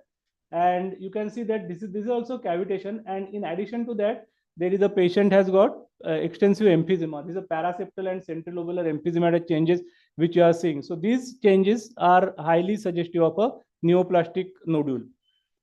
Growth rate. This is a picture which I have taken from radiology journal, and there is whenever there is a absence of growth, yes, for 2 years, 3 years, the nodule is not increasing in size. It is always a benign. However, a ground glass attenuation nodule which remains steady for years together, because usually they are bronchoalveolar carcinoma, or now they are called as adenocarcinoma in situ. They are very slow grower. So in those ground glass opacities nodules, we ask them to follow for a relatively longer time. If the diameter increases by 25%, then the nodule is doubled. And this doubling time, if it is less than 30 days, or if it is more than 440 days, then these nodules are likely to be benign nodules, because 30 days, less than 30 days, usually infection grows so fast, and more than 450 days, these are the hamartomas which will grow. So in between these nodules, which can grow double the size, they are usually neoplastic etiology. Recent Fleischner classification has added this new terminology, that is a ground glass nodule. So you can see that, are you appreciating that this normal lung versus this increased attenuation of the lung parenchyma, where you are seeing that there are the bronchi which are coursing through the lesion, and there is a vessel which is going. So whenever there is a bronchovascular markings are preserved, these nodules are called as ground glass attenuation nodules. So where we see most of these ground glass nodules can be because of hemorrhage, or they can be because of infection. However, there are small nodules which are there, which can be secondary to atypical adenomatous hyperplasia, and these nodules are precursor for adenocarcinoma in situ. And these nodules are to be followed up. So if most of these nodules are benign, however, we have to suspect whenever there is a ground glass attenuation without any reason, when you are not suspecting infection or any kind of hemorrhage, pulmonary hemorrhage, under such circumstances, we have to do follow-up. Part-solid nodule, this is another concept which they have introduced. So whenever you see a consolidated lung or increased density lung surrounding ground glass opacities like this, so these nodules are very highly suggestive of neoplastic etiology under given clinical circumstances. But if the patient comes from hemat-onco department and his platelet low WBCs and high degree of fever, then such kind of we have to consider infective etiology, and that is usually aggressive fungal infection like invasive aspergillosis.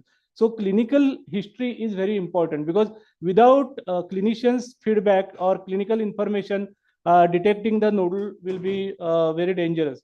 So as I have told you in the beginning, last slide, that part-solid nodules can also be seen in inflammation, infection, and hemorrhages, and adenocarcinoma in situ. Also, these are all two pictures of adenocarcinoma in situ, which I have taken from the journal. Coming to the Fleischner's Society guidelines, and these are the so previously we used to report every nodule, we used to enlist the nodules, and we used to ask the clinicians to do follow-up. But now they have made it very clear that if the nodule is less than 6 to 8 millimeter, under proper, if the low risk stratification patient is there, those patients should not be followed up. Those patients are less than 35 years, who are never a smoker. All these patients should never be followed up. But if these kind of nodules, if they are present in high risk population, then we have to do follow-up as per the society guidelines. So these patients are to be followed up upon the risk factors, and also they have considered the patient's preference also is considered. So which nodules are to be followed up? Solid and subsolid nodules are to be aggressively followed up, and multiple nodules means not more than 7 to 8 nodules. But if there are 3 to 5 nodules are there, these nodules are to be carefully followed up. And these are the low risk group where we should not do close follow-up. So what are the characteristics of the benign nodules? So benign nodules, as I have told you, doubling time, it is usually more than 2 years, except that of the ground glass attenuation nodules. Calcification, if the calcification is diffuse, central, and laminated calcification, these nodules are mostly benign nodules. Fat density nodules, as we have seen, that these are the hamartomas, and most of the nodules which are less than 6 millimeter. But if in the low risk population, they are benign nodules. And periphyseal nodules, which I have told you that they are elongated nodules or rounded nodules along the fissure, these nodules are likely to be benign. So which are the malignant nodules? So if the size is, of course, more than 2 centimeter or 10 to 20 millimeter, the malignant potential of the nodule is more.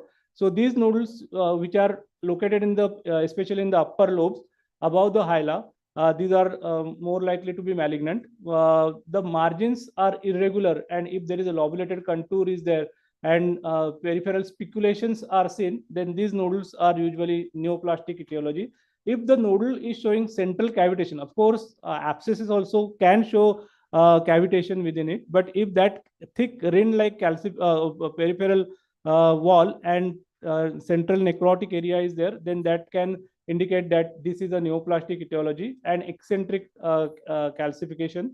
Of course, growth rate, if the doubling time is between 30 to 450 days, then those nodules are to be considered as a neoplastic etiology. So we have seen how we can screen the nodules with the low dose CT scan.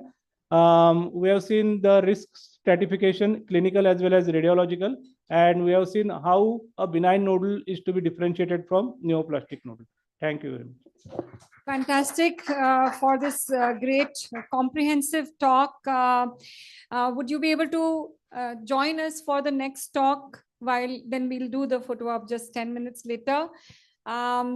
This was most critical. I think as we screen for lung cancer, one of the challenges that we have faced as an institution is to figure out whether this is benign or malignant and how to characterize and how to bring the patient back for additional testing going forward. We are actually going ahead with Dr. Karuna's talk first, just to keep the diagnostic in league. And then we'll do Dr. Marzi's talk next. We are running very, very behind, Karuna. So kindly requesting to keep your talk focused, and you have always done that. So we have Dr. Karuna Luthra, who is the Director of Nuclear Medicine Department at Sir H.N. Reliance Foundation Hospital.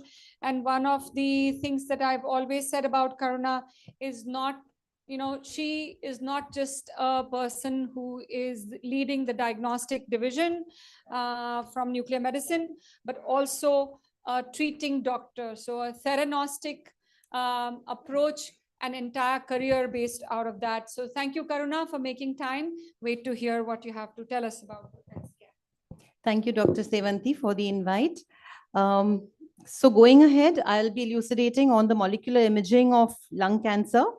So as Dr. Abhijit has already briefed us about the morphological characteristics of lung nodules, which are incidentally detected during imaging or during the screening programs we now run for high-risk patients for lung cancer.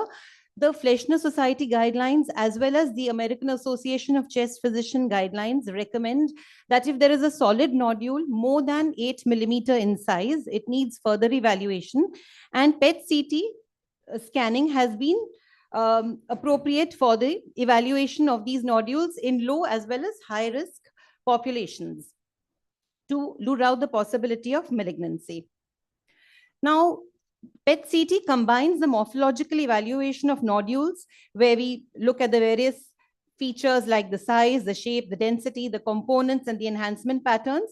Along with it, there are some PET characteristics which we evaluate, that is, the degree of FDG avidity in the lesion, which may be based on the SUV max quantitative value, Or it could be a simple visual assessment, correlating it with the blood pool and the liver activity.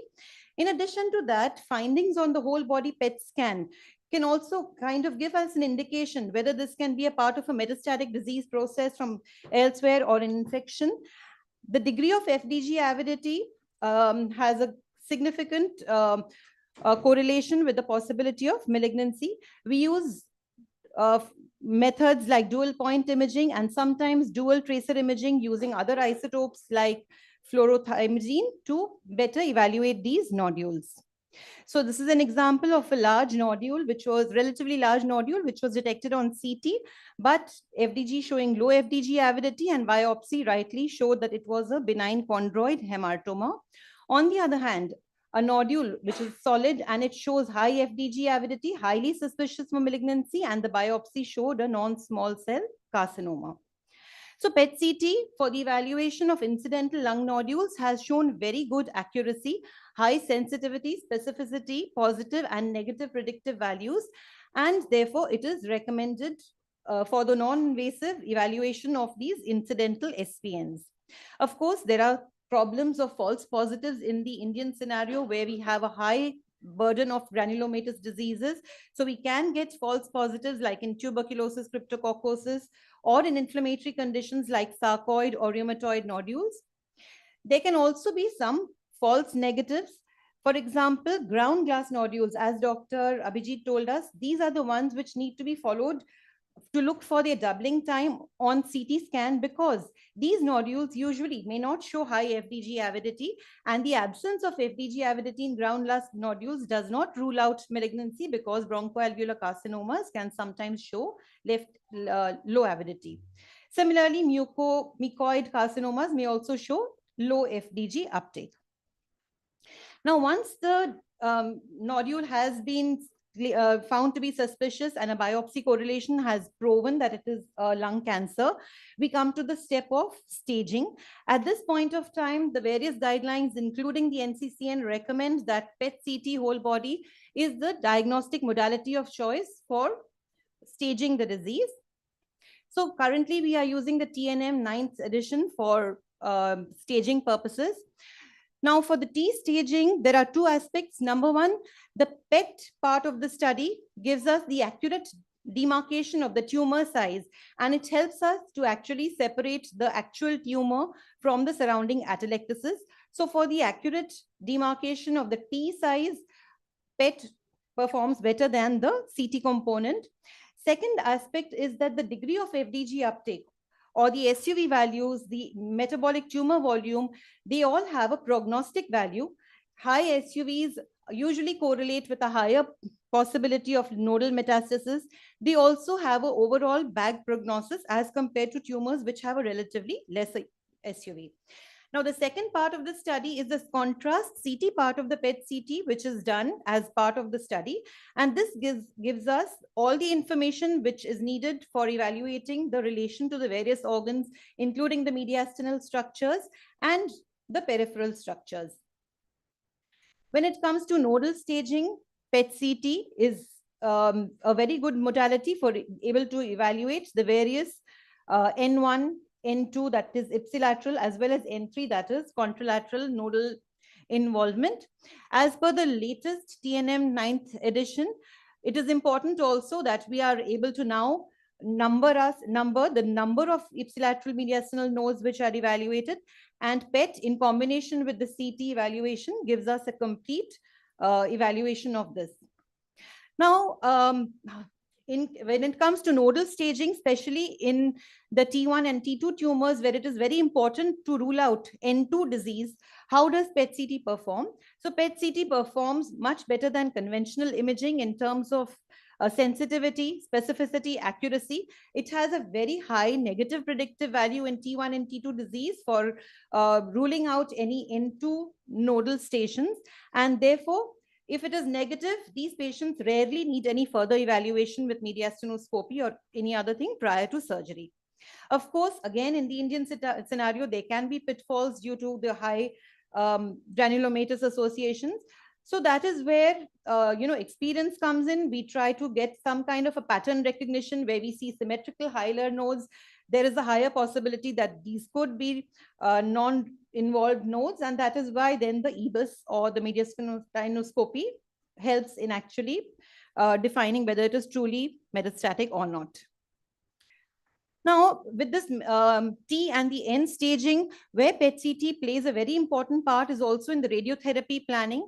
So when you compare the radiotherapy planning margins on CT alone versus PET, you can see that a lot of areas, there is much more accurate definition of the target areas. For example, in this case, an area which was not detected on the CT is actually PET positive and needs to be included in the radiation field. In the second example, a subcarinal node which was not evident on CT was also positive on PET and therefore included in the radiation field. In this example, a tiny, a very occult, pleural nodularity was also positive on PET and therefore included in RT. And in this case, the surrounding atelectasis, which was originally thought to be part of the tumor on CT, was actually negative on PET and therefore could be excluded from the radiation field. So therefore, the integration of FDG PET in radiotherapy planning has improved the delineation of the target volumes and overall improved in the patient outcomes. When it comes to M staging, of course, we know that PET-CT offers the advantage of whole body screening, and therefore we can detect metastasis in practically every organ. The importance is that morphologically, these lesions may not be evident, particularly marrow metastasis, where PET has a much higher possibility, and with lung cancer causing high probability of bone metastasis, PET overscores over CT. It is important to note that by conventional imaging, the tumors which were staged as 1, for them also there can be upstaging in about 8% of cases when we do a whole body PET evaluation. 18% of stage 2 tumors can be upstaged and 24% of stage 3 tumors can be upstaged using PET. And that is why in a situation like ours, where we are practicing precision oncology, and I would say in a country like India, where we have easier access to PET imaging, I think it would be the option of choice. The only exception are brain metastases, where we have to combine it with a MRI brain because PET-CT is not adequate for evaluation of these brain mets. Now, after treatment, there is a need for response evaluation. There are various response evaluation criteria which is available. Morphological criteria are based mostly on size, whereas on PET imaging, we have the advantage because it integrates the anatomic with the metabolic information which is available. So we use various metrics like the SUV max, we use the tumor, lesion glycolysis and other indicators. The importance, as you can see in this case, is that the metabolic response happens earlier than the morphological response, and that is clear only in this particular case example. As you can see that the mass may remain, but the tumor has responded. Conversely, there are also other situations where screening by CT may miss occult lesions, whereas in this case, in a follow-up case, the lung lesion appears largely stable on initial as well as the post-therapy scan. However, the post-therapy PET showed a new lesion in the bone, which was not evident on CT, and therefore the importance of metabolic imaging. So these are the various criteria which are available. The PERSIST and the EORTC criteria are usually used for evaluating response to therapy in clinical as well as in trial settings. So the various response pattern, complete metabolic response, progressive disease, or sometimes we see mixed kind of patterns where we see partial response in one area and there may be a new lesion appearing in a different area. So all these patterns can be well seen on PET. So what is the importance of this response evaluation? Now, at the end of treatment, the response pattern predicts the overall survival. A 2-year overall survival of 76% versus 51% for patients who had complete metabolic response versus those who had only partial or incomplete responses. Second situation is in neoadjuvant therapy. where treatment prior to surgery can predict major pathological response.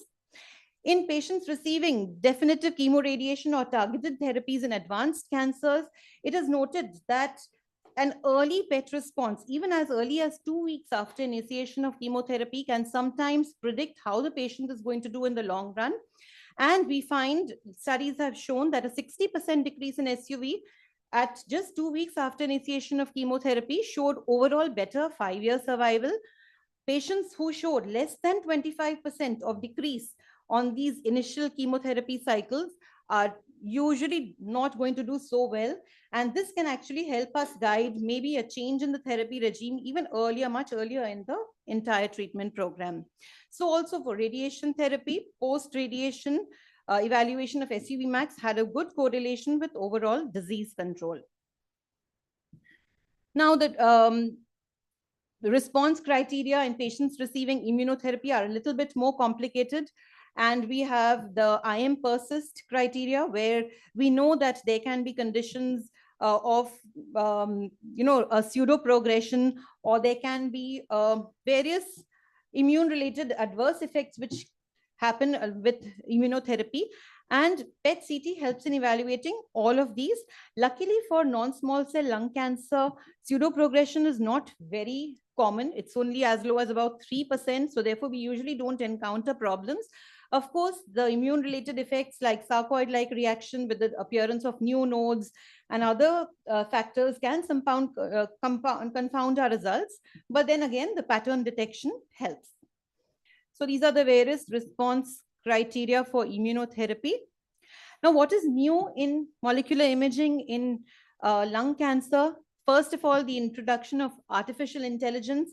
And now a lot of our PET scanners are integrated with a lot of these tools with machine learning and deep learning, right from the initial, a characterization of nodules which are picked up, the texture analysis, the molecular characteristics, the determination of heterogeneity, to the actual staging, even characteristics like EGFR expression and various molecular expression patterns are being, evaluated, whether the PET images can give us much more information about all these biomarkers. And again, for the response evaluation at every step, there is a lot of work happening. And in the coming future, we will be able to use all these AI tools to help us give you much, much more information.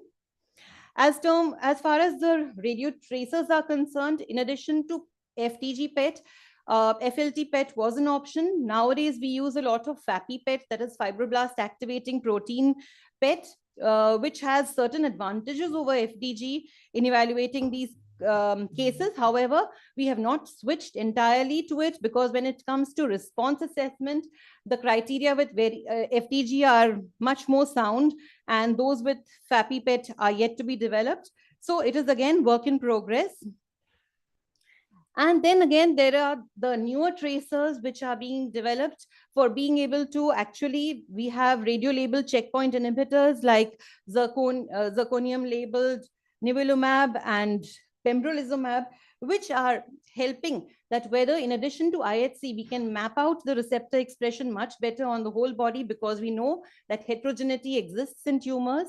And all the results are very initial with all these studies, but we are working towards it, and newer peptides are being introduced, which will help us to understand whether this patient is actually going to benefit from these various immunomodulator therapies or not. So that is all about a brief about the role that molecular imaging plays in lung cancer. So thank you, Karuna, for a very, very comprehensive talk. Any role of therapeutic utilization of nuclear medicine in lung cancer yet? Not yet, but the closest we are coming to is with FAPI and the FAP related targets for NSCL, non-small cell cancers. Of course, there is a role, as you know, for the neuroendocrine tumors and the carcinoids, which is an established role with PRRT, with lutetium dotatate therapy for these tumors. Excellent. Thank you so much. I just wanted to cover that because as we grow in precision medicine and biomarker discovery, we feel that there may be evolving role for nuclear application also, and many times that patients who are not able to respond to routine therapy, and whether we can utilize nuclear directed treatment. But tremendous role, of course, for not just for diagnostics staging, but also for response evaluation. And one thing I learned today was the initial 60% reduction in metabolic uptake, actually directly proportional to survival. This is a less known fact. I think this is most critical. In generic way, we understand response on PET scan matches survival, but that it would be long lasting, that it would add to the overall survival information, that was most enlightening. So thank you again. I would just welcome you and Dr. Abhijit for a quick picture here. And then Dr. Marzi Mehta is speaking. And then I'm going to bring in Dr. Swati Jha for a quick introduction to the outreach program. And then we have 3 panels.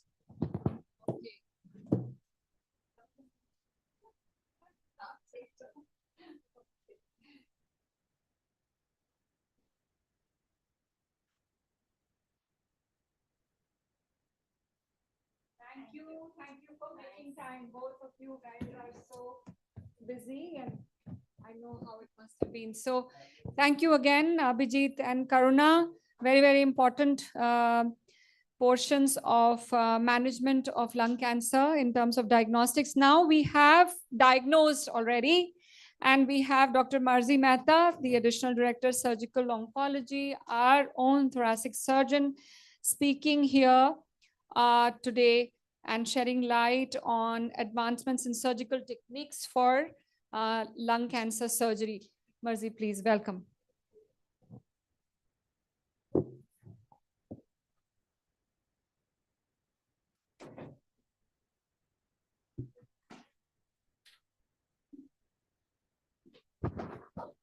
Thank you, everyone. And thank you, Dr. Sevanti, for inviting me for this talk. Of course, this is going to be a talk. I mean, nothing much has changed over. It doesn't happen as quickly as it happens in medical oncology.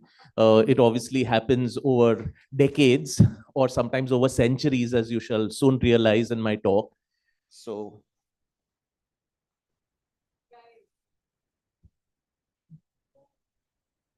Okay, right, cool. So we're going to label this as the following: from a rib spreader to robotics. Now, for those who are the non-surgical people, this one is the rib spreader, which is used for open surgeries, and this is the robot.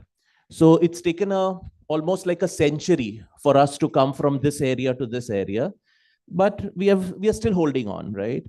So that is what it is. Now, this is the first recognized lung surgery which was done, which was almost in 1500s. Although before 1200, people have tried doing lung surgeries, but have failed miserably. So this one was a little readout which said that this was actually for a trauma. This was not for a cancer, where there was a piece of lung which was hanging out of his ribs, of the patient, obviously. And this gentleman, Mr. Rolandis, obviously the surgeon, actually cut the lung, and he actually put some red powder on it, and it healed. So this is how the story of lung surgeries actually started way back in 1500. And obviously, if you see, there was a big leap. It almost took like 300 years before the first documented actual surgery where the ribs were cut and for an empyema and so on and so forth. This is one of the things where you fast forward yourself 400 years down the line into the 1913. Although at that time, this was one of the unsuccessful lobectomies, but this is what it looked like in the 1913, where a right lower lobectomy was done for a tumor. This was the first documented tumor surgery which was done. And that is, unfortunately, the patient did not survive more than a week. But the actual one, the actual hero over here is Graham. Dr. Graham, he was the one who performed the first tumorectomy for lung cancer in 1933. So as we said, we haven't progressed much, as I would say, over the last 100 years. So all these technologies have been there. So what have we done differently is what I'm going to try to highlight today. So scope of thoracic surgery has expanded beyond the conventional lobectomy, and integration of the precision diagnostics, minimally access surgeries, and enhanced recovery protocols are the ones which have made inroads. As surgeons, when we step into the operation theater, our biggest worry is not about the 70%, but it is about the 30%. Now, what do I mean by that? We have, in majority of them, if you read the books, if you read a textbook, 70% will have a defined anatomy. They will tell you that there is one artery which you need to take and there's another artery which you need to take. Very nice in the textbooks. But the biggest dread for a surgeon is that he suddenly finds the third artery somewhere. So that happens in about 30%, which is kind of the not so very, very common thing, but it is still there. And that's how the advances, the 3D reconstructions have actually shown us that, for example, if this is a right upper lobe lesion, this is the first branch, which is common, but the posterior ascending branch is supposed to be one, but there are two. So this is kind of a highlighting of the kind of the odds which can be pre-shown rather than actually get surprised during the surgery. Where has anesthesia advanced?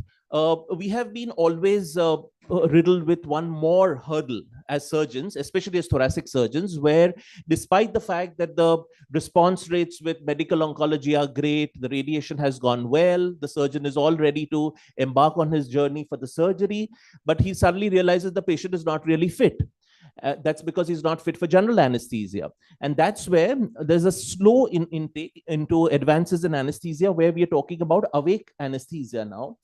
And that is where we've kind of made a little bit of an inroad. This is one of the articles from the recent ATS from San Francisco, which looked at awake anesthesia, and they have done a significant number of patients, of course, over the past 12 years, which is almost like 3,000 patients where they've actually used awake anesthesia, and that has allowed us to expand our domain to which is called as the AVATS, which is also called as the awake VATS.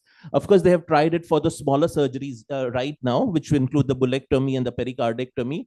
A few reports are there also on awake VATS for a lobectomy. I wouldn't dare to do it as of now, but yeah, but still it's there. The technology is there. What has made inroads is the ERAS. ERAS is actually a universal protocol for early enhancement after surgery. And these are certain guidelines which are mentioned over here. For the pre-operative phase, intraoperative phase, and the post-operative phase, we try to religiously follow this for all our patients so that we can discharge our patients at the earliest.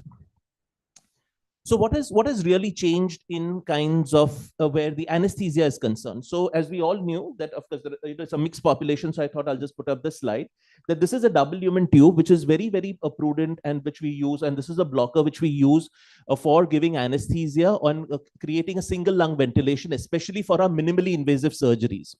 So what has really changed? So now this again is not new. This is again there for the last 60, 70 years. So what has really changed is the following, that now the biggest challenge, of course, that is we had with double lumen tubes is also addition of putting in a bronchoscope and accurately mapping out the bronchus and exactly where to place it. So now you have these ones which have got an inbuilt wire and which can be connected to the camera, and that eliminates the need for a actual bronchoscope. Also, in terms of a blocker, we have that. So blocker is something which is a kind of a balloon which is used to isolate one side of the lung. Here, supposing you want to do a bilateral lung surgery at the same go. So this helps you to kind of inflate one bulb, block one lung at one end, block the other one at the other end. So in the same blocker, you're able to do bilateral lung surgeries. So advances in diagnostic scopies, we have pulmonologists in the room, interventional pulmonologists who are, doing this EBUS and radial EBUS and linear EBUS for the mapping of the lesions. What has now changed, of course, is this one, which I found it very interesting, is how people in the world, of course, we don't still do it, we probably may do it at some point of time, is doing right from a robotic bronchoscopy to surgery at the same sitting, which is like somebody comes in, they get a robotic bronchoscopy done, they have a suite which is ready with the pathologist who actually tell you the diagnosis, And if it's positive and if it's a tiny lesion, it goes for robotic surgery there and then. So this is something which I found very interesting, that of course robotic bronchoscopy is very similar to electromagnetic navigation, which was there, which actually guides you to the smallest of the lesions. Like for example, this is a very, I'm sorry, it's pretty tiny anyways. So it's a small lesion over here. So this is through the bronchoscope has a limitation only reaching up to the tertiary bronchus. But this one actually enhances you to go right up to the at least the fourth or the fifth branching of the bronchus and actually taking a biopsy from there. Now, this is the biggest debate. So what changed from pneumonectomy to a lobectomy in the 1950s, 60s? Somebody thought that like in any other cancer that we deal, like especially in breast cancer, we came a full thing from the Halsted theory to the modified radical mastectomy to the breast conservation and now the sentinel nodes and so on and so forth.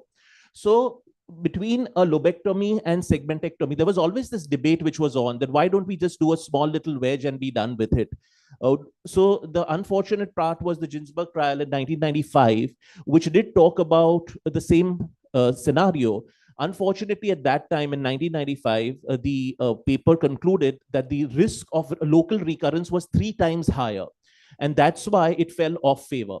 Again, now we've got this resurgence because we are now again going to low dose CT scans, picking up smaller lesions. So now again, there is a resurgence of people looking at segmentectomies for lesions which are much, much smaller. And especially here, when we mean smaller, we are talking about lesions definitely less than 2 centimeters. So this is one of the papers by Nasir Al-Turki from the US, that is, which looked at almost 700 patients, and they did a follow-up for 7 years. And as we noticed that the overall survival, so this was basically a non-inferiority trial. And this was done especially for peripheral stage 1A tumors. So for the select group of populations, yes, is segmentectomy that has almost equivalent results as that of a lobectomy. This is the forest chart. So if we notice lower down over here, that whenever it's a kind of, so all these major parameters, amongst that, the second last one, which looks at the size, is when it grows from 0.5 to 1, from a 1 to 1.5, and when it grows to beyond 2, there is a favor for a lobectomy. But when it is less than 2, and if it's peripheral, it is still a case for a segmentectomy. And this shows the Kaplan-Meier curves over here, that is, which show that the overall survival as well as the disease-free survival are reasonably similar for both these approaches. Again, what is new in 3D CT and the indocyanine green marking? So sometimes you have very, very small tumors, and you have studied your scans well as a surgeon, you want to go for the surgery, and you realize that you just can't find the little lesion because it is too tiny. And that forces you to convert a minimally invasive surgery, because there is no haptics, to convert into an open surgery just to feel the lesion. So this is something which may help us, where you can actually do a tumor localization, and it is using something called as augmented reality, that on your own lung, of course, sorry, not my own lung, I'm the patient's lung, of course, sorry. Yeah, it's able to show you the tumor as an augmented reality status, right? So that is what is the new thing which is going to come up in the 3D CT. And you can do an indocyanine green marking. So whenever you use the Firefly, the robot, it just glows like a little bulb, like how your PET scan really glows. This is exactly what it will show up. We have certain cases where you have a chest wall invasion, in cases of lung cancer. So we've come a long way between meshes and titanium plates. Now we have 3D printers, which actually, and these are some 4 or 5 cases, which are, of course, not mine, to be fair. But this is, I was probably from the era of this one, where I would do a mesh or probably a titanium. But now you have these 3D recons, which can be done and which are customizable for these very large chest wall tumors where you would resect them. Surgery in metastatectomy. Now, this is a very, very odd topic. So I know this is actually a topic on its own. So I really cannot cover this in this like 10 minutes. But just to give you an idea that when you have small lesions, again, that was a detriment to actually convert a minimally invasive surgery into an open surgery. But now we have a plethora of things which we can use, including some people have tried guide wires, some people have tried all sorts of things, that is especially microchips, radio frequencies. So many, many interesting things are coming up in a metasterectomy. The basic goal of this whole scenario is to map the lesion well so that you can go ahead with your minimally invasive surgery. So now coming to the next part, from rib spreader to sticks. So this is what an ideal thoracotomy incision look like. And sticks, why do we call them sticks? Because these are all laparoscopic instruments. So that is what is basically the VATS ones. And from sticks, you have the robots. So what is the difference between a stick of instrument, which was a laparoscopic instrument? They're basically like the straight arms. They move only in a certain direction. The angles have to be absolutely spot on. Whereas robotic helps you to move like your wrist. It actually moves like a wrist. So that is what has changed from the minimally invasive VATS to going for a robotic. This is a typical robotic theater setup. Slight differences in the thing that you have the 360-degree wristed movements, you have the straight rigid instruments in case of VATS. Other things almost remain the same. Obviously, the procedural cost is still a prohibitive thing where robot is concerned. So here we have something which is called as the wristed instruments with a twist. So now you had a robot, you all see how the robot looked like. Now you have something called as a uniportal robot. So it's actually just a single robotic arm, and all your robotic instruments actually are able to come out from this. So this has been very widely now being propagated for prostate, which is a very, very small area where you really want to do it. And probably in due course of time, this is what will be the future of the robotic surgery also. Robotic staplers, this is something which was always a dreadful thing, that the kind of staplers that you get, which tissues you would fire on, a very surgical part, just now I'm talking, is that you're not very sure whether the tissue is thick or a thin one, which kind of a stapler should you fire? Should you fire a heavy stapler or a lighter stapler, and so on and so forth. The new staplers are the intelligent staplers. They are actually able to gauge the tissue depth and give you a feedback and actually tell you which kind of stapler will be the best for this particular procedure. Different robotic platforms have come in. We are all very familiar with this Da Vinci platform.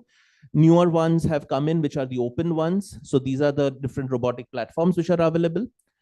These are the robotic real-time augmented reality. Now, this is probably the future.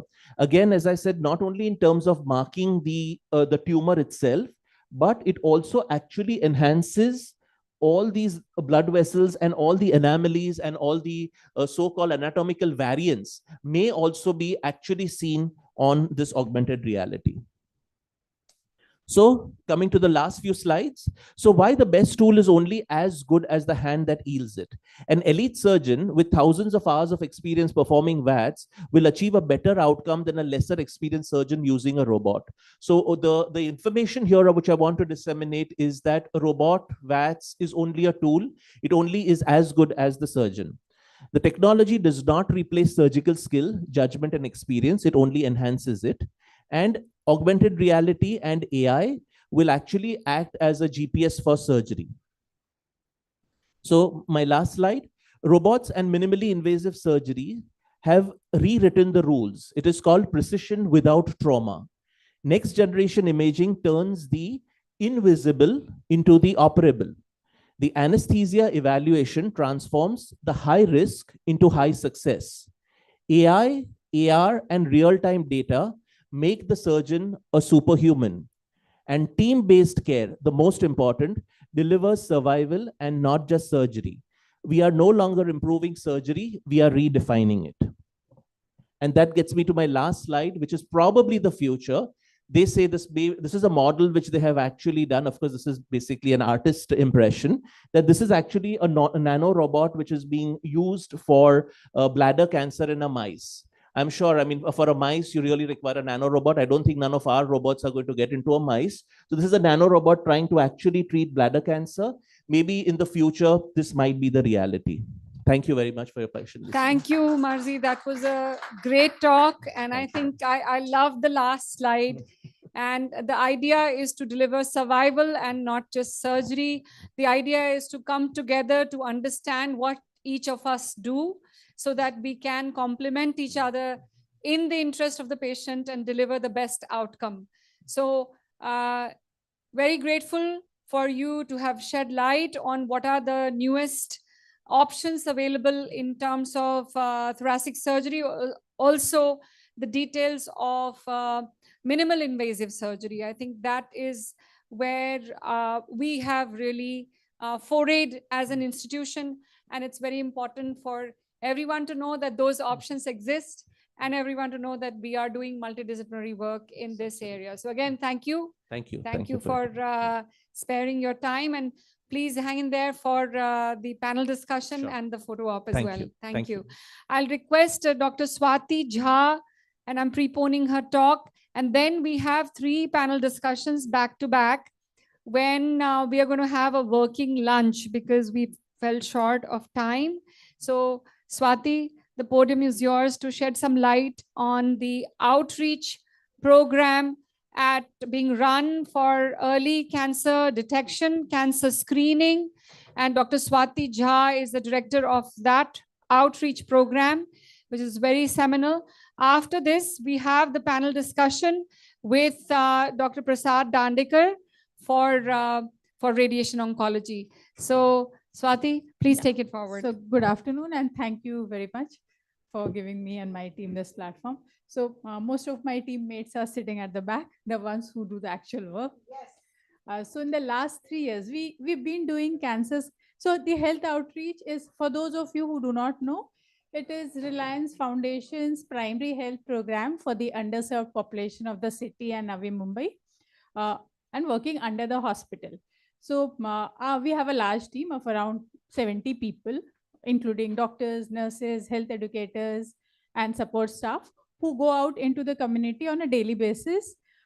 In a year, we do 2.5 to 2.6 lakhs patients every year. And we've been running this since the Founders' Day of 2012. So we are older than the hospital. So we provide primary care and screening, which Dr. Sevanti is very passionate about. We started with screening for diabetes, hypertension in all adults, and anemia. We started with women, but now we have moved to all adults because that is an overall all age group problem, and malnutrition in children under the age of 5. But slowly, as we progress organically, we realized that cancer was also a very common occurrence in this poor population group. So we started with cancer screening, and we've been doing it all these years. But since 2022, we have started screening at a very large scale. All of you heard Dr. Venkatraman speak. So we have been using their tool, AI-enabled tool for screening for cancer in the communities. And there too, every year we screen around 1 lakh new people for 6 cancers: oral, cervical, breast cancer, lung cancer, and colon cancer. So we've been doing that, and thanks now to the oncology department also, helping us and taking our patients in. We have moved from basic screening to actual screening. So we have done more than 1,100 low-dose CT screenings and all these patients are the ones, not even a well-educated, well-endowed patient gets a screening done, but these are all people who would never have come for a screening on their own, and smokers, relatives of smokers, wives, spouses, and family members. We've also taken some auto and taxi drivers who work in highly polluted areas. So our work is to make sure that people do not have to come to a hospital like this. So it saves the patient money and distress, and it also leaves the hospital free for treating those who would not, those who would have needed to come here anyway. So thank you. No, that was very important, and that is why I wanted you up here on the podium together with the oncology team. Dr. Swati and her team, outreach team, have actually screened 1,100 high-risk lung subjects, and we have performed low-dose CT scans to screen these subjects. We are continuing this program, the lung cancer screening program, both with low-dose CT scan and certain flagged subjects, we are also doing liquid biopsy tracking for these patients. But great effort is funded by Federal Bank and orchestrated by the hospital leadership. Dr. Tarang is a big support, and she has a huge vision regarding this. And we are going to continue to do the lung screening further. But truly leading the entire effort is Dr. Swati Jha. Thank you, Swati, for coming and sharing the details and also helping to move this cause forward. Thank you. Thank you. Truly honored. And thank you too, and to the hospital and Dr. Tarang. Yes. Because I mean, unless the administration, the management was supportive, this wouldn't have happened. Absolutely. And I also want to mention that you run the SEVA program, which was opted for by our chairperson, Srimati Neeta Mukesh Ambani, madam. And the reason to mention that is because 50,000 underprivileged women screening happening at the hands of Dr. Swati Jha and her team. A round of applause for her and her team. Thank you. Thank you. Thank you. Truly doing great service.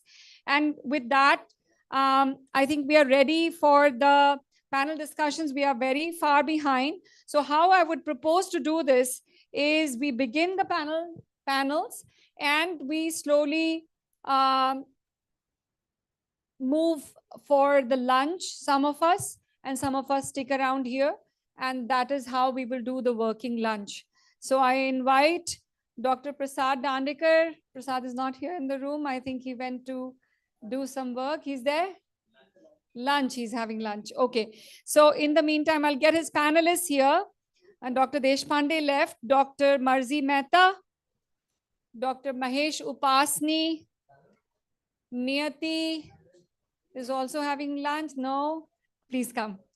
Dr. Rajesh Patel, Divakar Sharma, Dr. Divakar Sharma from pathology. So I don't think we have Dr. Rajesh Sharma, Dr. Rahul Bakharia, we don't have. We have Dr. Priya. Priya, please come. Dr. Naseem Sheikh, all the Radongs are hungry.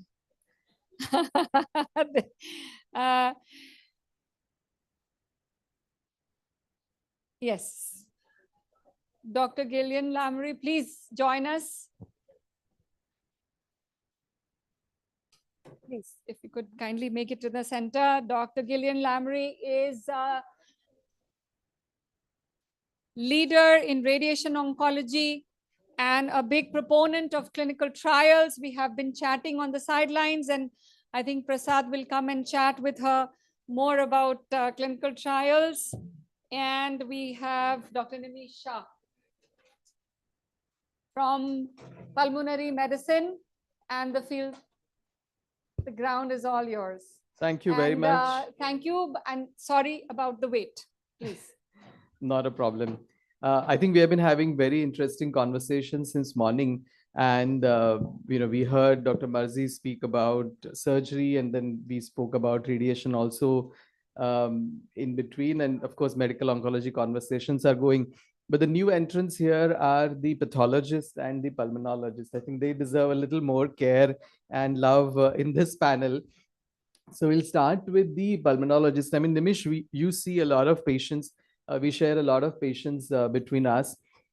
And every time we take the patient for radiation or surgery, it goes through you. So what are the challenges that you have been facing with these patients?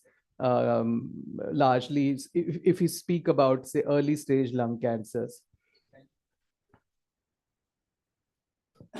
Essentially, majority of our patients are not in the best of lung health.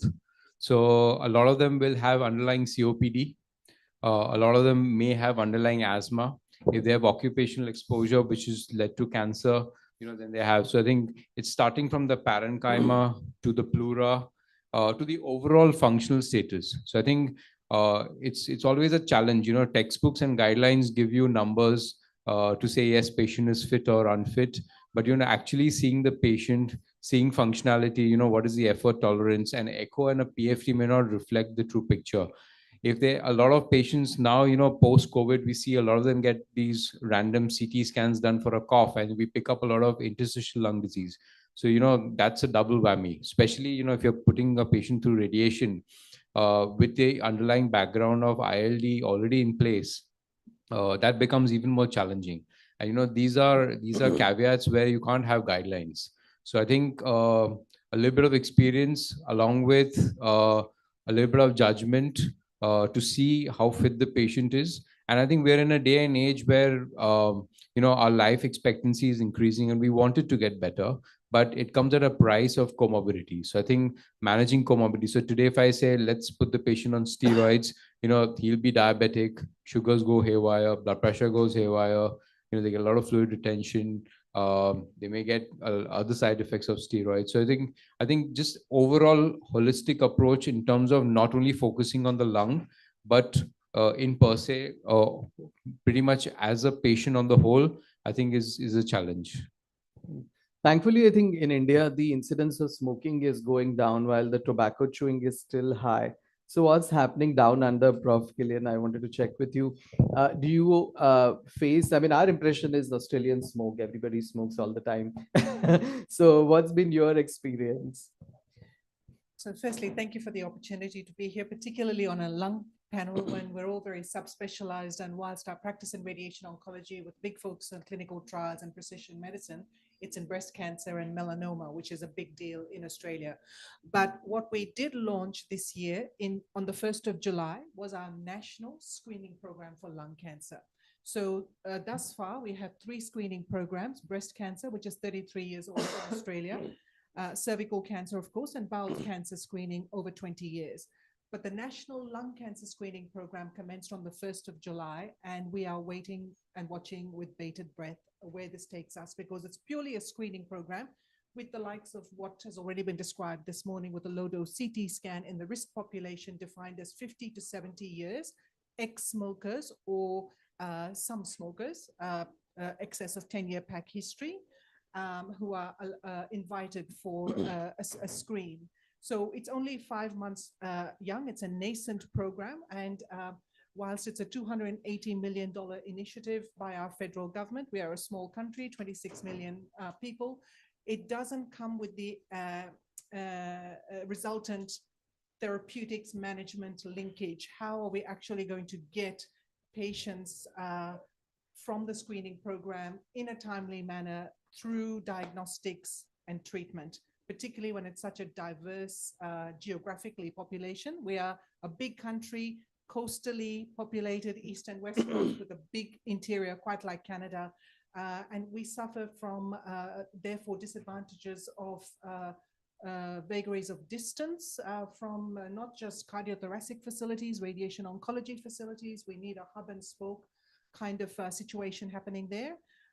So we're waiting to see what the challenges are, but at least the program has started. To your first question about smoking rates, overall, the smoking rates have been on the decline. This is not Europe. In Australia, smoking has actually been on the decline over the last 30 years. Thankfully, what has been on the uprise is vaping. And that, unfortunately, is something we're going to be seeing playing out, particularly amongst our younger teenage, adolescent girls and boys. And at ASCO this year, for those that were there, we saw, and this is very much concordant with our experience in Australia, an American study looking at the increased rate of lung cancer in the 29 to 40-year age group, women top men.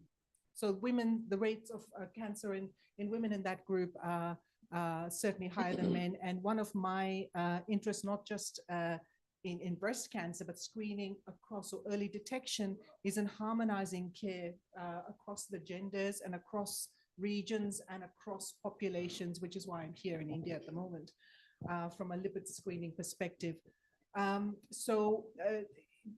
Women are underrepresented, understudied, and almost a forgotten subgroup in most screening, but certainly in lung cancer screening. So that's one of the challenges. Virtually everything else I have heard in the few hours I've been here this morning, there are synergies in what we're doing with therapeutics. I commend how much I have heard that you are able to do it. Certainly you are the cream of the crop here, I think, in terms of your diagnostics, in terms of your technology. Thank you for the opportunity to walk down to your radiation oncology facility this morning and look at Align RT, surface guidance. You've been doing it for 11 years. I feel lucky we've had it for 6 years where I am. All my breast cancer patients have surface guidance, tattoo-free, very precise setup radiotherapy. You've been doing that for longer. So I think if I can just bring everything together, not just the question you asked about screening and smoking in Australia, but we have the opportunity here of being truly collaborative. India is at the fulcrum here of being able to deliver clinical trial entrance at scale. We need to start somewhere, and that needs to be with good data. One of the speakers this morning alluded to reputation being hinged upon by the likes of a surgeon and their reputation with a good piece of technology like the single port robot, for example.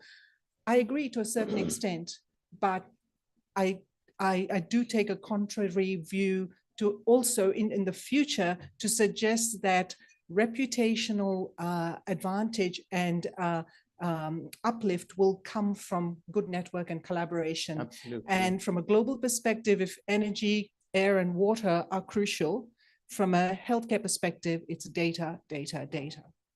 Yeah, and I think we're going to have more conversations with you about the the synergy that we can bring in.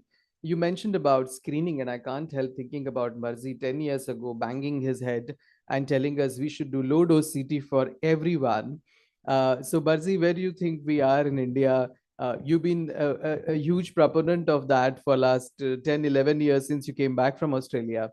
So what do you think where we are? So I mean, I think we are now finally seeing some light, as we just heard Dr. Swati say that we've just about rolled it, and I think that so the whole perspective of actually starting the low dose CT was not only to pick up the lung cancer, but so much of pulmonary diseases are also a part and parcel of the low dose CT. You may not be necessarily successful because the largest database picked up one in, let's say, about 380 low dose CTs. They would put up one cancer, but there were so many other pathologies which would get picked up, so much of the lung health, so it's actually a very large platform, and more players are actually now. I know initially there was this Nelson trial and all that, which looked at X-rays being not the best of the thing. But very recently, I had a chance to collaborate with someone, and they were pretty much joining the AI bit into the X-rays, which makes it so much more feasible. So I think people have now, yes, Dr. Prasad, what we were speaking 10 years ago, now people have started realizing that maybe that was the way forward. Right? We are ahead of time, Marzi, ahead of time. The curse of it, I can't tell you. So Dr. Priya, as a surgeon, and I have two of my radiation oncology colleagues here, yesterday I saw a patient had a cardiac problem, went to get a cardiac CT done, and then detects blocks in both the vessels, gets the stent for the right done, awaiting stent for the left, but also notices a 1.5 centimeter tumor there. What is your thought process in this sort of a patient where you have incidentally detected, or if Marzi had his way through screening an early stage disease, what's your thought process on surgery versus radiation? So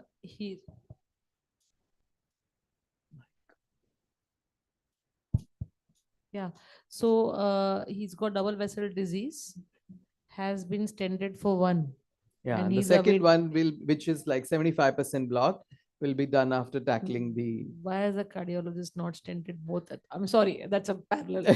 Okay. So what's a 1.5 centimeter lesion and has been stented one. I'm a surgeon. Okay, so that's a separate debate that whether I'll go for SBRT or surgery. But I would still feel that if I'm given clearance by the cardiologist for the blood thinners, I would still make sure that there's no other meds and go ahead for surgery first. But if there is an issue with the blood thinners, and if I am not given clearance, then I would not hesitate to send it to my radiation colleague and say, okay, you deal with it by SBRT. There is also a era of immunotherapy now. I can also send it to Rajas and say that, okay, you start off something and I'll deal with it with surgery after 6 weeks. So, Dr. Naseem, do you want to comment on whether we should counsel the patient about SBRT first or surgery first? This seems like a high-risk patient. Yeah, definitely. If surgery is possible, patient is not medically inoperable, surgery is an option. But if patient is medically inoperable, not willing for surgery, then definitely SBRT is the way forward, because now we have data of the STAR trial also, which is 10 years now, which is showing that radiation therapy is also a strong option in patients who are surgically operable for most of the cancers. So I think, yes, it could be a way forward. Yeah, it's Dr. medically Mahesh, any inoperable. contraindications for radiotherapy that you would think about? Because we do get a lot of referrals, and sometimes actually we may not be able to do SBRT in these patients. So what would be your thought process on that? So just by going by the size and the stage, I think SBRT would be feasible in this case.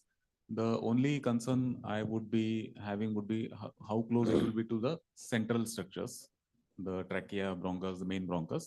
However, I would like to add that even in these situations nowadays, we do have some evidence as to we can escalate the dose. We can give a good curative dose even in these type of lesions. So they are not much of a contraindications, I would say, but yes, there could be a case for a caution as to how and what doses and fractionation you are going to deliver. Yeah, absolutely. This patient, incidentally, the lesion was very close to the ribs. So that itself becomes a dose limiting structure for us. I would be hesitant to do 15.5 in this patient. 16.3 is out of question, but even 15.5, we would exceed the rib. So we told them that we'll see when we actually do the radiation planning. One of the battles that we have with our pathology friends is the sample size. Now, a radiologist has done a good biopsy and that sample has come to you, Divakar. What are the markers that you would run for them, or what are the panels that you would actually suggest in an early stage lung cancer patient where we know that now there is a role of immunotherapy and systemic therapy to a certain extent? So what sort of recommendations would you have? So first, about the size, even a millimeter of targeted area which has cancer is probably enough for us to I'm going to record this and play it every time the pathologist says that the sample is not adequate. No, but even if there is a millimeter of cancer, we will call it out. If there is nothing, then we are helpless. But coming on to the next point, that if there is cancer, in fact, even if it is a completely bloody sample, bloody course, if we are able to diagnose it, then the IHC in today's era of precision medicine is or has to be extremely limited. We have to, at least on core biopsies in case of early stage lung cancers, we have to label it as either obviously a small cell carcinoma or a non-small cell carcinoma.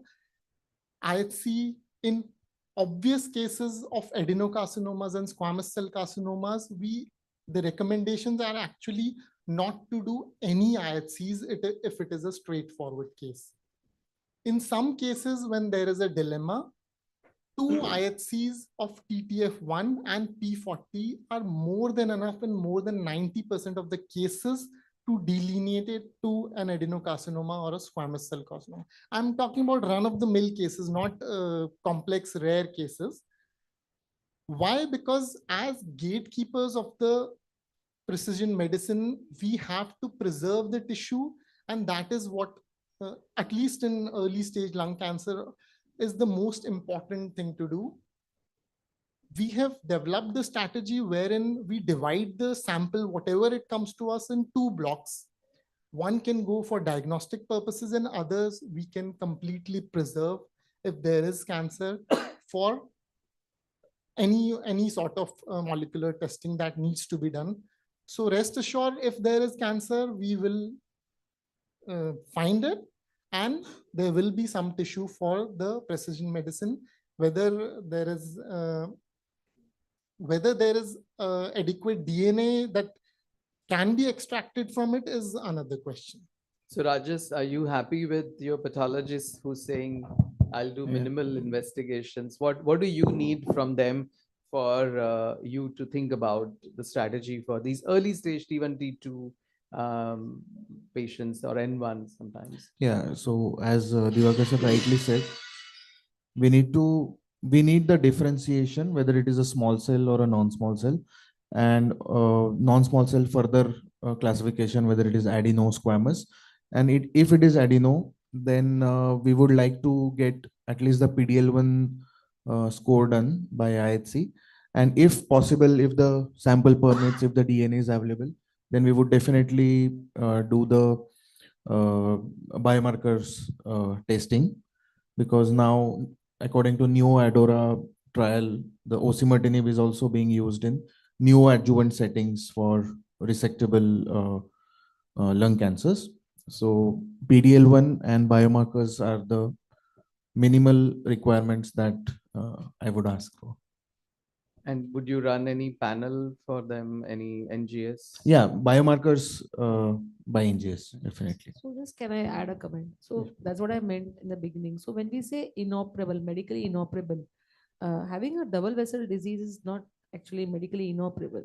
The person may actually be otherwise quite fit. Nowadays, I think if we all are investigated, we'll be probably having 50% above blocks in all our vessels. So just because someone has one vessel remaining, 75% block would not be a medically inoperable. So there is a STAR study, but then there's also a JCOC trial which says that sublobar resection or segmentectomy is now non-inferior to a lobectomy. So if it's a 1.5 centimeter tumor which is near the ribs, so it's peripheral, like you said. So a peripheral lesion, if I can go in, maybe combined with a multidisciplinary team. And if Prajas can help me out to tide some time till the cardiologist has taken care of that other lesion by something like a NeoAdora, I'll be happy, or in the winter to go and do a segmentectomy also. So it's a team approach finally. Every patient probably is individual. So unless someone is really medically inoperable, if it's a 40-year-old with double vessel disease, I would not give SBRT. Yeah.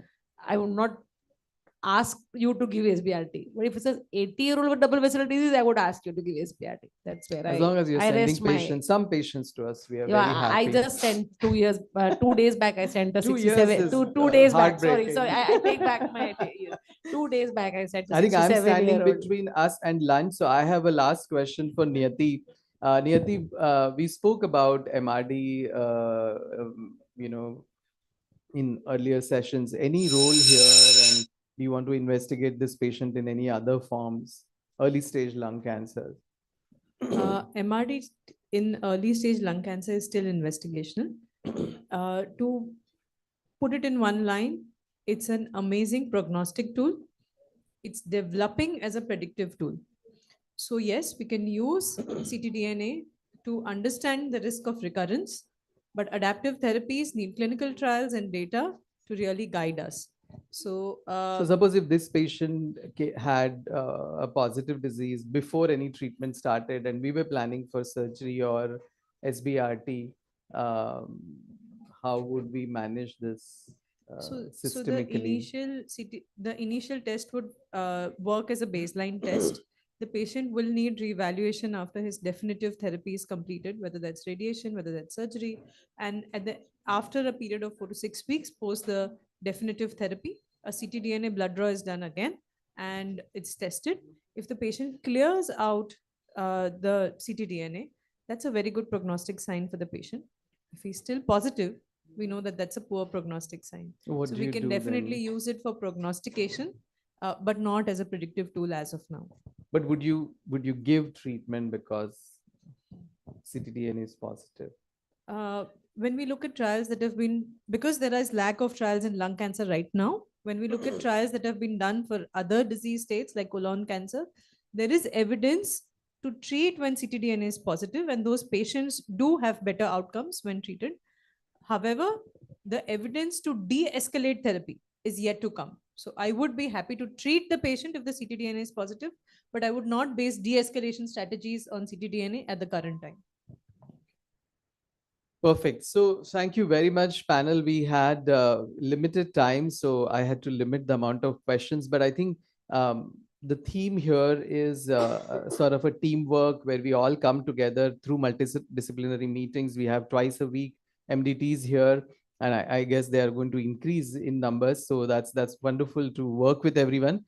So thank you, everyone. I think we should join for lunch before some of us faint here of hypoglycemia. And a panel picture. Yeah. Come.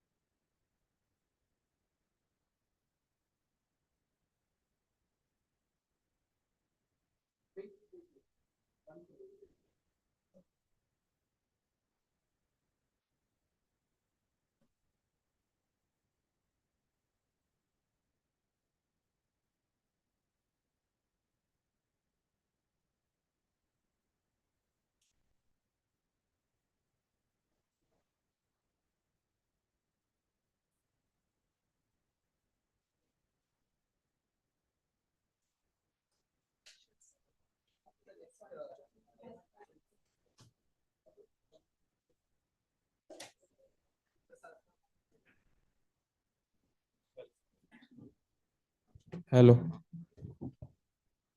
Thank you, Prasad sir. Now we move on to the next panel. It will be moderated by Dr. Ashish Contractor, sir. He is the director and the... Yeah, so we move on to the next panel, Care Beyond Cancer, the multidisciplinary art of supportive care. The panel will be moderated by Dr. Ashish Contractor. Dr. Ashish Contractor is the director of rehabilitation and sport medicine at Sir H.N. Alliance Foundation Hospital. I would like to call on the panelists for the same. Dr. Mahesh Menon, Dr. Purvi Shah, Dr. Darshit Shah, Ms. Mehzvin Dodi, Dr. David Chandy sir, Dr. Rajesh Patel, Dr. Jayati Sampad, Dr. Arindam Kar, and Dr. Poojan Parekh.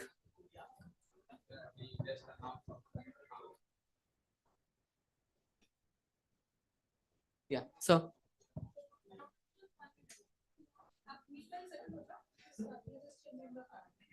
Okay.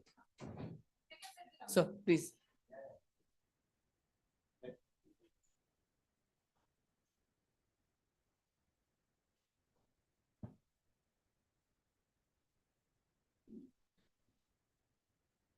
So, you want to know the panelist? You want to know the panelist? Dr. Mahesh Menon is here. Dr. Purisha madam, Dr. Darshit, Dr. Rajesh Patel, both are medical oncologists. David Chetty sir, you know. Arindam Kar, Poojan Parekh. Yeah. Yeah. We'll...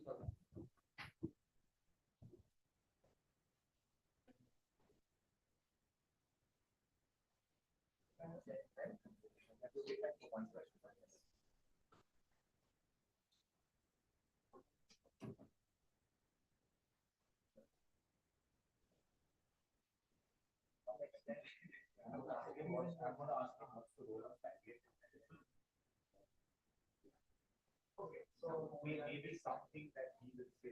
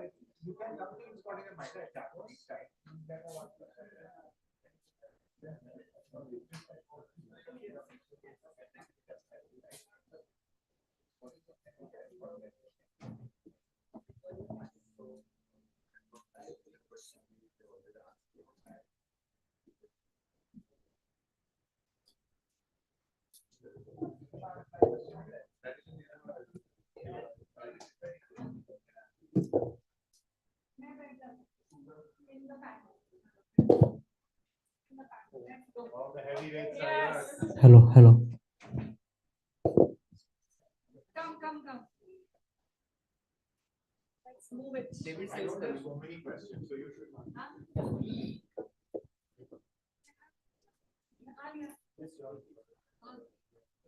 David said that- David said I just call Arindam sir.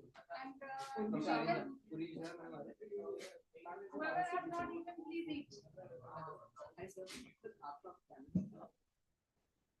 Okay. They're going to talk to each other. Yes. No, that's not a problem.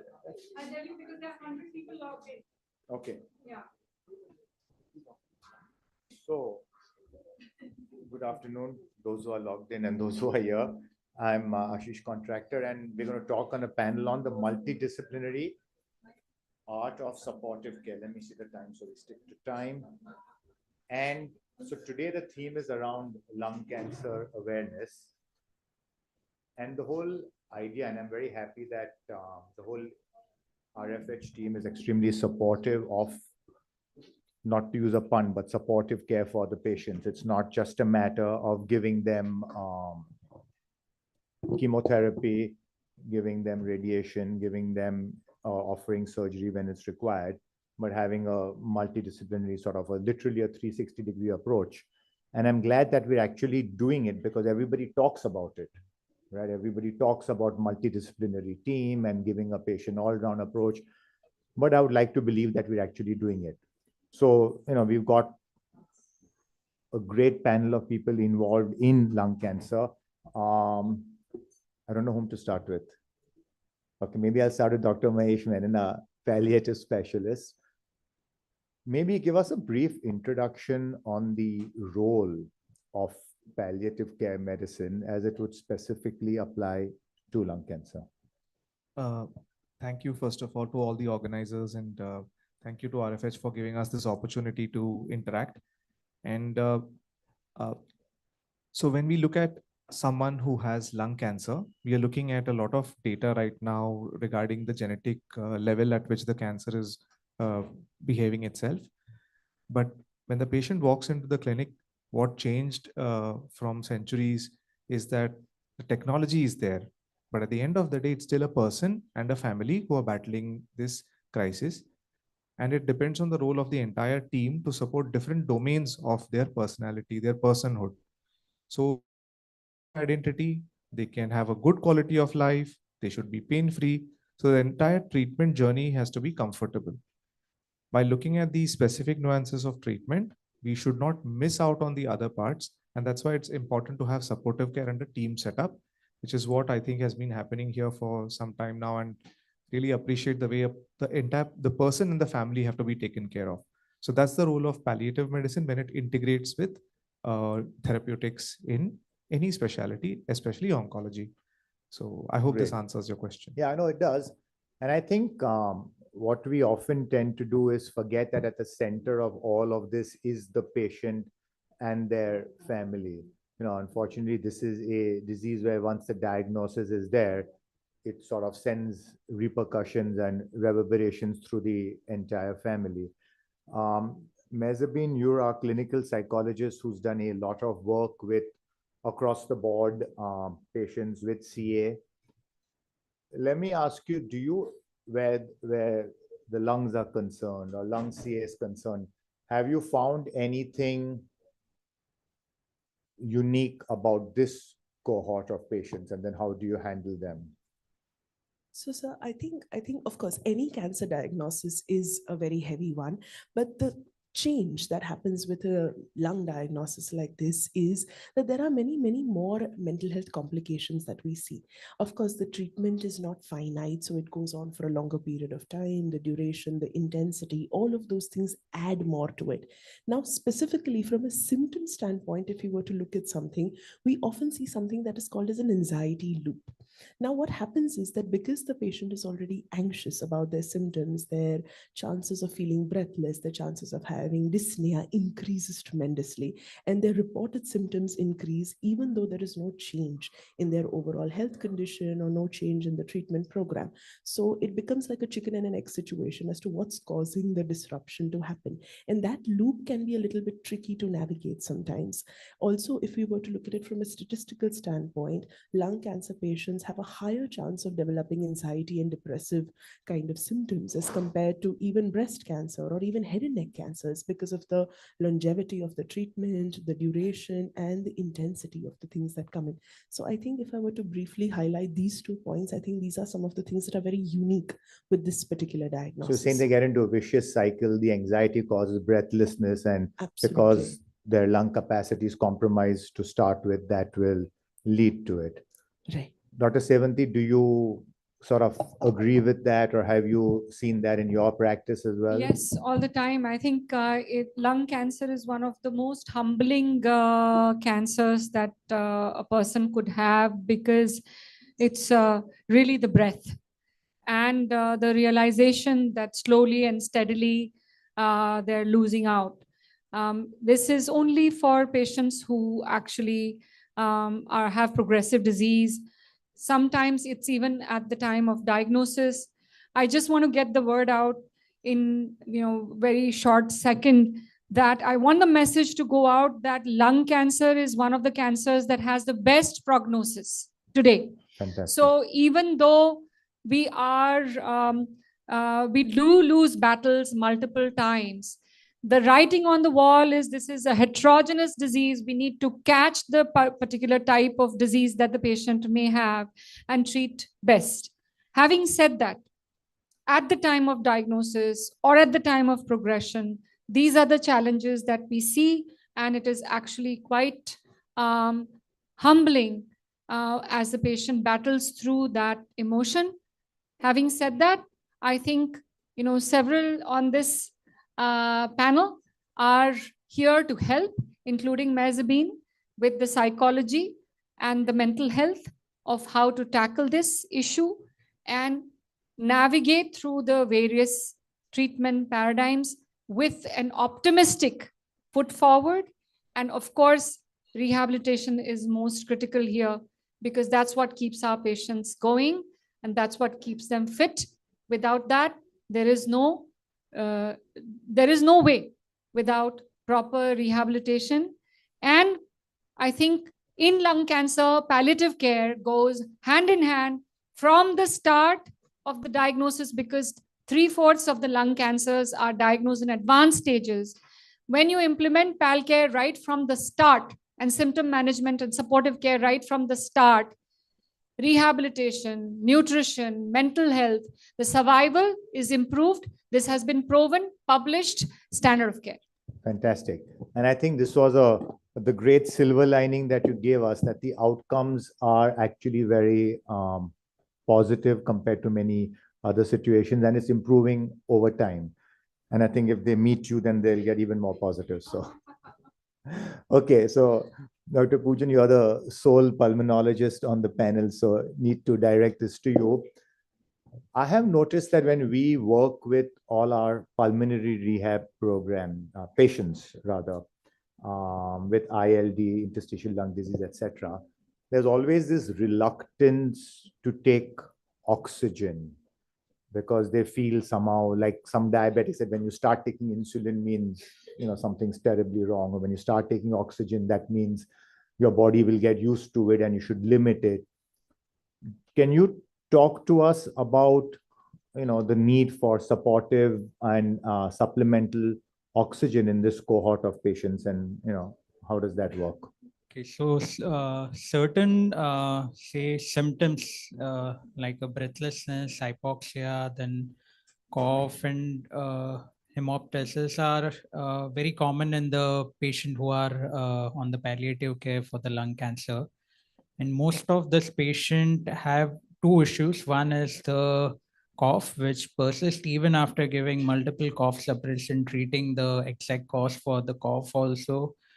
Second is the hypoxia drop in the oxygen level is always there. So initially, it's patient obviously feels bit reluctant to start with the oxygen therapy, but over a period of time, they themselves say once we start giving them the oxygen, their oxygenation improves and they themselves start feeling better with the oxygen therapy. So taking a trial, giving one trial of oxygen therapy eventually improves say their acceptance towards the oxygen therapy. So what happens initially, patients are a bit reluctant, but over a period of time, in the end, they need more and more oxygen because the air hunger and everything is there. So initial acceptance is difficult. Over a period of time, they start accepting all this.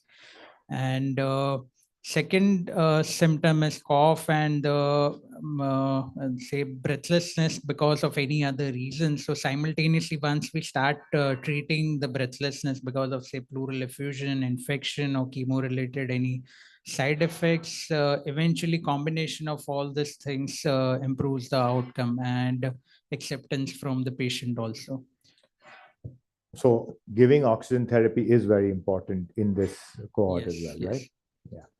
Yeah. Dr. David Chandy is our endocrinologist. I wanted to ask you, many cancers or many body systems ultimately all tied up with the endocrine system. So do you screen for specific endocrine abnormalities in the lung cancer cohort? And if so, what do you look for and how does that work? So what do we do is we look at what the medicines they are receiving. If they are on some. I think you have to use another mic. You can't, yeah. So we check and screen what medicines they are on. So we look at if the medicines affect their sugars. So we make sure that their metabolism is well controlled. Because if their sugars are high, their recovery gets delayed a lot. So if they are on some chemotherapy and they have their cyclical dexamethasone or something, we make sure that their sugars are well controlled. Second, if they're on a prolonged course of steroids, it can affect their bone metabolism. So we look into that. So we look at their DEXA score values. We make sure that their calcium values, vitamin D are well replenished. Similarly, we look into are they having pre-existing thyroid issues, or some patients who had radiotherapy, they can have delayed hypothyroidism, say around 3 to 6 months later. So any patient with radiation above the diaphragm, we have a protocol that they need a TSH at the 3rd month and at the 6th month. And if the TSH starts going up, the symptoms will be very subtle. So you need to make sure that, the TSH is well controlled. And the last would be overall, screening for their metabolism. So if they are on some immune checkpoint inhibitors, then we need to make sure that their adrenal axis, thyroid axis is well controlled. Rarely it can even stimulate the antibodies against pancreas. It can lead to type 1 diabetes also. So we have a screening. In an ideal center, there are some places where they have survivorship metabolic nurses. So, nurses who, monitor this parameter. So they have a checklist, and all those people who have survived lung cancer, or be it any malignancy, every month they do a routine screening at their level. Is there any metabolic parameter going off target? And then they direct them. If they feel that the diet is the area that needs to be focused, then they go to the nutritionist. If they need to optimize their weight, then, nutritionist and physiotherapy. If they want some, hormonal correction, then they are referred to the endocrinologist. So it would be good to have someone like that, who's a coordinator or a nurse, to keep a watch on them to make sure all these checkboxes are met. But do you find that there is something specifically in lung cancer which is more common from an endocrine point of view compared to other cancers, or it's not? It's similar. Okay.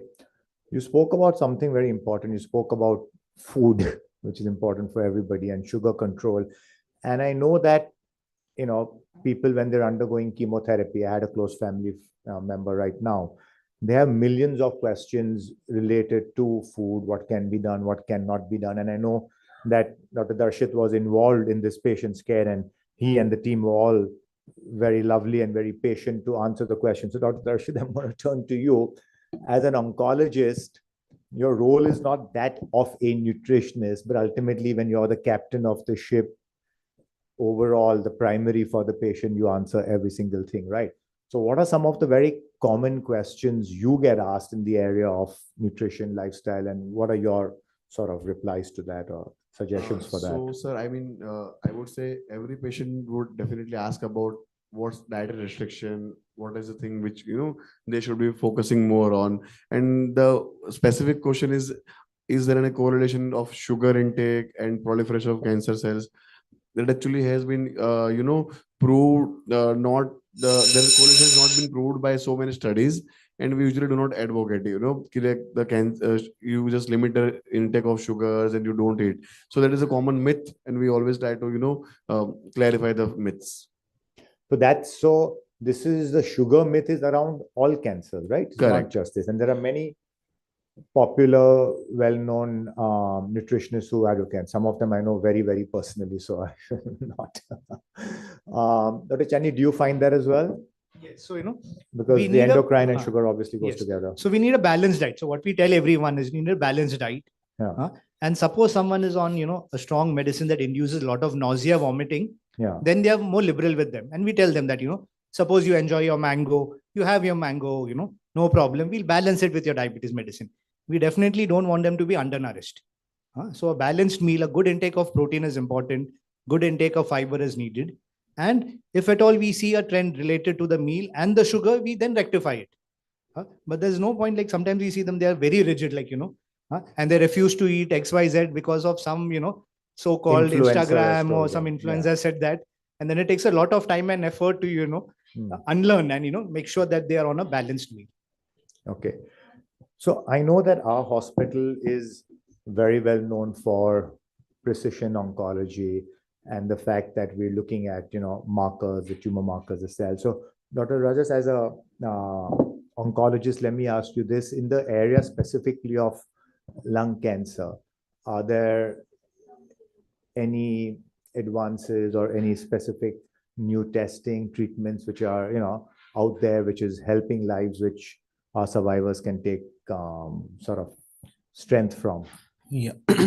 Yeah. So actually, since morning, we have had so many enlightening lectures where we have discussed the role of newer molecules targeting newer biomarkers or antigens.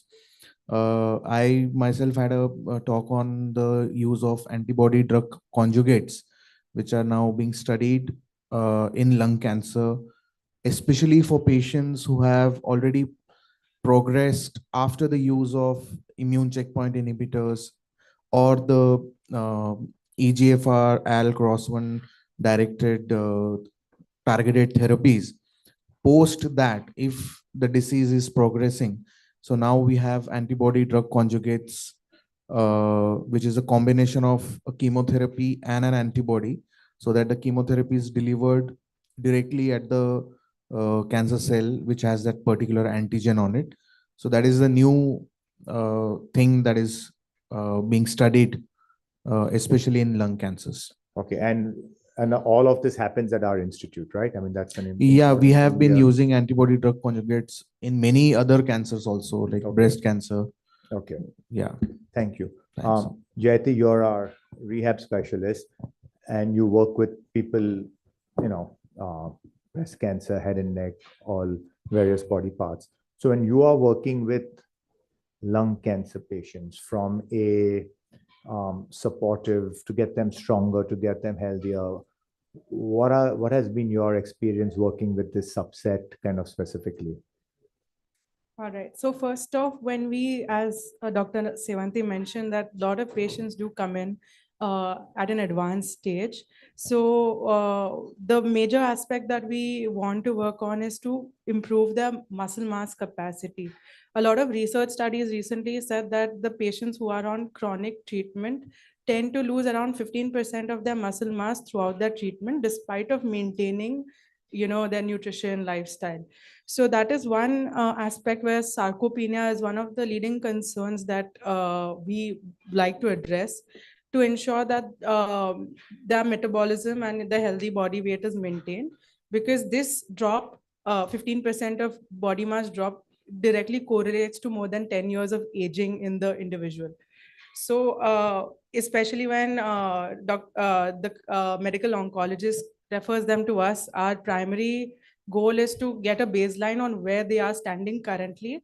And it's great that we have such a supportive team that refers them to us as soon as they get diagnosed. So it's not cancer treatment followed by rehab, but it's hands in hands with the rehabilitation process. Okay. So we try to enhance Okay, I their. think that's a nice message from the sort of last of the panelists. I think what I heard 2-3 times across the board is that this is detected late, this is detected late. And I think so early detection is very important. And I think today on the agenda, we also have Dr. Swati talking about screening and early detection. Is that right? Yeah. So that I think she's going to follow us. So it's a good segue and leading. I know we're cognizant of time, so we've taken 20 minutes, so we're saving other people's time. If anybody has any last thoughts or final thought that they want to share with us, the mic is yours. Pujan Parikh may reflect on this. As a pulmonologist, you must be being presented with the nodules in the lung, with lymph nodes, and how do you help comprehend what's happening? Yes, so similarly as Dr. Swati is doing a lot of work and along with the onco team, the screening program for the lung cancer. So a lot of this patient comes to me with a lung nodule and other changes in the CT scan, CT chest. So good that we are detecting this patients early, and sometimes the CT scan is not sufficient and we need to follow this up. Sometimes a biopsy is required. But however, whenever the patient comes to me, even from the health checkup or those who are completely fine and doing the preventive health checkup, and if they give the family history of lung cancer or a smoking history, I usually suggest them to do a low dose CT scan. That is a good marker, means the screening test to detect the early lung cancer, because the X-ray has the limitation, as Dr. Abhijit said in the earlier lecture, and the low dose CT scan is otherwise safe also, as well as a good screening tool also. But that is the problem in India. We don't do that frequently. It is very common in the Western countries. So that should be done. So we have an entire screening section where we are going to be joined by some international players in this, where we are discussing the role of multidisciplinary care in screening. But very correctly pointed by Ashish, I think from supportive care, from helping those who are diagnosed to be managed better, to preventative oncology, and also screening. So Yeah, I think that's fantastic. And I know that our chairperson of the Reliance Foundation, Mrs. Neeta Ambani, this is a subject close to her heart, the whole prevention, screening, and she's also committed to treating a lot of the people that we diagnose, especially ladies and in several. So thank you for joining us. I think the message is very clear. They say that it always takes a village to sort of get the person back on the feet. And I think Dr. Sevanti has assembled a very large village out here. And she's the sarpanch. And I think everybody getting together really makes a difference. And I think it's very heartening to see, and I don't just say it because I'm sort of standing on the stage out here, is that in our hospital, people do talk to each other, literally and figuratively, cross specialities. And I think that that's one of our strengths. And I think our patients hopefully will benefit greatly from that. And I think we should continue doing that and continue talking to each other and working as a team. So thank you, Dr. Sevanti and team, for organizing this very important meeting. And I look forward to many more. Thank you for the panel for joining us. Thank you. And now we just would like to have a photo of the panelists, please.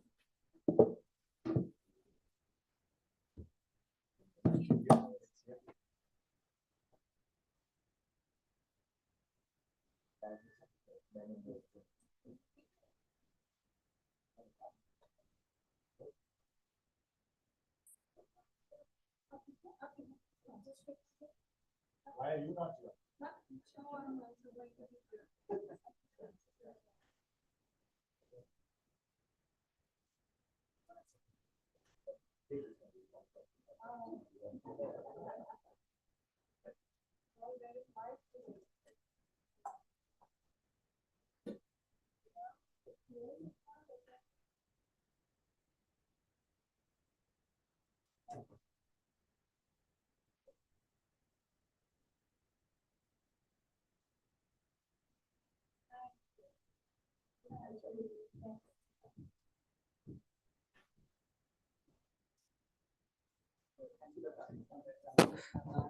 The next panel. Early diagnosis, catch it early, treat it better. The moderator for this session is Dr. Mehboob Basade, sir. Sir knows no introduction. Sir is a senior consultant oncologist at Sir H.N. Reliance Foundation Hospital, and he's the president of the ISMPO. I would like to call the panelists, Dr. Saloni Desai, Dr. Samir Pathan, Dr. Divakar Sharma, Dr. Darshit Shah, Dr. Suruchi Agrawal, Dr. Abhijit Raut, Dr. Nimish Shah, and Dr. Himanshu Chaudhary.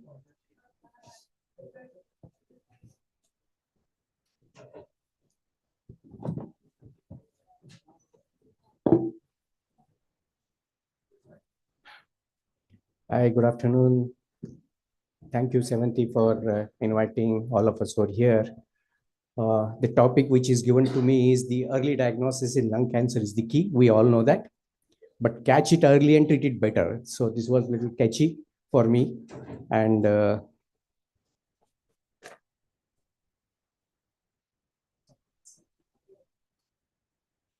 so this is going to be a multidisciplinary.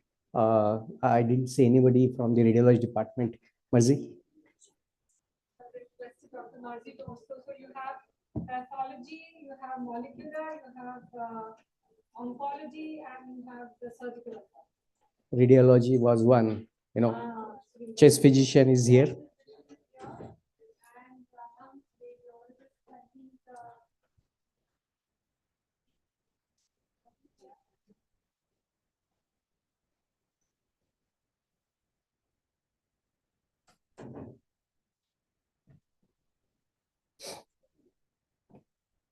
So should we start? I think let him can come and join. So we all know the reality of the non-small reality of the lung cancer, that in US, if you see data, that every second minute there is one lung. Every day there are 350 deaths. So it's very high in number.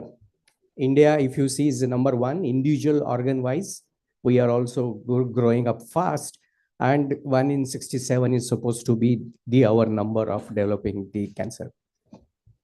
So let me start with Darshit. Darshit, we say that we should catch the early because survivals are improved. So what's your comment on that? Definitely, sir. I mean, since morning, we, there are 2 or 3 interesting sessions where the most important focus was screening, and the agenda also was like, catch early and treat early. And definitely, sir, it has a huge impact on survival if you're able to catch in stage 1 and stage 2. The outcomes are significantly better. So from here, you can also see this is the USCR data where localized cancer, the survival is the highest, that is 65% as compared to patients who have advanced metastatic disease. Now things are changing. This is that era where the TKIs and IOs were not there. So hopefully we think that it will change. So Marzi, you've been seeing the patients so long. So what % of patients you feel they are coming here in the advanced stage?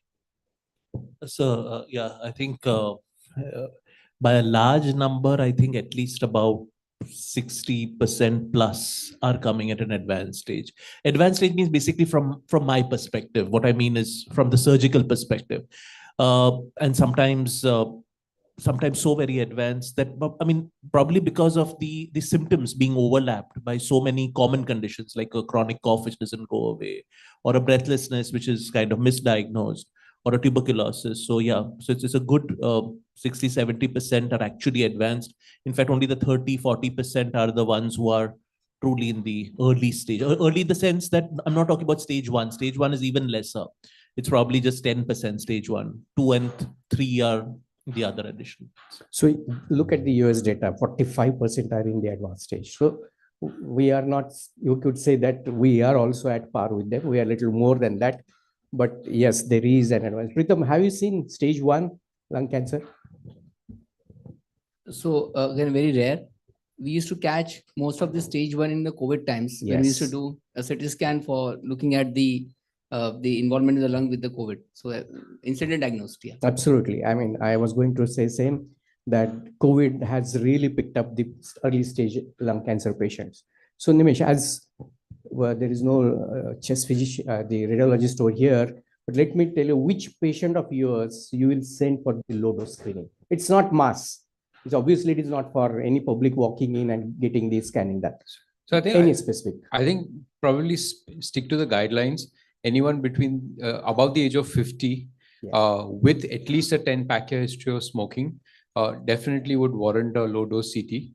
My only caveat to this is that unfortunately, a lot of patients hide their smoking history, possibly because of insurance documentation. So that becomes a slight speed breaker, but I think that should not deter us. And I think we should still persevere with LDCTs. So that's for the smoking. We don't have, we have BD Oral smoking tobacco, and oral tobacco. So there, what do you think?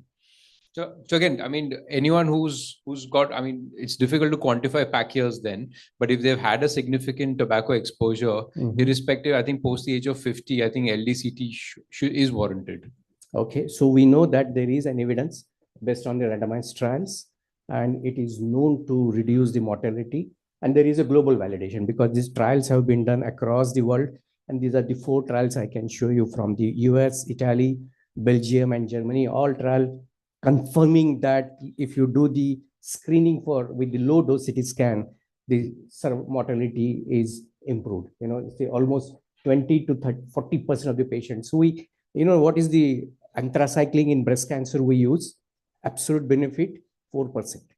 Look at the screening, it's 20%, 30%. This is the highest anywhere in oncology you will get that the reduction in the mortality. But unfortunately, this is the last what we practice. We practice chemotherapy, immunotherapy, everything, but we are not looking at this kind of an mortality reductions are rarely seen, even not with the mammography, but it with that. And these are the guidelines, as you rightly said, that anybody 50 to 80, smoking history, more than 20 packs, and those who are current or ex-smokers. So these are the guidelines what there. So in everybody's practice, how many of your eligible screenable people will go for the screening? Pick up. Hardly less than 5%. No, 4.5% is American data. I mean, hardly, sir. So it will be 0.5%. Yeah, so hardly anything. Anybody now? There is some. Now Himanshu is ready with full stomach. So let's ask him first.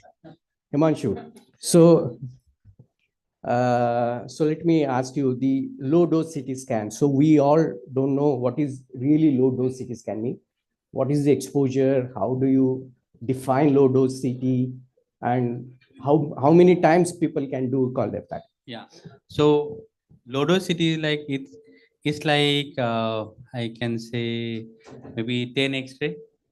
10 X-rays. 10 X-rays in simple thing.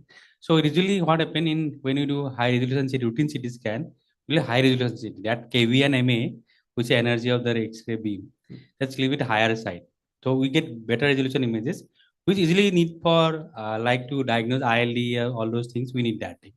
To find a nodules which are easily detectable even in low dose CT, like we use low KV and low MA, so radiation dose goes down. So mainly for screening of suppose someone smokers and then you keep repeating the scans. So we use low dose scans. So that is around 0.2 millisievert. That's like, that which we are doing as of now. So it is extremely low. In fact, it is like, as I said, it is like as good as 10 simple X-ray. So and findings, yes, sir. I see here in the health checkup, there is a coronary angio CT is also included. Can the same fellow go for the low dose CT? Same fellow can go for low dose CT, but in 1 year, there will be how many X-rays there happen? So that little bit in coronary CT, they are a little bit high resolution CT. They are like almost 3 millisievert, like 3 to 4 millisievert in our scanner. But if you ask me, for generally this is our high-end equipment which we have in a hospital. But routinely, people have 64 slice scan or 128 slice. They have higher 7 to 8 millisievert dose. In our scanner is low, but in spite of that, we use like when we specifically for low dose CT is just another 0.2 millisievert. So it is quite low. So you can, that maybe 3 will be 3.2. That's so if you really need to diagnose it, then you can do it. Now, what do we do when you do cardiac CT? We see part of the lung. If someone requests us to do, okay, while doing calcium scoring, you cover the lung also, you can do the same sitting, you can get information regarding lungs, even coronary artery calcium also, or even supported calcium. So in one scan, you can get multiple information. So why not that's in the package? That actually, if you agree that it is the same, anyway you are doing coronary. I think you this can. thing. That is one a good idea. If someone look for it, it's all about the finance, right? Ultimately, end up in finance. People have to pay more for that little bit extra. No, it's only reporting charges because the CT scan will be the same. No? So time is money. You will manage. So, okay, so because as you said, rightly said that for coronary angio you are doing it. So you look at the lung, so expand a little bit more. Yes. So you are getting it. So yeah, with the same radiation. when you do coronary, we especially focus on the heart part. Like we don't cover whole lung. So if someone asks me, okay, you see the lungs also you cover from the at least base of the neck to the lower diaphragm. So little bit scan length increases. Now thing is that if it's economics also, like whatever, when you run the tube, we burn the tube. In fact, there's a cost to us. So that's why in fact, maybe you can create a package where you can some additional charges, but otherwise it can be done. Like technically speaking, it can be done at the same time. Yes, for financial reasons, yes, of course, because you are. So how many in our hospital screenings are being done? Calcium scoring. No, low dose CT from the clinicians. We're doing nowadays. We're writing around 3-4 a day. We're doing minimum. That's a good sum. I mean, 3 to 4 days means awareness has to increase. That is far more important because the chest physicians, as he rightly said, that they are the first point of contact. In fact, what I'll add there is not about the lung nodules per se. We diagnose a lot of other things which are silent. It doesn't pick up. Like many times infective nodules also comes up. Yeah. So they are like silent infection, ILDs, all those also low dose CT we can diagnose, but images may not be as beautiful as the routine CT scan. So quality metrics are well maintained. You know what has been mentioned, physicists and everybody. Yes. And how much time it takes? Just scan time is seconds. 4-5 seconds. Yes. So less than 10 seconds. That's what it's mentioned. Yes. Do you use any computer assisted detection? Yes, we have. You have been using. So AI is also coming here, and in second look, the AI has done a little better, 56%. So compared to the 70% compared to 56% when the manual person has been done. That's so AI is one thing. What AI does, AI pick up a lot of artifacts also. So we have to, doctors as radiologists to validate, like so we have to in the business, otherwise we'll be obviously everybody has to be in business. Yeah. So let's finish with the radiology. Are you radiologist, right? Yes, sir. Yeah. So can you describe how do you, and I know you do mammography more, but do you do the lung screenings, and how do you see the nodules, volumetric and LRADs? You are even more BI-RADS now, LRADs. Yes, sir. So we are not, I don't think we are mentioning LRADs in our reporting, but typically it is the morphology of the nodule, the size of the nodule and the margins which help us to, alert the physician whether this is looking benign or malignant. More so it is the appearance will vary, and if there is any doubt, then of course biopsy is the final answer, because many times we do see benign nodules which are attached to fissures and subpleural and all those we can safely ignore. But rest, if there is a background history of any other CA and we are seeing any other lung nodule, then definitely we have to alert the physician. So is there interpersonal variability here? There can be, sir. Yes, sir. There can be. Yes, sir. Because if there is a solitary nodule which is less than 1 centimeter in size and the patient does not have any other history and the nodule is very round and with smooth margins, then there will be a difference in opinion of two radiologists whether you want to follow it up or you want to biopsy. The same nodule, if I am seeing in a patient who is treated for breast cancer, I will feel this is a malignant nodule. So there will be variations between as per the clinical scenario. Saloni has said nodules is something what happened. No, we can't characterize very small nodule like below 1 millimeter, 1 centimeter nodule, like 10 millimeter nodules. It's difficult to characterize in like morphologically. You can't see them unless they are obviously speculated margin or something like that. So what is difficult is that even many times, even fibrotic nodules, they look like speculated nodule and they are mostly fibrotic, but even malignant nodules look fibrotic, speculated borders. So very difficult to characterize. So what in that case we use mostly for non Flesner's guidelines to describe those nodules, like how to follow up 3 months, 6 months, 9 months. But if we know that someone is already known malignant case, then that nodule, that frequency is a little bit shorter, and they are most likely to malignant until it's proven otherwise. Or we do biopsy, like we may suppose you say SPN, solitary pulmonary nodule, then we can suggest PET-CT. If we found PET-CT is active nodules, we can biopsy. Again, if there's a nuclear from someone from nuclear medicine, but if any nodules below 1 centimeter, like 10 million nodules, even PET-CT also sometimes falsely negative. That is the only drawback of PET-CT. So those cases, we just follow up the scan, see the increase in size. When increase in size marginally, we tend to biopsy or PET-CT. That is how we follow usually, right? If everyone agrees with that same protocol. Himanshu, but Mercy's dream is to get the patient less than 1 centimeter. Radiation oncologist Nasim's dream is to get less than patient. If the diagnosis is a problem, so where they will get it? So morphologically is very difficult to diagnose, except that we biopsy those nodules. Really, we are also blind. Like honestly speaking, I don't think that anyone can, except someone is very peculiar, very typical of metastasis. Most of the times they are simple round nodules and they are happily staying there. So that is one thing. And right? practical difficulties for biopsying such small nodules. You can, I mean, there is no place, but you can comment from there. So the practical difficulty whenever there are the nodule which is subpleural, that is one, or Easier, near vessel and mediastinum. So these nodules and the size of the nodule is also very important, because any nodule which is more than 1 centimeter or 1 centimeter can be safely biopsied. But then smaller nodules, especially who are subpleural, and if there is no and they're periphyseal nodules, these are the nodules which are very difficult to biopsy, which are located near the blood vessel. So there is a hemorrhage, hemoptysis will be a chance. And of course, other routine risk factors are there. Problem of pneumothorax and injury to the other vascular organs. So smaller nodules have problems in doing the biopsies. Now the biopsy are done and sample has gone to Diwakar. Diwakar, so do you ask for the scans to know, this is a very small biopsy from the scan. Now you are not going to get tissue for molecular or IHC. Somewhere will do IHC or you will do the IHC. So you preserve kanjushi karte ho ya lagao? Recommendations, as I told before also, sir, is not to do IHC unless essential. Okay. For diagnosis, if the sample is adequate, and we generally tell more or But less. nowadays we hardly get any report without IHC. So IHC is recommended, but only 2 IHCs as per recommendations are there, which is PTF1 and P40 to differentiate between squamous cell carcinoma and adenocarcinoma.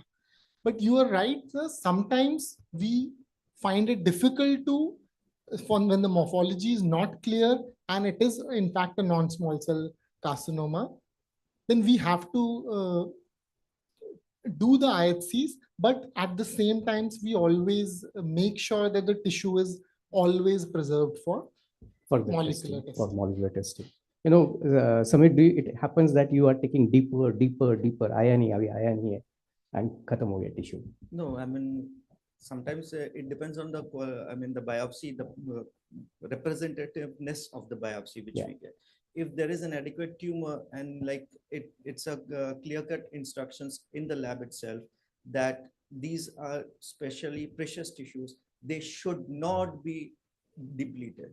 So we don't trim them at all. We take the initial cuts, and then if we feel that there is nothing there which is conclusive in this, that we can give you a conclusive diagnosis, then only we go for a deep section. And of course, we do triage the biopsies. Means we get the multiple cores. We definitely triage it into one block, which we can use for a histopath as well as SOS IHC studies. And the other block will definitely remain back for the molecular testing and everything. So let me ask her, how many times you say that there is no tissue for such biopsy for the molecular workup? So for lung cancer, I would advocate it is about 15 to 18%.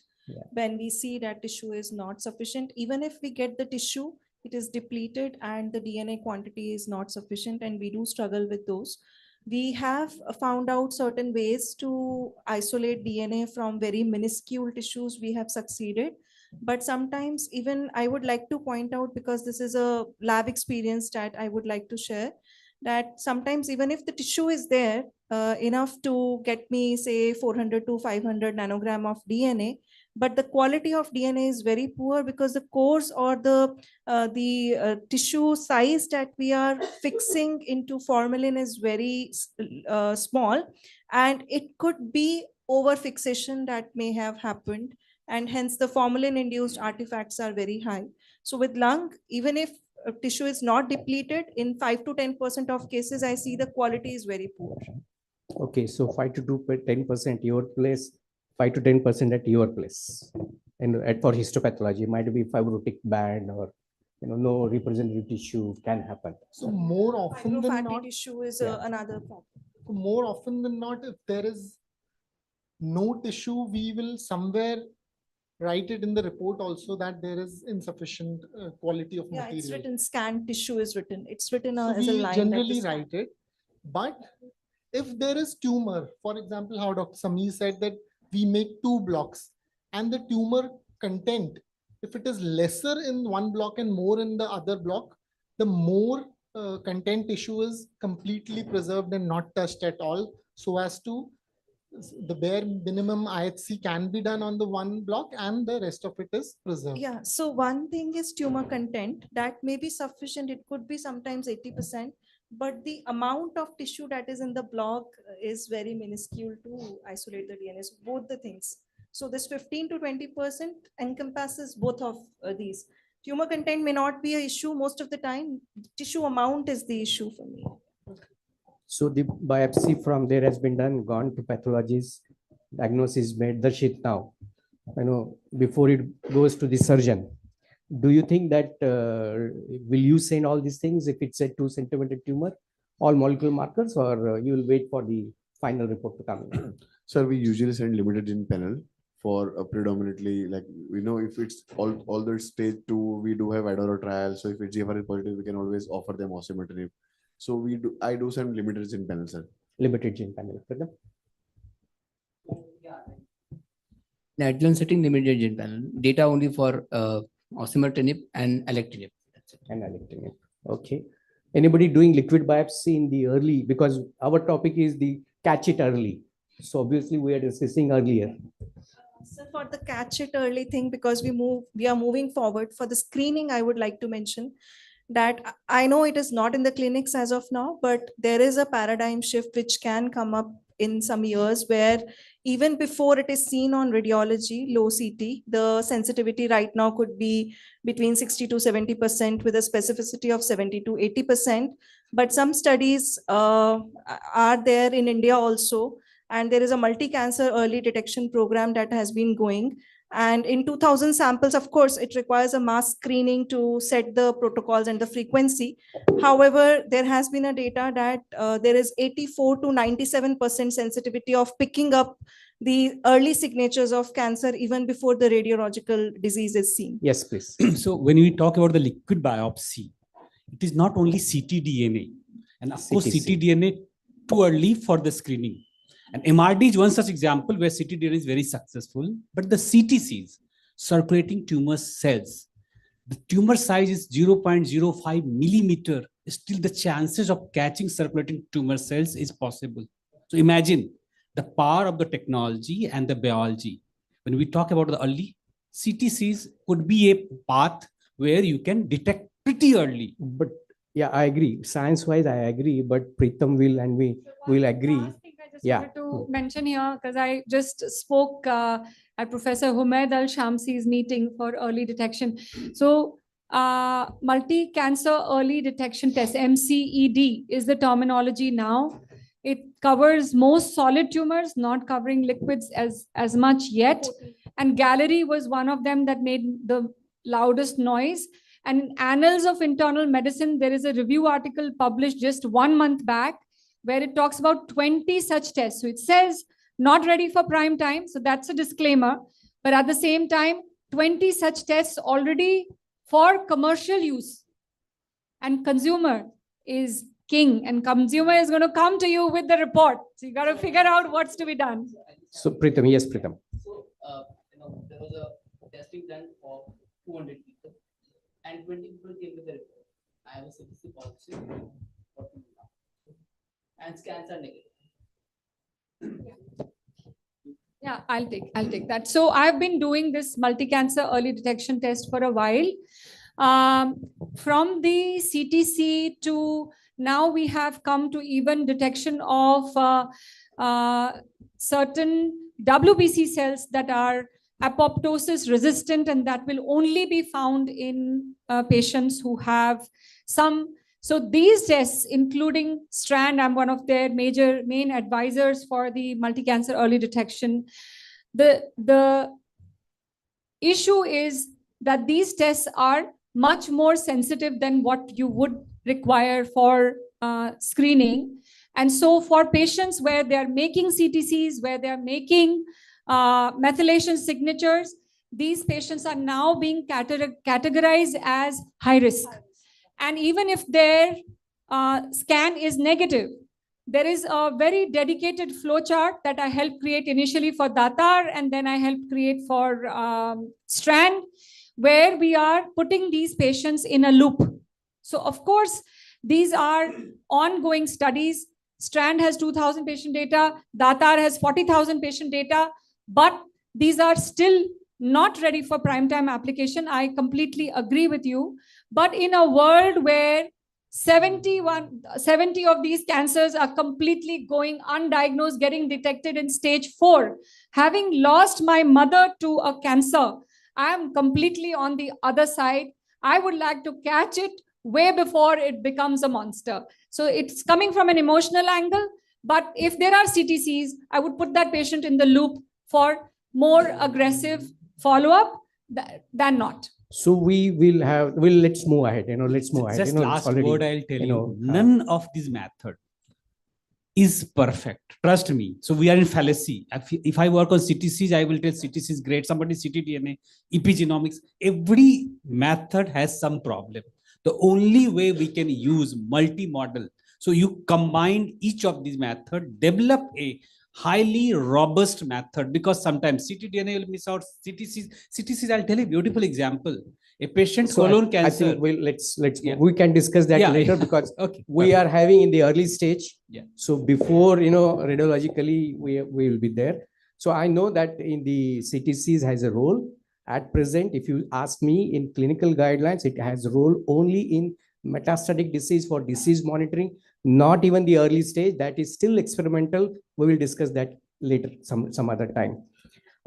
Chest physician's role. So we already discussed, but I think Marzi mentioned that you can diagnose various other things other than lung cancer. So what's your comment? So yeah, so the one thing that really foxes us is that you pick up these incidental nodules. Yeah. Now, whether are they post-TB nodules, which is our biggest bugbear, or is it something that we need to go to follow up? So I think characterization of those nodules are very important. Second thing is that we see a lot of airways disease that we pick up on these LDCTs. So whether there's emphysema or whether there's bronchiolitis, there is bronchitis, there's mucus plugging, features of asthma, and the biggest one, which has sort of been a boon to us, is picking up early ILDs, interstitial lung diseases. Okay, so ILDs are important from our point of view as well, giving some medication. Marzi, so if you pick up a early stage disease, obviously you will be happy because you will be offering the good surgical care for them. Giving a neoadjuvant therapy, is there any problem in surgical thing?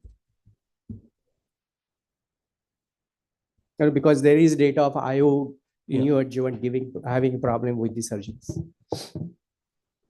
The only problem that we face, I mean, not in terms of complete resectability is never a problem. In fact, better.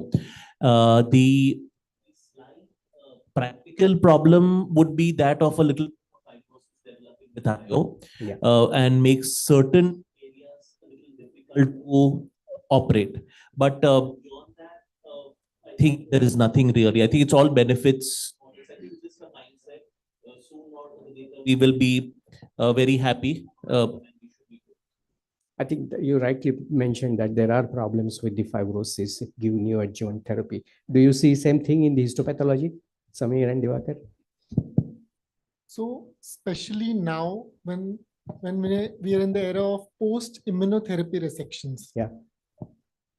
During the last few years, we have seen the rates of pathologic complete response much more than we would have seen in the era of chemotherapy alone.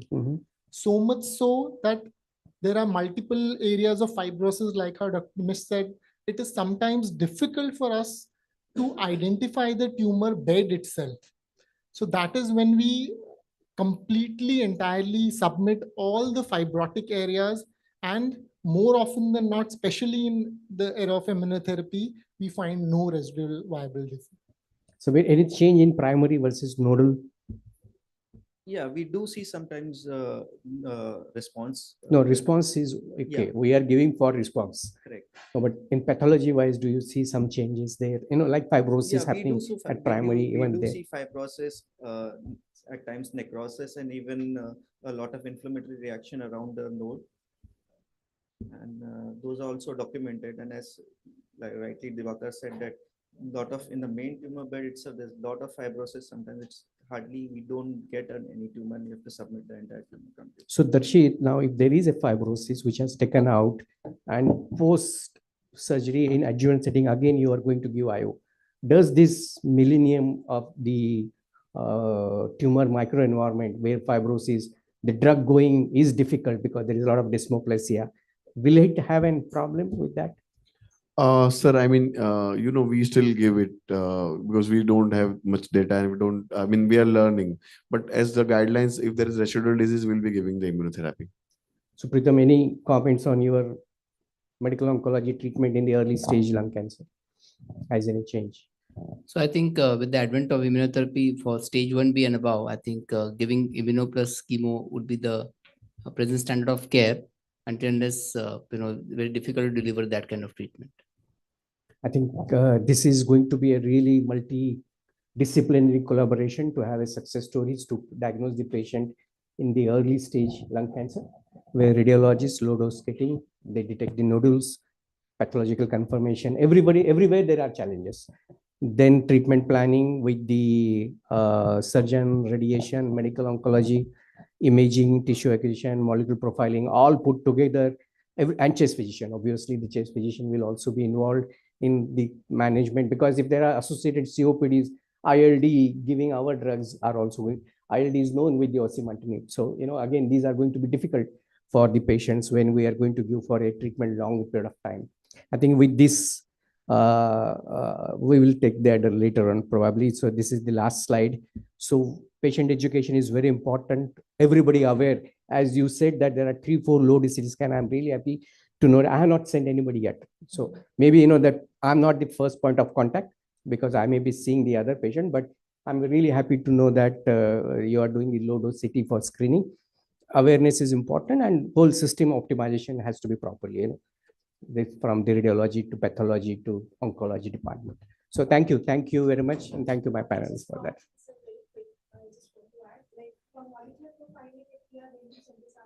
Now new adjuvant therapies are there, so let's not rely on the surgical or post neoadjuvant issues. Let us please take the hemodial or arterial issues if we at that. Thank you. Thank you, sir.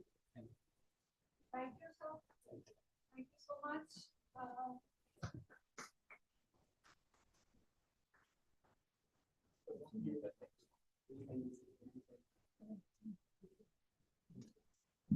I just wanted to. Yes. Thank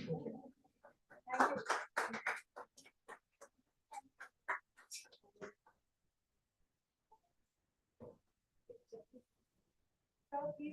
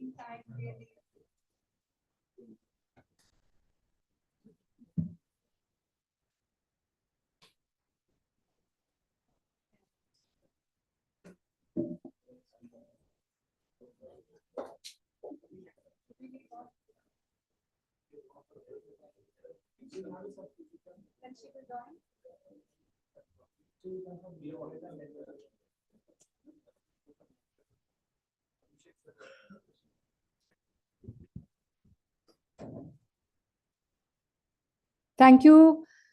Thank you everyone for continuing to make this meeting attractive and successful. We are moving on now to a section which is one of the biggest collaborations of RFH, and an area which really needs to be brought to the forefront to recognize what kind of burden there is with lung cancer and to make strides collaboratively for lung cancer awareness, lung cancer prevention, screening, and hand in hand comes in tobacco cessation. So we have a leader in this field, Dr. Abhishek Shankar, who is an assistant professor in Department of Radiation Oncology, All India Institute of Medical Sciences, New Delhi, India, who is an NCI Cancer Prevention Fellow, and who is a truly celebrated cancer prevention advocate in various different malignancies, including lung cancer. And you can see, actually, if you look at his CV, it's spilling with the kind of accolades he has from various cancer prevention and cancer care associations and initiatives. And just a couple of examples I will give you. Chair-elect International Gynecological Cancer Advocacy Network, Editor-in-Chief Asia Pacific Journal of Cancer Care, Secretary General Asia Pacific Organization for Cancer Prevention, member IASLC Staging and Prognostic Factor Group in Thoracic Cancers, Working Group of AIRC WHO Handbook on Lung Cancer Screening, member Tobacco Control and Smoking Cessation Committee, IASSLC. Well, Abhishek, these are all your jewelries and you are a decorated person. Thank you so much for joining us today to lead this cause and bring this forward to the forefront of application. Joining us, Dr. Abhishek Shankar for tobacco cessation and national efforts in lung cancer prevention. Thank you, Abhishek. Thank you, ma'am, for this powerful introduction. And I think I must congratulate ma'am for leading such initiative, because you know that private hospitals talks about, ROI, return on investment. Probably cancer prevention and screening is a very non-glamorous area. And I think it has not been promoted the way madam has taken this initiative to come forward and talk about this, which is very important. Most of people will talk about, revolve around immunotherapy and targeted therapy, because that is very glamorous. But in spite of that, I think I would like to congratulate the ma'am, and I respect her for her passion for cancer prevention and the whole team which thought of organizing such kind of events, which is even not very, very prominent among the conferences, and celebrating it at this level is really commendable. So as madam has talked about, I'm Abhishek Shankar. I work at an institution called All India Institute of Medical Sciences, which is situated in Delhi, and I work here as a faculty. So I don't have any relevant financial relationships to disclose. And I wanted to come there, and I missed the speaking on the podium with this gathering, but I think sometimes it's better to be in office and talk like this. And I know that I will not have complete feeling of connecting to the people, but this is the alternate way that we have adopted very nicely after COVID-19. So my technical declaration, which is very important and very prevalent in today's era, that I have not used ChatGPT or any AI tools for making this presentation, because people are blamed for that and very often now and then. So I think in the selfie era, where people are very, very passionate to take selfie at every moment, I'm diving into lung cancer prevention and screening, as even lungs deserve a good selfie once in a while. So this is what lung cancer incidence and mortality globally. And you can see the ASR is 23.6 in terms of incidence. In terms of mortality, you can see the mortality to incidence ratio is very, very high globally. When you come to the different region of the world, like Asia, you can see Asia topped the chart in terms of incidence, in terms of mortality, and in terms of 5-year prevalence. It's not the one, it's Northern America. So you can see in Asia, in world statistics, Asia mortality to incidence ratio is very, very high. Coming to the Indian, this is in male, it is the second most common cancer. In both sexes combined, it is the fourth most common cancer in India. And you can see the number of cases totally for the lung cancer is 58,970 as per as this is Global Can 2022.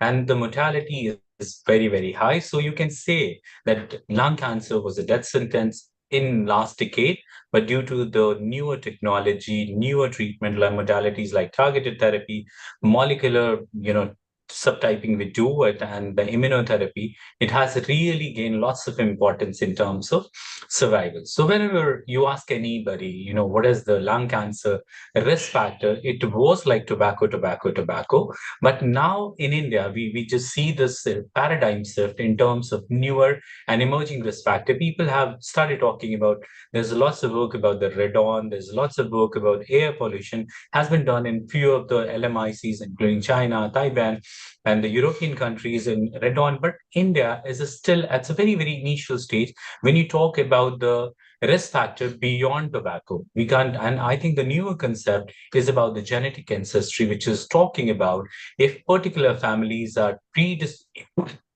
more prone to develop lung cancer in their lifetime. So air pollution, and as I'm very fascinated to work towards lung cancer and air pollution, and air pollution is a part of environmental and occupational exposure risk. And I think this was one of the articles we published back in 2019, which is very highly cited. We talked about the environmental and occupation, how it was in lung cancer, and after few years, it was causal association for the air pollution, and lung cancer was well established and published in Nature.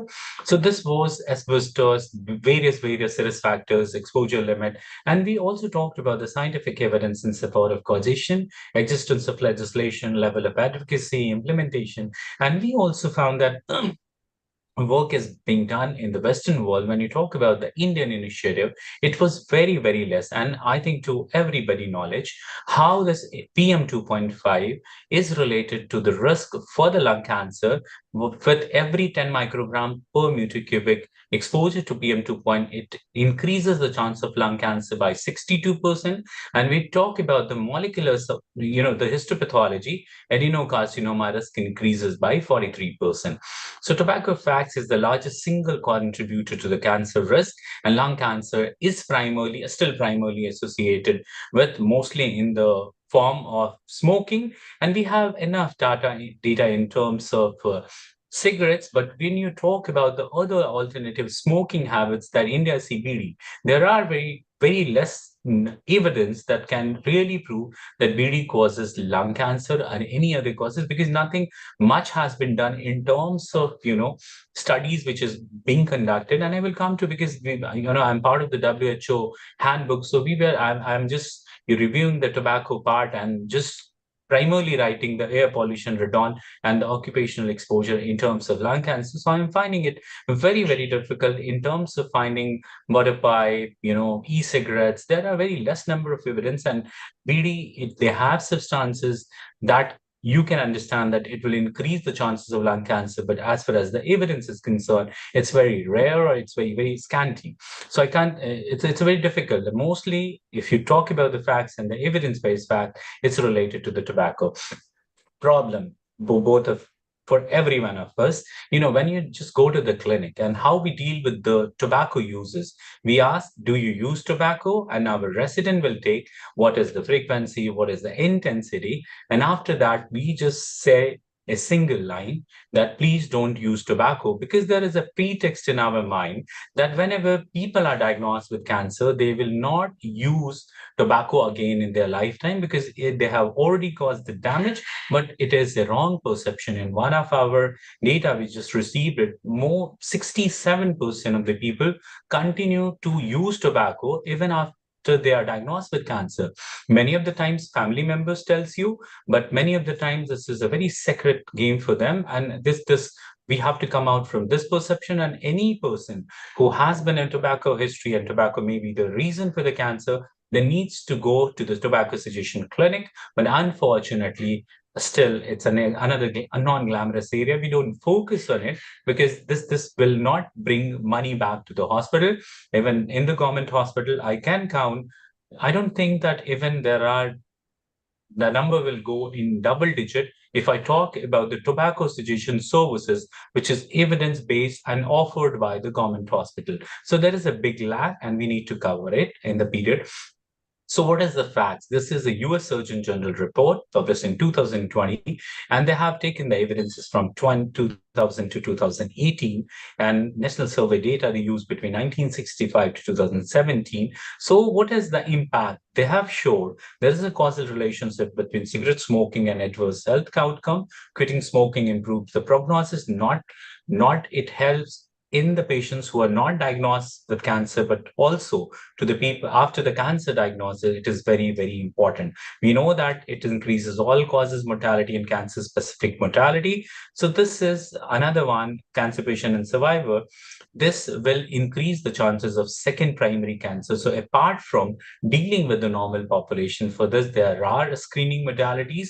As an oncologist, there is an important critical responsibility to take care of the people who are already diagnosed with cancer and coming with us. So we need to just do the tobacco cessation in that particular setting also. So this is one of our study published in Current Oncology, and we just suggested what should be the way policy to reduce the demand and supply of tobacco. And this where the suggested regular monitoring of tobacco use. The problem with the Indian system, we are just, demarketing. We are just increasing the taxes, making the access difficult. But the problem is we are not doing the counter marketing. You can see many of the Bollywood celebrity are just coming and just advertising for the pan masala. If I ask anybody who is the brand ambassador for anti-tobacco initiative in the country, you will not find anyone. So probably we need to fight like this. We need to have a counter marketing approach, which is which is a very aggressive approach and being adopted by most of the brand when they talk about the marketing and the business. So probably we should take it like this. So as a part of ICLC, we just release the position statement on tobacco cessation after cancer diagnosis. Anybody can go to the website and can download it.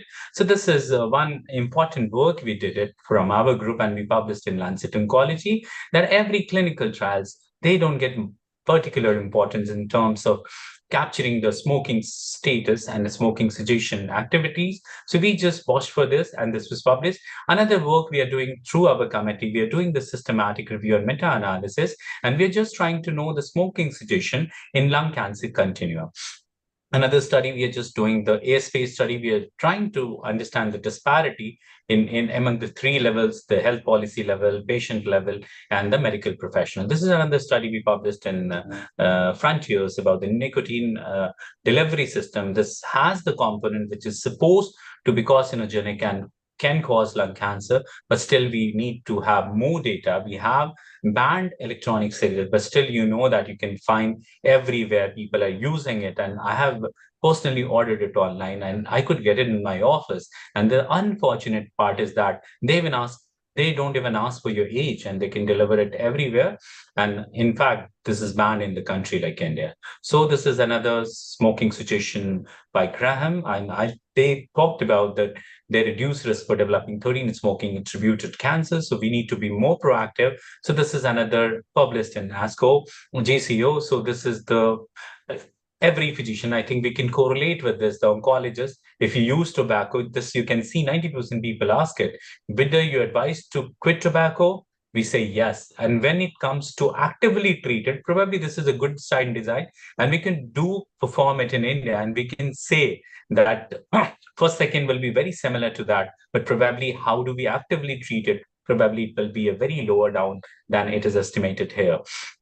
So this is more role of marketing. I told what is the bitter truth of anti-tobacco effects. So every media space is covered by them. And even on No Tobacco Day, World No Tobacco Day, your program, where you're talking about the tobacco, is again sponsored by a Pan Masala company. This is the bitter truth. We have to accept it. And I think implementation, suggestion into practice will be the best way to go ahead with ask, advise, assess, and assist and arrange. So this is a few of the studies we have just done it, and you can go ahead and read it. We talked about the intersection of tobacco use, health disparity, and equality in lung cancer treatment, and operation management is one thing which everybody should learn. We have the resources, how to best use it for the patient welfare. And there are studies, I'm not against about immunotherapy, but there are studies, if you just do a robust tobacco suggestion after cancer diagnosis, you can get the survival benefit of 10 to 11 months, which is a very cost-effective means. But again, I said this is non-glamorous, so nobody will just put a point to it and try to do something. This is one thing which I strongly feel. There is a strong need for the uniform messaging, which we don't have. If I have to talk about the tobacco, I will talk about 10 points, which may be evidence-based, which can help people to get something motivated and adopt some practices, but it is not uniform. So I was the part of, we published in Lancet, Asian Code Against Cancer, and we are in terms to decide that let's talk about an Indian Code Against Cancer. When we talk about tobacco, there should be 10 points which should be uniform, and every government or other places, we should take those points into consideration when we are reaching to people and trying to educate them. Same with the air pollution. So tobacco control, what is in the country? Primary prevention, we implemented COTPA, which is cigarette and other tobacco products. I feel bad because cigarette is the regulated one. And if you see, the cigarette is the least among the tobacco use overall. It will be make 5 to 6%, then followed by BD. And for us problem, more than 85% is smokeless tobacco, which is still not under the wrap, and nobody's talking. GST and taxation policy, India has really done good, but this budget, they have increased the taxes on cigarette, but at the same time, they have decreased the taxes on BD, which is beyond my understanding, because where the harm is not known, maybe they are harming because they don't come with the filter. The achievement is we banned e-cigarettes in 2019, and we have a national tobacco control program, which is a very ancient, which is we started very early, but probably in terms of enforcement and the action at ground, the reality. So I don't have to talk about this, but yes, we need to have a smoking cessation program through our program NPNCD and the NTCP. So coming to the air pollution, we have a national clean air program. We have Pradhan Mantri Ujjwala Yojana, which we are giving the LPG, which is helping people to have a smokeless life, and enforcement of Factory Act and occupational. And I think this is related to the BS6 fuel standard, which is really helping to make our environment clean, which may be dangerous to us if we are exposed to the longer.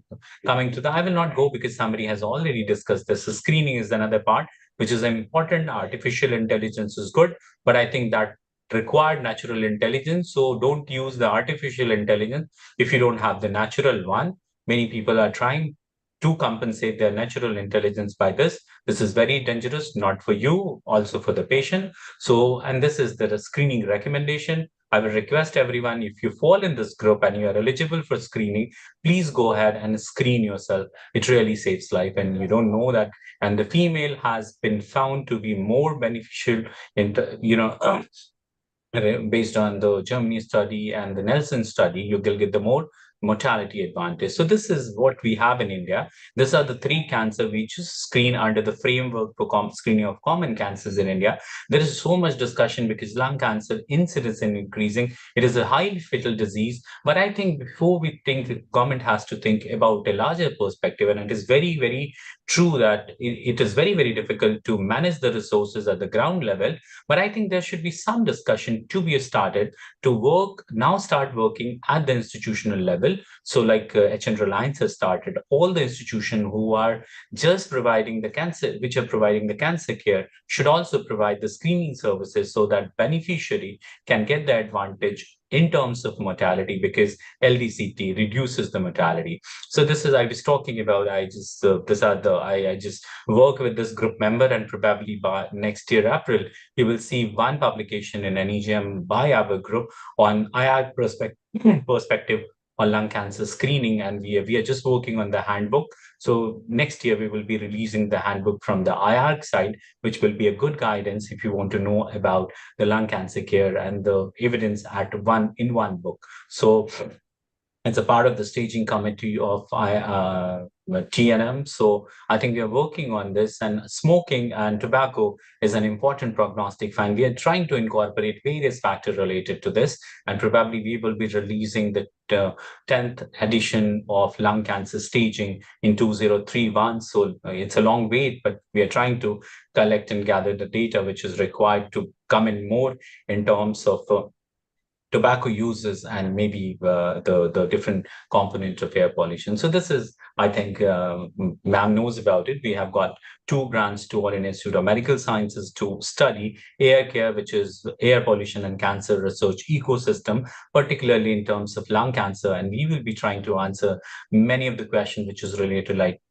multifactorial relation between the air pollution and tobacco, how you have to plan your screening if you are exposed to high AQI or PM, more particularly PM 2.5. And we are trying to know about the genetic landscape if the people are exposed to PM 2.5 alone and with the other risk factors. Second is about the lung cancer screening. We are taking a multi-centric, and I think with the enthusiasm, I am very grateful to ma'am that she has accepted that we will be working with her, and HN Reliance will be one of the center for this multi-centric LDCT trial, which will be taken in different part of the country led by us. So tobacco use is a leading preventable cause. CBT with or without pharmacotherapy significantly improve quit rates and routine. So empower and quota policy is essential. High-risk group needs to tailor suggestion pathway. Digital tools and suggestion quit lines helps, but we need to do more. Lung cancer prevention requires tobacco suggestion with another NCD program, and LDCT based lung cancer screening saves lives. So probably don't talk in terms of I, don't think in terms of I, and don't act in terms of I, because illness starts from I and it makes you isolated, believe me. So wellness starts from we, like we are connected from Delhi and Mumbai. This is what we have to do, and this is the way gateway to wellness. And healthy community have hope, and those with hope have everything. Thank you so much, respected ma'am, again. And if I have any question, I will be happy to answer. Thank you, ma'am. Thank you. Powerhouse. I didn't say it just otherwise. From having the vision to go a different way. You're a trained radiation oncologist. I have to remind myself of that. So someone who built an entire career away from the core subject and weaved a vision for himself, not just in terms of believing in that vision, but practicing. And where have you come? It's amazing. And one person to come this far and, paper after paper, study after study, grant after grant. And so truly a salute to your effort, and may we learn from this presentation today and also be able to implement some of the work that you are doing, work collaboratively with you, and help us design some of our prevention efforts and early detection efforts. What really stands out here is the various different forms of tobacco that you have been working on in terms of prevention. And this is just tobacco prevention we are talking. Your large effort is also in cervix cancer prevention. I'm aware of that. And that actually was your central effort, but then you have done so much more work in lung cancer prevention as well. So really recognizing that and recognizing the fact that you've made time to give this presentation in the midst of the day and contributed in a very meaningful way to our understanding of what is happening in India regarding tobacco prevention. So Abhishek, thank you again. Huge thank you for participating. For inviting me. It's always great. Thank you, ma'am. Thank you. Thank you. Thank you again. And Niyati, now I would request you to introduce Helena Wilcox, very close, I would say, colleague in Lung Cancer Policy Network. I say colleague because now I'm a member of Lung Cancer Policy Network. Helena, welcome. Dr. Niyati Shah, our team oncologist, one of the senior oncologists in our team, will introduce you. But I just wanted to thank you hugely for making time and raising this cause by your participation, one, and two, for waiting for the last hour, I think, for this presentation. So really apologize for the delay, but Niyati, please go ahead. So welcome, Helena Wilcox. She's the Associate Director of Research and Policy at the Health Policy Partnership, contributing to addressing health inequalities through policy and research. The current focus of work is in lung cancer and breast cancer. She's done her MSc in Global Health Policy, and she also co-leads the Lung Cancer Policy Network, a global alliance aimed to make lung cancer a policy priority worldwide. So we welcome you, Helena Wilcox, to start your talk on— Thank you. Yes, yes. On shaping the future policy and implementation strategies for early detection of lung cancer. Welcome. Wonderful. Thank you so much, the both of you, for the introductions. I hope that, yes, I can see that my slides are showing clearly for the room. It's a pleasure to join you virtually today. I'm sorry to not be there in person. I'm based in the UK, and thank you, Dr. Sawanti, and all of the colleagues in the faculty for the very kind invitation to speak with you today. I hope I can give a sort of more global perspective of some of the policy landscape for lung cancer at the moment, and also highlight to you through the work of the Lung Cancer Policy Network some of the open access resources we have to help you in your role as clinicians and experts in lung cancer to really make the case to your policymakers of the need for more action and commitment and funding for action on lung cancer. I'll just very briefly introduce the network so you kind of get more of an understanding of what we do and who we are. So I lead the Lung Cancer Policy Network, and we're based, sort of my team is based in the UK, but we are a global group of multidisciplinary experts from all around the world, and I will show you a map of where we are. And ultimately our aim is to make the case to policymakers through our members that lung cancer needs to be a policy priority.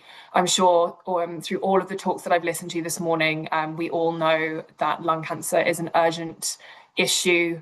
It's a growing concern for the people that ultimately need our care, and that to attract the funding and the policy commitment, we really need to make that case to policymakers. So what the network does, ultimately aiming to advance the political prioritization of lung cancer, but we also support and focus on implementation. It's all very well having policy recommendations and policy commitments in place, but really they also need to be implemented. So as a network, we produce lots of resources on screening, earlier detection and diagnosis, and care pathways for lung cancer, and provide through our membership a kind of forum to share best practice and share learnings from around the world of how everyone is achieving that. So I hope I can share some examples of that with you today. just to give you a snapshot of where our members are, you can see we have Dr. Sawanti and several colleagues across India participating, and also regionally across the Asia Pacific region, as well as globally. And we have just over 110 members now across the countries represented on the map. Just in terms of a brief disclosure that our funding does come from sort of support through industry partners, but all of the work of the network is led through its members and built on evidence and consensus. So I just want to really highlight that before I dive into some of the topics that I'll talk about. And also just to quickly share who the organisations who are participating in the network are. So very pleased to say that Aspire for Lung Cancer, who I believe you've heard from earlier today, are part of the network. You've also heard about some of the efforts of ISLC, for example, and the ILCAP initiative, and many, many others. So all working together to, again, share that best practice, share learnings, and support one another in our endeavours to act and take action on lung cancer. I recognise that there's lots of activity taking place in India, and you are likely having lots of conversations with your policymakers at sort of regional and national levels. But I think it's also useful to share some of the global context for what is happening with regards to lung cancer at the moment. I think it's fair to say that lung cancer is really firmly on the global policy agenda now, particularly through efforts that we've seen this year. And I also want to thank and acknowledge all of the work done by experts and advocates over years, if not decades, to bring together the research and advocacy efforts that have really led to this shift that we've seen this year. And so just to sort of touch on a couple of things and then highlight how you may well be able to use those in your own work. So the really key one in the middle of the screen is just to highlight that you are likely very familiar with the adoption of a resolution on integrated approaches to lung health that was adopted at this year's World Health Assembly, really with lung cancer and also prevention and early detection of lung diseases as a really core priority within that. And I think that that's a really positive step to have lung cancer so firmly recognised at that key sort of global level, but it really acts as a tool by which to help set Ministry of Health policy priorities, and also that you can use to sort of open the door to policy conversations when you're speaking with your, with your health systems, with your hospitals, and even sort of taking up to the sort of regional and national decision making. I also know that you've heard about the Asia Pacific policy consensus. Really, that initiative kind of helps to take some of the topics and priorities highlighted in initiatives such as the Lung Health Resolution and make sure that they're really tailored and applicable to your context, which is really critically important. At the network and through all of the work we do, we really recognise and see great value in the sort of bi-directional relationship between the sort of global, regional and national policy initiatives. And it's really critical that we don't seek to adopt a sort of one-size-fits-all approach to how specific regions or countries address the burden of lung cancer and take action in their policy commitments. It really does need to be tailored to the people that you're all working with and serving. And then again, I'm sure that this has been touched on, I've certainly heard it be touched on a couple of times already, the upcoming publication in the next couple of years of the IARC Handbook of Cancer Prevention on lung cancer screening, and also not on this screen, but the ISLC Lancet Commission on Lung Cancer. So several of these are sort of global or regional initiatives, but I think hopefully it demonstrates the strength of attention on lung cancer, but also the strength of action on lung cancer. And hopefully in the years to come, it's really critical, and the months and years to come, it's really critical that we now ensure that this transforms into action, and you can use all of these commitments and statements as a tool for those conversations. So sort of in the second portion of my talk, I'll just look to some of the sort of implementation approaches, policy and implementation activities for earlier detection, including screening. This isn't going to be a clinical talk. I know that there's been sort of many experts and your colleagues speaking on the details of screening and other early detection strategies, but really taking the policy lens on that. This conference and this meeting has been brought together to build awareness of lung cancer, and I think from an advocacy and policy perspective, that is really critical. to drive attention, to drive focus, to make policymakers care about lung cancer, and also couple that with helping them understand the action that they can take. It's not a hopeless situation. There is a lot of hope. There is a lot of evidence and really fantastic evidence from around the world of what we can do and what we can implement to tackle lung cancer. But it's also really important that this is not this is a multifaceted approach that we take. So incorporating lots of different elements when we look to detect lung cancer earlier. So building public awareness, implementing targeted screening programs is seeing really fantastic success. Utilising other earlier detection methods, so for example, the incidental detection of pulmonary nodules through other forms of treatment and care that people are already receiving. Training our healthcare professionals, and also implementing pathways such as rapid referral pathways. We know that when people have suspicion of lung cancer, that timing of them ultimately receiving a diagnosis is really, really important, and those kind of pathways can help. And we also do need to enhance symptom-based detection as well. We all recognise that early detection is the gold standard, but for those people who do have progressing lung cancer that may not already be detected, it's also really important that their lung cancer is recognised swiftly, and that then they proceed into the broader care pathway. And again, computer-aided detection and AI and biomarkers, I appreciate, have been spoken about in significant detail through today's proceedings as well.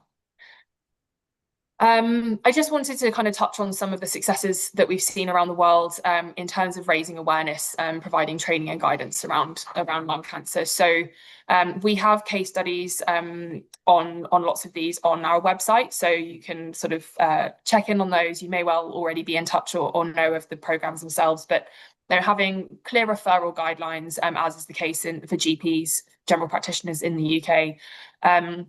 Free e-learning, accredited e-learning courses for healthcare professionals to raise their awareness and knowledge of lung cancer, particularly those working in primary care where they're seeing all sorts of symptoms, maybe very similar to lung cancer. Really, really important aspect. Public campaigns as well of in Lung Cancer Europe, a sort of patient organisation across the region, has a campaign to get checked for lung cancer. So really raising awareness and people understanding around the risks of lung cancer, their own risk.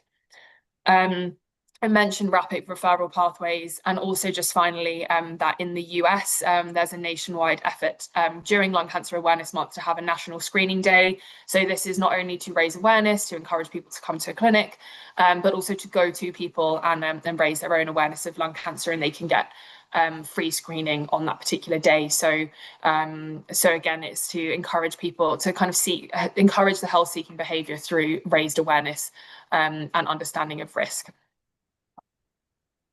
Again, I sort of won't recap the evidence for LDCT screening, given many experts in the room have already spoken to this, but we all do know that LDCT screening is the gold standard in terms of early detection, with the significant potential for cure for those who have screening detected lung cancer. But really now, from a policy perspective, what we do need to do is scale up implementation of screening. On this slide, you can see that there is progress in terms of sort of screening activity, in terms of there's lots of research ongoing. Several countries around the world have national or regional screening programs, and several more have committed to lung cancer screening. However, what we do need to see is that commitment being enhanced. It's really important that we can overcome political hesitancy to accelerate implementation. I think the amazing work that's going on in terms of the clinical trials, further pilots, programs, we have the knowledge that we need from around the world and from the activities taking place across India. We have the knowledge and know how to do this. What we need to do is get the policy buy-in, and then the buy-in from the public to implement, and then to get people to come to screening as well. I won't go through every aspect of this slide, but I will leave you with this, that there's lots of kind of actions that policymakers and people working in lung cancer care at the sort of health systems level can take. So we recognise firmly at the Lung Cancer Policy Network that health systems around the world are very different. there's different population needs. Lung cancer looks different in different countries from an epidemiological perspective, but there's still these sort of broader approaches that can be taken to design a screening program, no matter where in the world or kind of which level or which health system you're working in. So using tools such as computer-aided detection to enhance screening and augment it so that your programs are not kind of putting a significant additional pressure on radiology capacity, for example. Further exploring the role of biomarkers in screening, which is a very, very active area of research at the moment. Raising awareness, so making sure to target that screening programs are reaching those who most need it. We also need data to understand who should be coming to a targeted screening program. So using registries to inform the program design. Again, there's a wealth of data available to inform what a screening program in your region or across or a kind of national guidelines should look like. Again, on awareness, we heard just now about tobacco, but there's really, really fantastic evidence of the benefits of incorporating smoking cessation services into screening programs. And that there's fantastic research that's including lots of recent publications, which I would urge you to look into. The benefits of that can be very, very significant. And then from a sort of policy level of making sure that lung cancer is included in national cancer control planning, and that also is accompanied by funding. Understanding the needs of your population, so who should be eligible for screening, and then working with healthcare professionals as well. Screening is truly a team effort. So I'll kind of leave you with those thoughts, but also just very briefly highlight that, as I mentioned at the beginning, the Lung Cancer Policy Network has a vast array of resources available freely. They're all freely available on our website on screening, earlier detection, and also care pathways. We have an interactive map where you can see all of the various programs that are taking place around the world and all the research that's taking place around the world. We also have an implementation toolkit, so to help you with designing screening programs. So if that's the stage that you're at, or you're starting to think about, okay, what would a screening program look like in my setting? We have a freely available kind of guide or framework with which to do that, which is very robust and evidence informed. And then to engage with policymakers, we have fact sheets, sort of longer form policy reports as well. And if you would like us to help share your work and your research and your activity, then we're always very happy to be in touch with you. That my details are on this slide, but we're very, very happy to be in touch with you to share case studies, to highlight the work that you're doing as well, so others can also learn from the fantastic work that you're doing. So I'll leave my talk there, but thank you again, Dr. Sewanti, and all of the faculty for the very kind invitation. And it's a pleasure to have listened to the other talks and to be with you this afternoon. So thank you.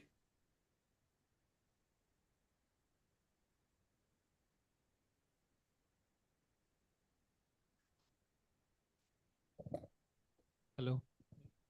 Hello.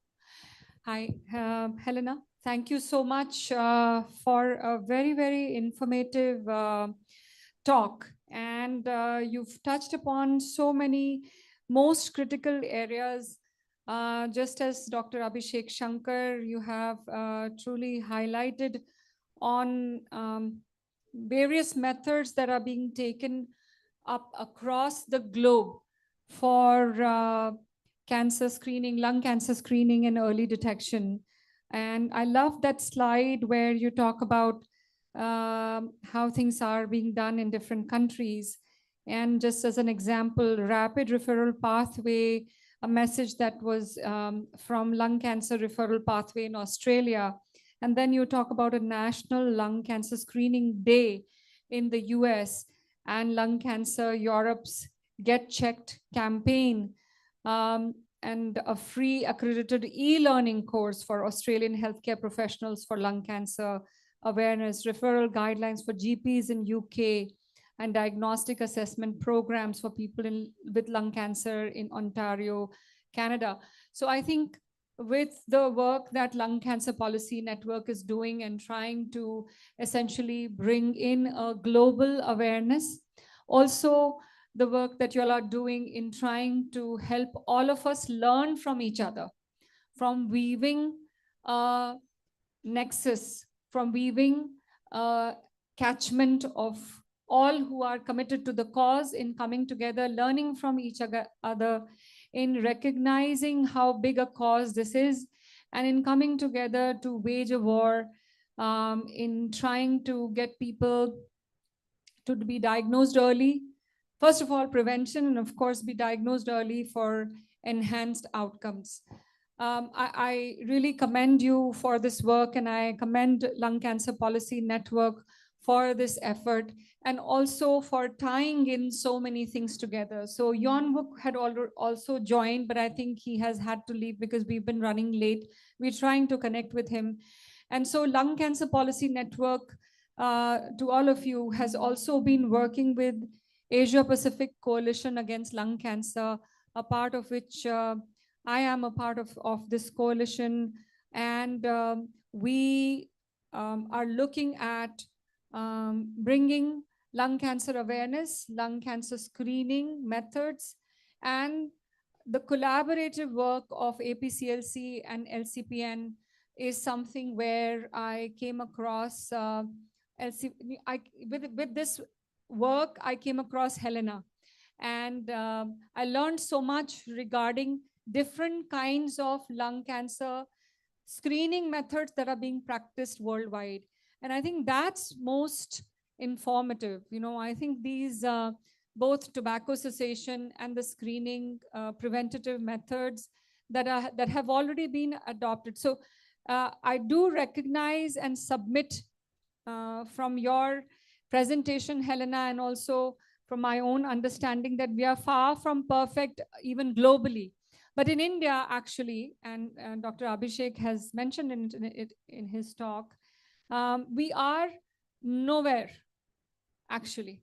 So whatever effort we make is going to be in a positive direction. And so that is one of the main reasons I really wanted you to speak to us. And I also have welcomed you in our meeting in February in person. And thank you so much for very graciously accepting. And Abhishek is here and you are here.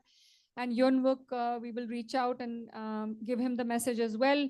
We are bringing stalwarts like yourself and Abhishek together on our platform at our institution, mainly to pitch the cause forward, because this is really so under-recognized. We as a nation don't screen, and we definitely don't screen for lung cancer. And that's where I think raising awareness for lung cancer screening is so pivotal. So just a quick mention of the workshop that we run through Lung Cancer Policy Network in association with APCLC. Would you kindly talk about that? Yes. Yes, absolutely. And thank you very much for highlighting so much of the collaboration that we have. Before I do jump into that, I just wanted to kind of respond, Dr. Sewanti, to a couple of things that you raised there. I think I understand, and I think many others around the world have been in a similar situation where if there is very little sort of activity or infrastructure around screening, not even for lung cancer, but for other cancers. And Dr. Sewanti and I have had lots of conversations about this. There are lots of ways to go from, 0 to not 100, but there's lots of steps in the middle to get there, to get to a sort of more formal screening program. And there's lots of work that can be done. And I think this meeting is one of those critical opportunities to raise awareness around that. But to get to a screening program, we can implement more quickly, sort of more formalized programs around incidental detection of lung cancer, and also have a medium-term view of what should a screening program look like. Let's have that ambition and work toward take concrete steps to work towards that ambition. And I think, this meeting is one step in that process for sure. Perfect. So amazing. Thank you so much, Helena. And I think workshop to learn from each other is the way to go.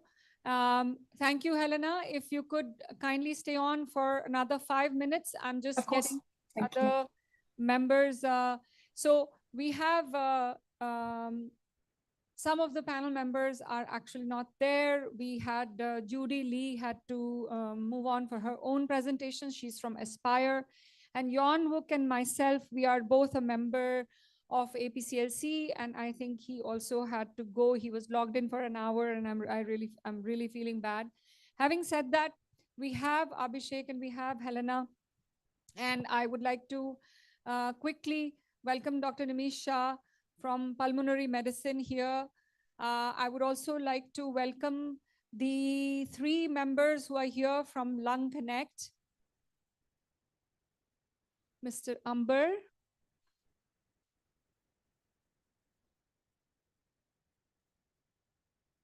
Mr. Amber Srivastava, Mr. Rishi Maheshwari, and Ms. Suchi Smita Das. I would like to welcome Dr. Swati.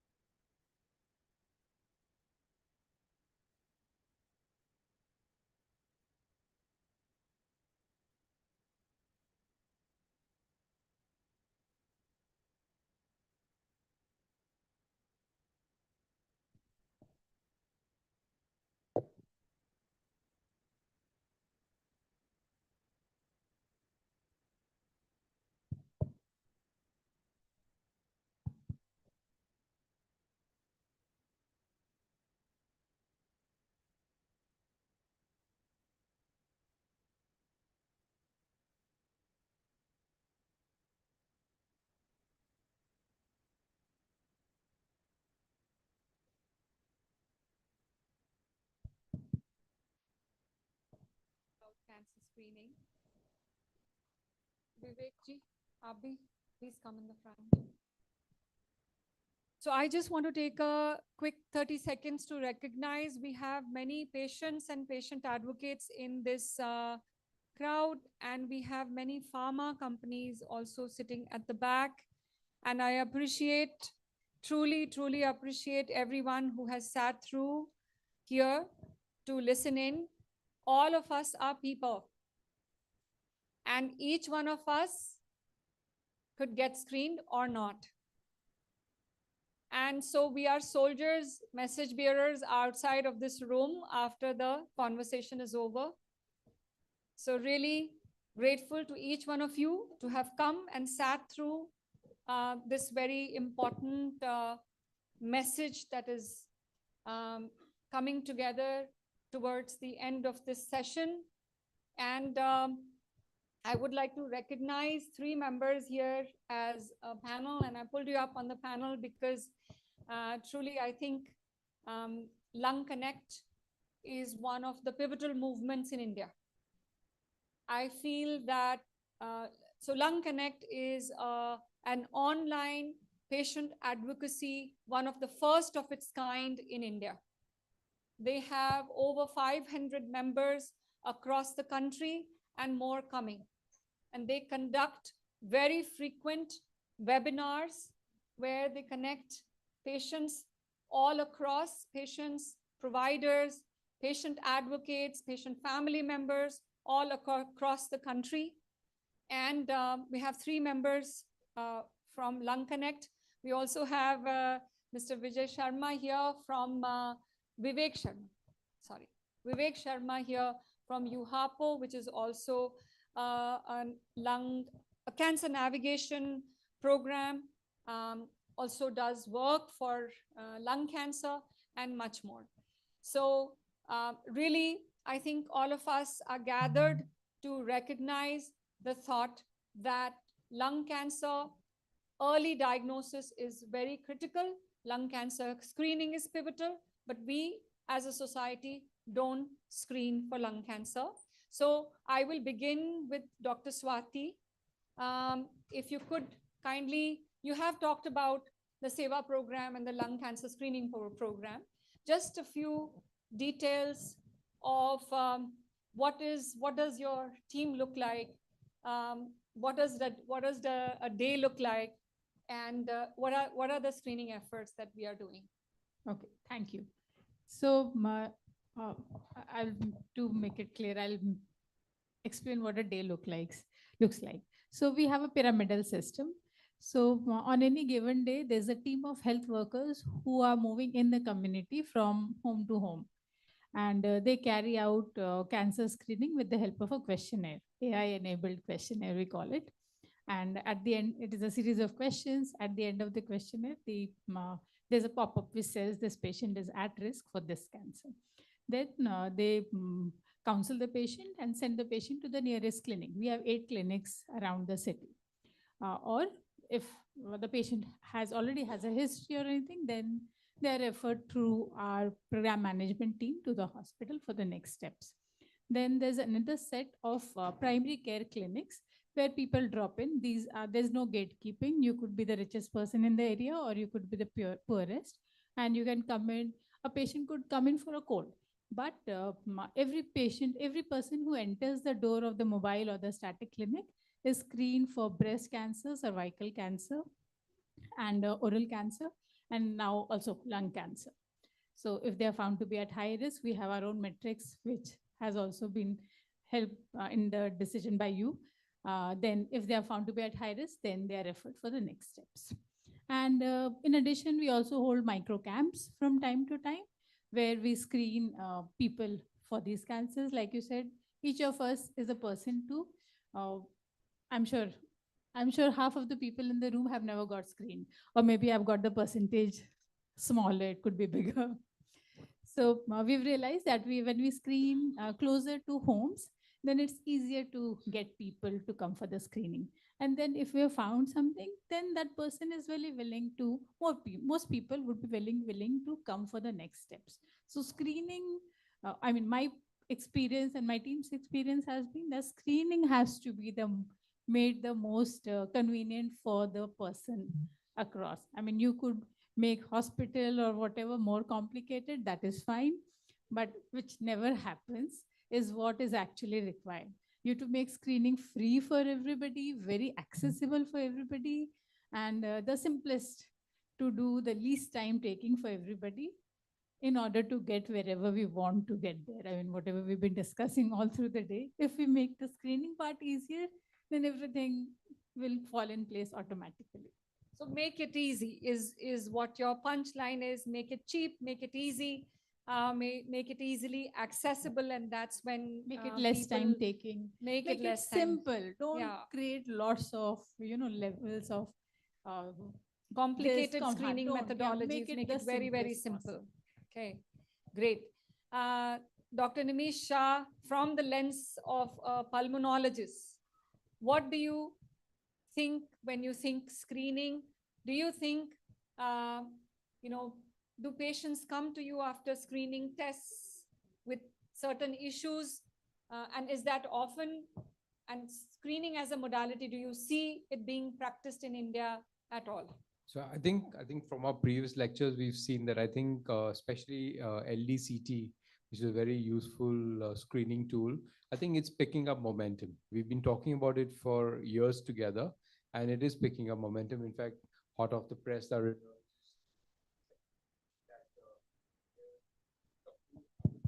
scans in only our center. So that's a good volume.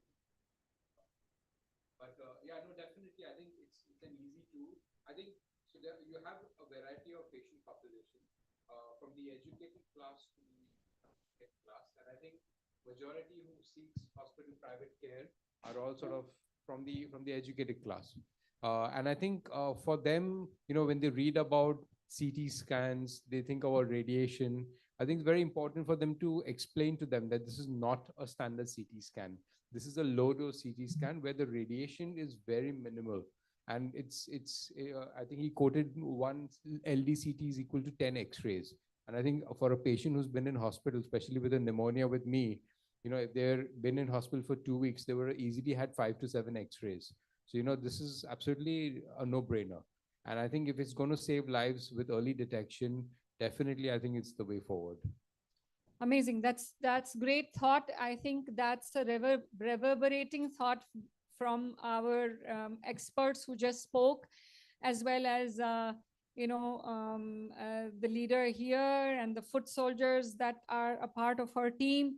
I think that is a central thought, that we have to really make it accessible, make it simple, get the word out, and screen. However, we all know that screening doesn't get practiced. And even as we speak in this room, I think the thinnest crowd is when we are talking screening. You know, all the treatment guys are all gone. And those of us are passionate for it, have stuck it out, are sitting here, are deliberating, are talking about screening. But I think, why don't we do many more camps? Why don't we make this idea viral? Why does it have to be, you know, even the middle class that can pay for their screening, you know, don't go to get screened? And my memory, one of my seminal memories is from my first, the formative get-together for APCLC, Asia Pacific Coalition Against Lung Cancer. That first meeting, I was sitting next to one of senior faculty from Japan, Dr. Hidehito Hironochi. He was sitting right next to me. And so we had to go and present a few slides on lung cancer in your country. And he went ahead and he presented how 70% of lung cancers in Japan were getting diagnosed in stage 1. And I froze literally, because my next slides were 70 to 80% of lung cancers in India are getting diagnosed in stage 4. And so there is a way. There is a way to get our folks to get diagnosed early. And you know, I have that memory so vivid because my mom had just been diagnosed with advanced lung cancer. And I had been doing, Darshana has joined in. So I just saw that Darshana had joined in. And I was doing my own liquid biopsies as a part of a research study with Datar. You know, they were doing liquid biopsies, and I was a part of multiple of their studies. And I was every 6 months, I was giving my own sample. But because it is research, and because what was said today, that is not still ready for prime time, I never sent my mom's, only for her to get diagnosed with stage 4 lung cancer because she had no symptoms. And we hear this all day, day in and day out. मुझे तो कुछ पता नहीं चला. मुझे तो like I never realized anything. I never felt anything. And here I am still diagnosed within 2 weeks. So that was a long-winded statement to a pitch that why don't we make this idea viral? Why don't corporates hold? I mean, there's money in it. You know, you're doing scans. It's not like you're doing things for free. For middle class, I'm talking about the middle class that can afford a low-dose CT scan. Why don't we do it that often? And then I'll leave you. Sorry to put you on. No, absolutely. I think it has to be a collaborative effort. Yeah.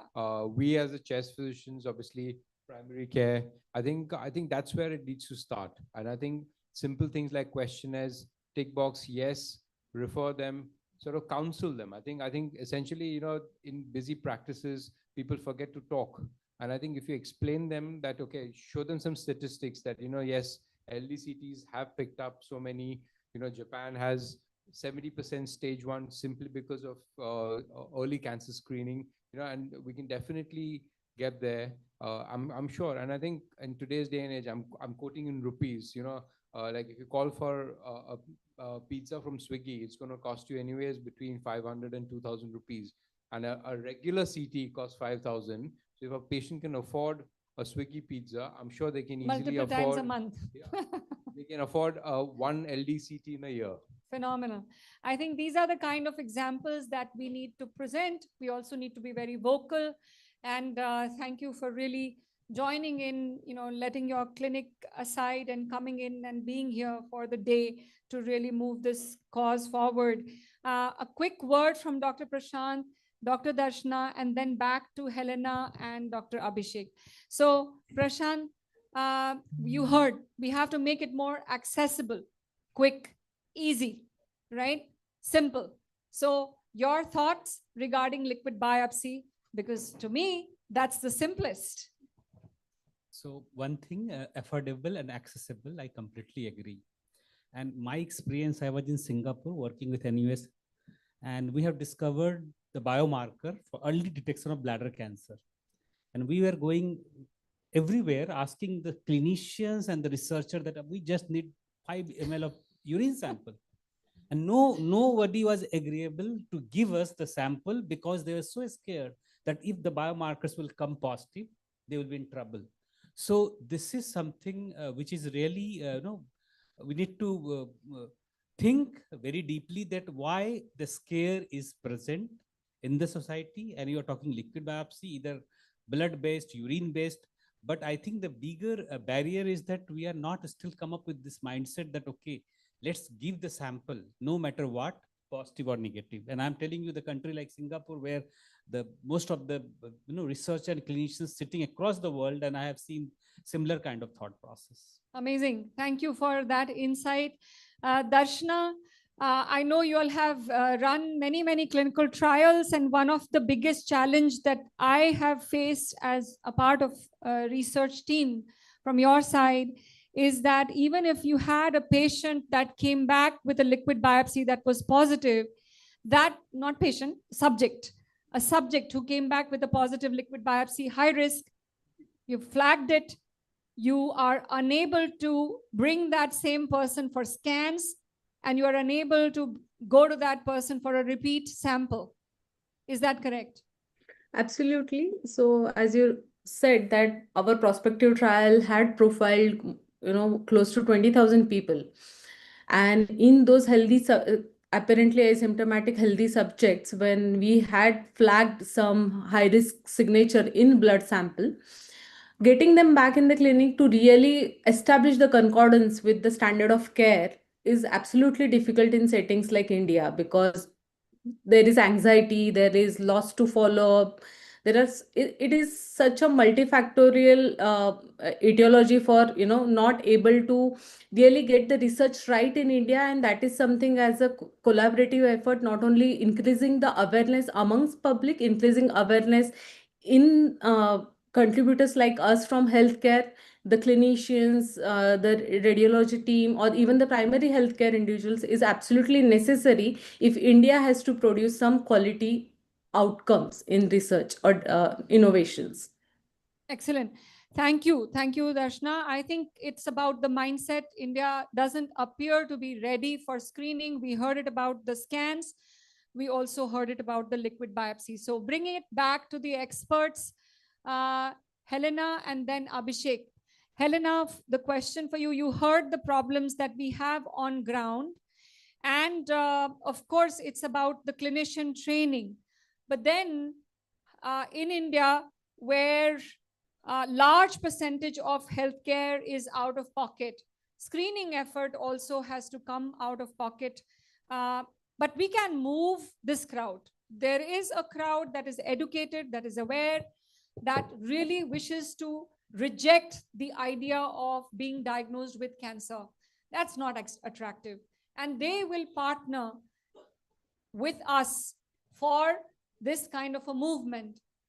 How do you think one should work in our country, where I feel a provider subject or provider patient partnership is most critical in raising awareness and also bringing about a different approach to lung cancer screening? Any thoughts from your side? Thank you very much for the question. And yeah, it's been lovely hearing from all of the other panelists. Obviously, I'm working sort of with a global perspective, and you are the experts on what is happening in your country. So I hope I can add maybe some inspiration, but let's keep this conversation going, because hopefully we can learn from each other. I think having this sort of the guidelines are really important. So, ideally what's worked in lots of countries is having sort of national level guidelines, medical societies putting out sort of guidelines, consensus and evidence-based guidelines for screening. And that often is the sort of opening, door opener to, reimbursement policies for various different parts of the health system, whether it's private or public, to then be able to start setting up some screening infrastructure. I think the sort of return on investment for screening, there is lots of really good evidence. Not only is screening very, very cost effective for a range of health systems. I think there was a fantastic presentation at WCLC this year, kind of reviewing all of the different cost effectiveness analyses that have been done in various different countries and health systems, all demonstrating that screening, LDCT screening, is cost effective. I think the return on investment is also a very compelling argument as well. And what is harder to quantify when you're speaking to sort of more of the ministries of finance or other sort of economic experts, it is harder to quantify in many ways, as we all know with healthcare, of the kind of broader benefits to society. But people with who receive an early diagnosis of lung cancer are more likely to be able to undergo curative surgery, more likely to be able to return to the workplace, have a long and fulfilling and productive life, it is harder to quantify that, but it is so important that we make those messages, that we put those messages together with the cost effectiveness of screening itself. There is great data from other countries. I recognize that in India, that getting that data together for your own context is also going to be very important from a policy perspective. Let's not forget that, but there is also a good basis to start from. And so, Auntie, you also asked about the training. I think having this meeting and getting people together so more people, more professionals are understanding the opportunities for lung cancer, opportunities for different action we can take on lung cancer from a health perspective is really important. And then kind of backing that up again, bringing together the medical societies, working with advocates and patients as well with their lived experience. So all of that kind of comes together. But we at the Lung Cancer Policy Network are very happy to be part of this conversation and to collaborate with all of you. And if there's any colleagues from around the world that we can connect you with to help you with this, I'm sure that all of our members would be delighted to keep this conversation going, as would we, kind of from the whole network perspective as well. So I hope that that's provided a little bit of food for thought. Phenomenal. I think this is great help, great guidance. And I can't thank you enough for really making this pivotal as a pitch, and learning from colleagues is thing that we welcome, because we are really lagging behind. There are countries similar to us that have already established efforts. Whatever can be done, nothing is small, because we have yet not made a larger beginning. So everything counts. And thank you. We learned so much from you. I know you have to go. You have stayed more than an hour, I think an hour and a half, maybe even 2. So Helena, thank you. Gratitude all the way. Thank you for joining. Thank you for your words of wisdom. Thank you. Thank you, and wishing you all the best for the rest of the meeting. Thank you. Now turning to Dr. Abhishek Shankar. Abhishek, we heard from everybody, and now it's time to implement, because we have here patients and patient advocates sitting in front of us, and their journey has been very different. And I identify myself as a patient advocate as well, because I have been a patient caregiver, and I really feel the pain from the core of my heart. So Abhishek, when you hear we all are here saying it's so hard to implement, do you think this is implementable? Is it implementable as a policy? You're sitting where the policy decisions get made. You are parts of many, many such initiatives, and you are at the center of all these discussions. So just what is your thought? Is this going to become a reality anytime soon? So, ma'am, thank you for this question. Although I'm sitting very near to the parliament in Delhi, but I think we can't change the rule for sure. So this is an advantage to be, I think I will try to be politically correct. So, Right here. So I think the first thing is that it is implemented and we need to segment it. The first thing is we don't want, this ask in your room how many people are actually merit lung cancer screening and how many have decided or planned for it. You will get the answer. Even people who merit lung cancer screening, not even thought of it. Why we talk about rest of the country, especially to the rural part, tribal population, the people who doesn't get food to eat twice a day. We are just behind them. Okay, I will do your cervical cancer screening. I will do your breast cancer screening. And the important ethical dilemma is you can do screening, but the major part is that I find it not a good idea to do screening without a treatment background. People who are in Mumbai, who are in Delhi, and the unfortunate part is that 50 to 60% of the people, there are corporate people, there are people who can afford treatment, who can afford screening. Affordability is not a problem. So why not we should, and the major issue, why they will go for screening? The way people know that breast cancer screening is being done by mammography, clinical breast examination, breast self-examination. This is everyone know. But can you tell me how many doctors know that LDCT is a screening modality for lung cancer?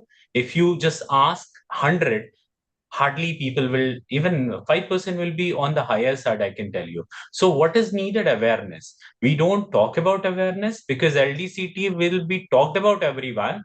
Because why? Because there is a Siemens behind it. You in 2024, you saw there were 12 sessions on lung cancer screening. They have just gone beyond immunotherapy and targeted therapy. So that's good. They have to take this initiative. And awareness drive is in this country is very, very bad. And probably all of us are doing cancer care, which has a large socio-cultural economic determinants with our self-centric approach. And over the period of time, everybody has become more self-centric, and a doctor is not an exception and should not be. If everybody is enjoying their life, we should also do that. So this is very fact, and I don't deny this. So, but there is a need for awareness, and awareness is not only doctors' copyright. We have more ethical responsibility to make people aware because we know the science. Probably awareness is the key. If you make somebody understand, and related to CT scan, India has increased the number of CT scans by many, many folds during COVID-19 time. So that's not an excuse. Even in the farthest part of the country, people are buying iPhone. There is no store of iPhone, but they come, take the bus and buy the iPhone, go back. So probably that's not. It's all about mindset. It's all about, and probably we are just focusing on increasing the supply. We are not working on the demand side. Probably an awareness and communication campaign. Every stake and company will not take interest in communication because there is no product involved in that. There is no immunotherapy there. And in awareness, they have a fund to make people aware about immunotherapy. You may be encountering, ma'am, the people are coming and talking that give me immunotherapy. I want immunotherapy. I want targeted therapy. I want proton beam therapy. Please do my surgery with robots. This is awareness that company, but yes, every doctor has a primary endpoint to save life. This is the only endpoint. And probably this is my request to all the stakeholder, and the pharma company and other company has a very, very big stakeholding in that. And it's our responsibility also to make them engage in everything that we do. We had a big divide between the pharma and the doctors. And I should not hesitate to say that all the public health initiative has been spoiled because we as a doctor wants to start it, want to end it, and want to be gaining everything throughout it. So this should be changed. And probably I will just focus on awareness through good public-centric communication campaign. It will happen. So powerful words, very, very, very powerful words. I think one message, if I were to take from what you have just said, is for the partnerships to happen, for us to not just monopolize the space, for everybody to step up. It's not just a doctor's zone. It's not something that is owned by just the doctors. And actually, it reverberates what I have said. I said, why should just we be responsible for the awareness or for the screening movement? screening needs to be owned by the masses. But of course, there are so many different thoughts, so many different angles, politics, all of that affecting the decision making and the policy decisions. But what Abhishek just said is quite centric. And have you given me an idea, Abhishek? I'm going to go hunt for Siemens now. Run freaking 12 programs in a year for lung cancer detection. I will share the contact detail, ma'am. Don't worry. Yes, yes, let's do that. Don't just share, come along with me. Your go much farther than mine. And so just stick it out. And to the industry partners also, please come along. Let's do this all together. And Abhishek, thank you so much. Thank you, ma'am. Thank you. Thank you for staying back. Thank you for the panel. And thank you for your very, very seminal words. I am now going to switch gears from the expert and focus on patients who are here in advocacy, and really, truly everything that we do holds any meaning if we are able to make a difference. Nothing here means anything if we are not able to make a difference. And so this is an effort day after day, through the 24 hours that we breathe, that all the efforts that we make should actually be a contribution to improving the health of our patients and the health of our nation. So I welcome you from Lung Connect, all three of you. Thank you so much. You are the true guests of honor. So thank you. I would like for you to take 2 minutes to introduce yourself and whatever you wish to be as your message, please let us know. We would like to hear from you. First of all, thank you so much for inviting me here. I don't know much what to say, but first of all, I'll introduce myself. I'm Suchashmita. I'm a 28-year-old electronics engineer working as an electronic engineer also, and also with Lung Connect in the associate communication position.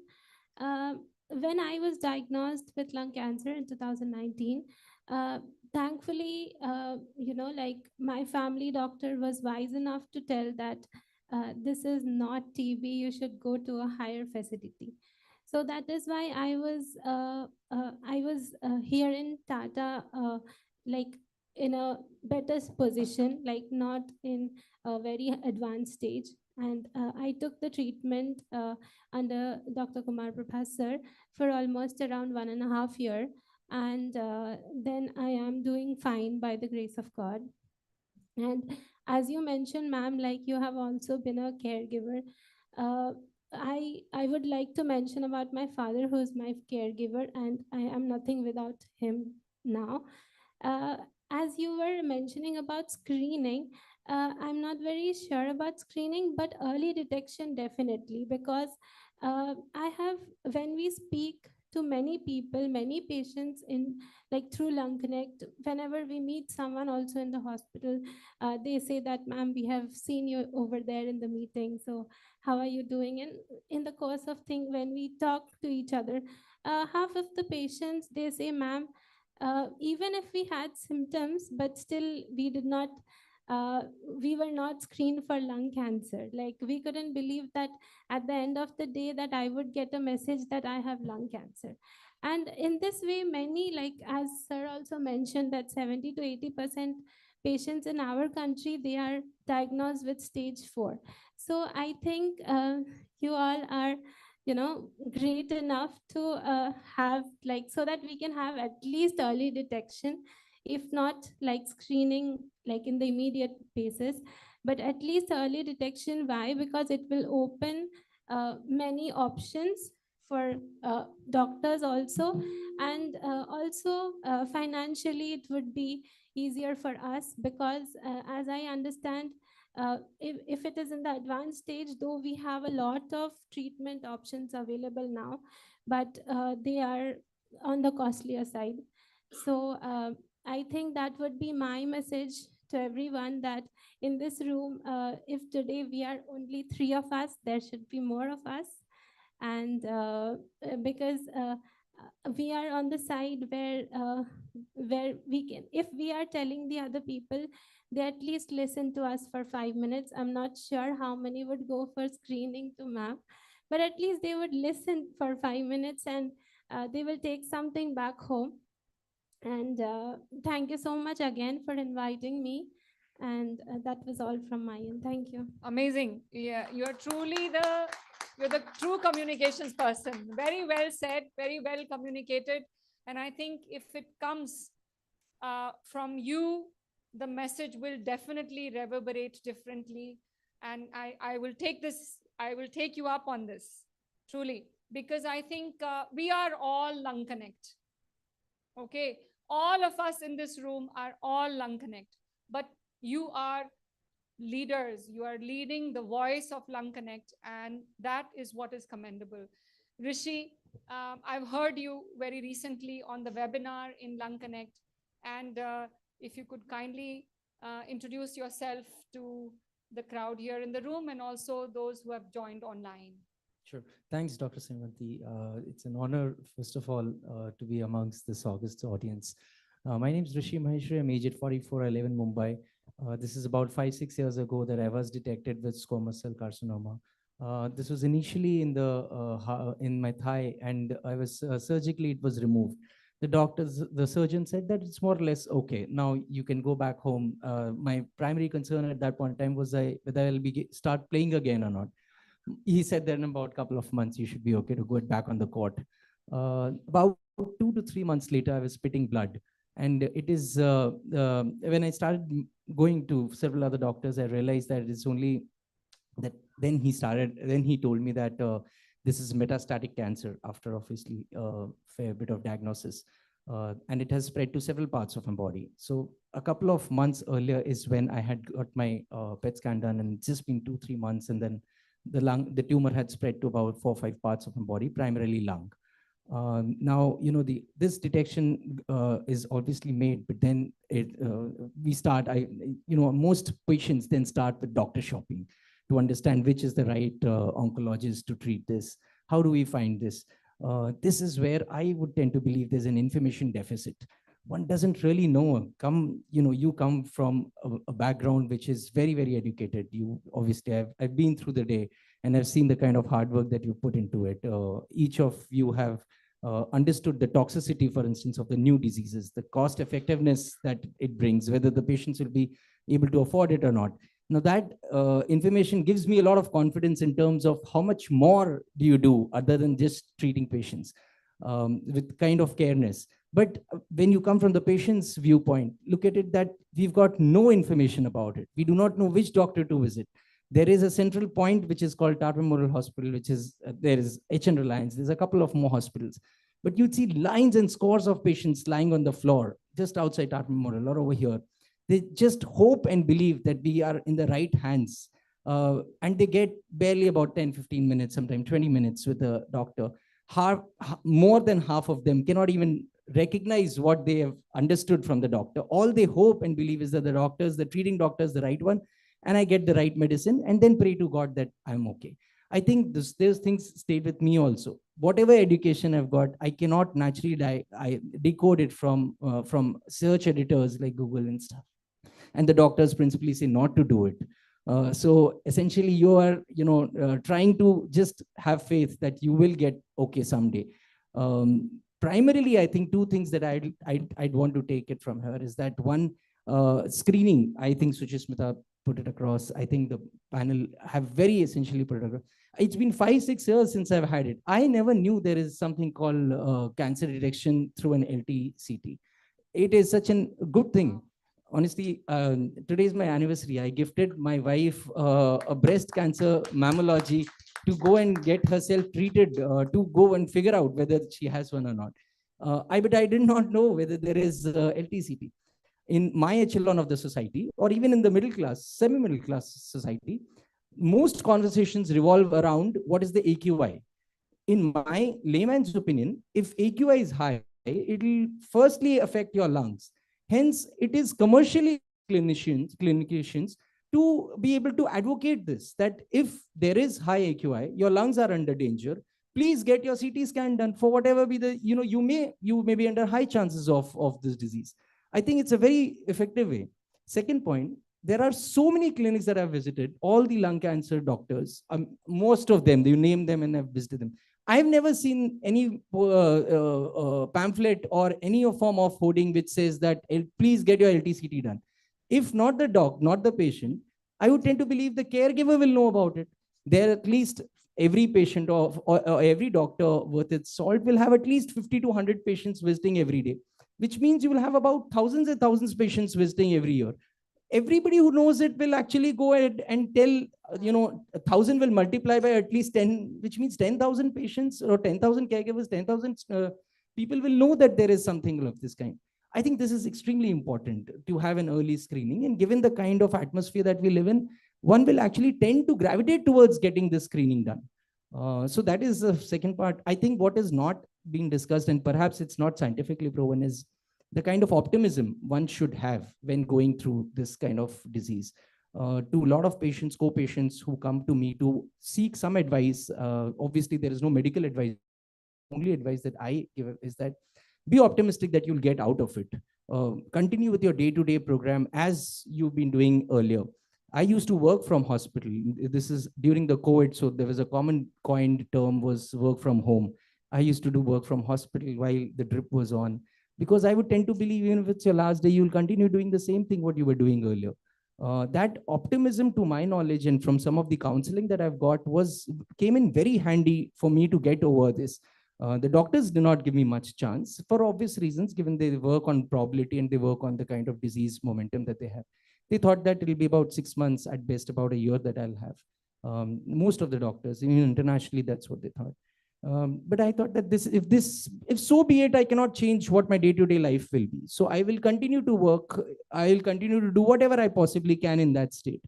Hence, optimism, I think, plays an extremely important part. And I think in the seminars ahead, if you can include that as well, I think, but I'm sorry, there's no patients over here. So Chismita raised the right point. There should be more of them. There are patients. Okay, so then in that case, you should have that also as a talking point. Absolutely, yeah. absolutely. I mean, Thank you so much. Everything that you just said is gold. I, want to acknowledge that everything that you just said is true gold.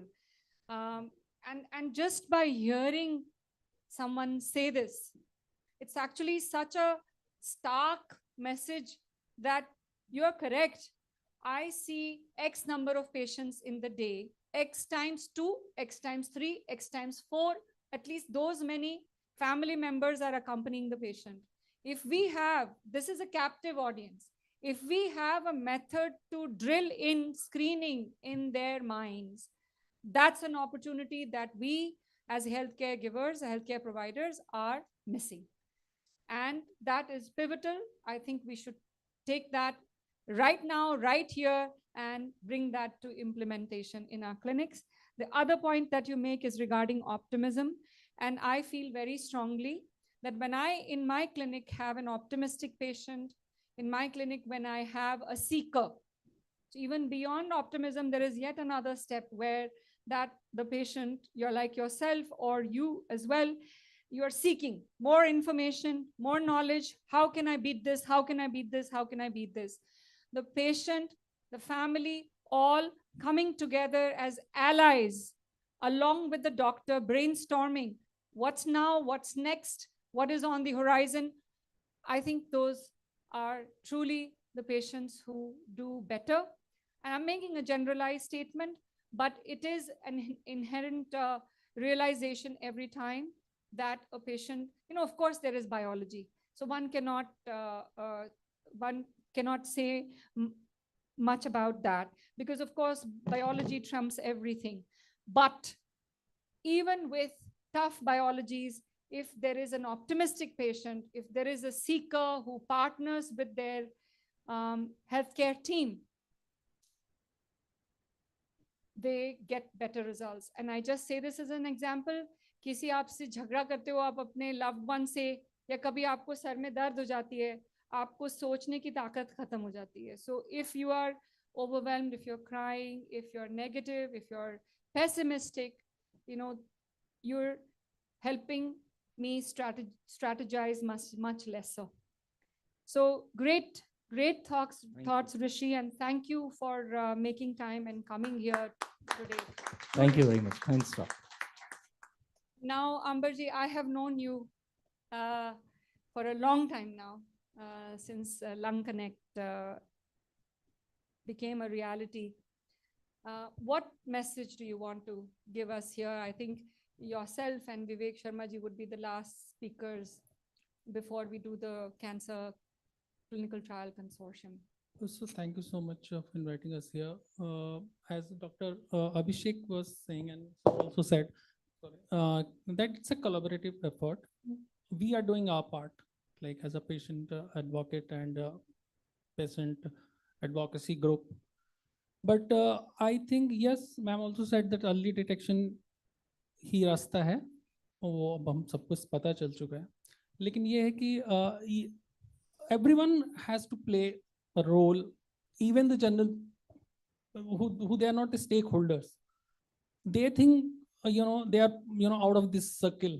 So we are also make them realize that जैसे हम लोग बोलते हैं ना कि lung cancer के लिए सिर्फ लंग का जरूरत है, तो they should know this part that 90% people think that it's a smoking thing. हमें तो नहीं हो सकता. हाँ, और हम तो दार्जिलिंग में रह रहे हैं तो उधर पोल्यूशन भी नहीं है, वो भी वो सोच सकते हैं. Although majority of the patients are coming up from that side. Yeah. So we need to understand.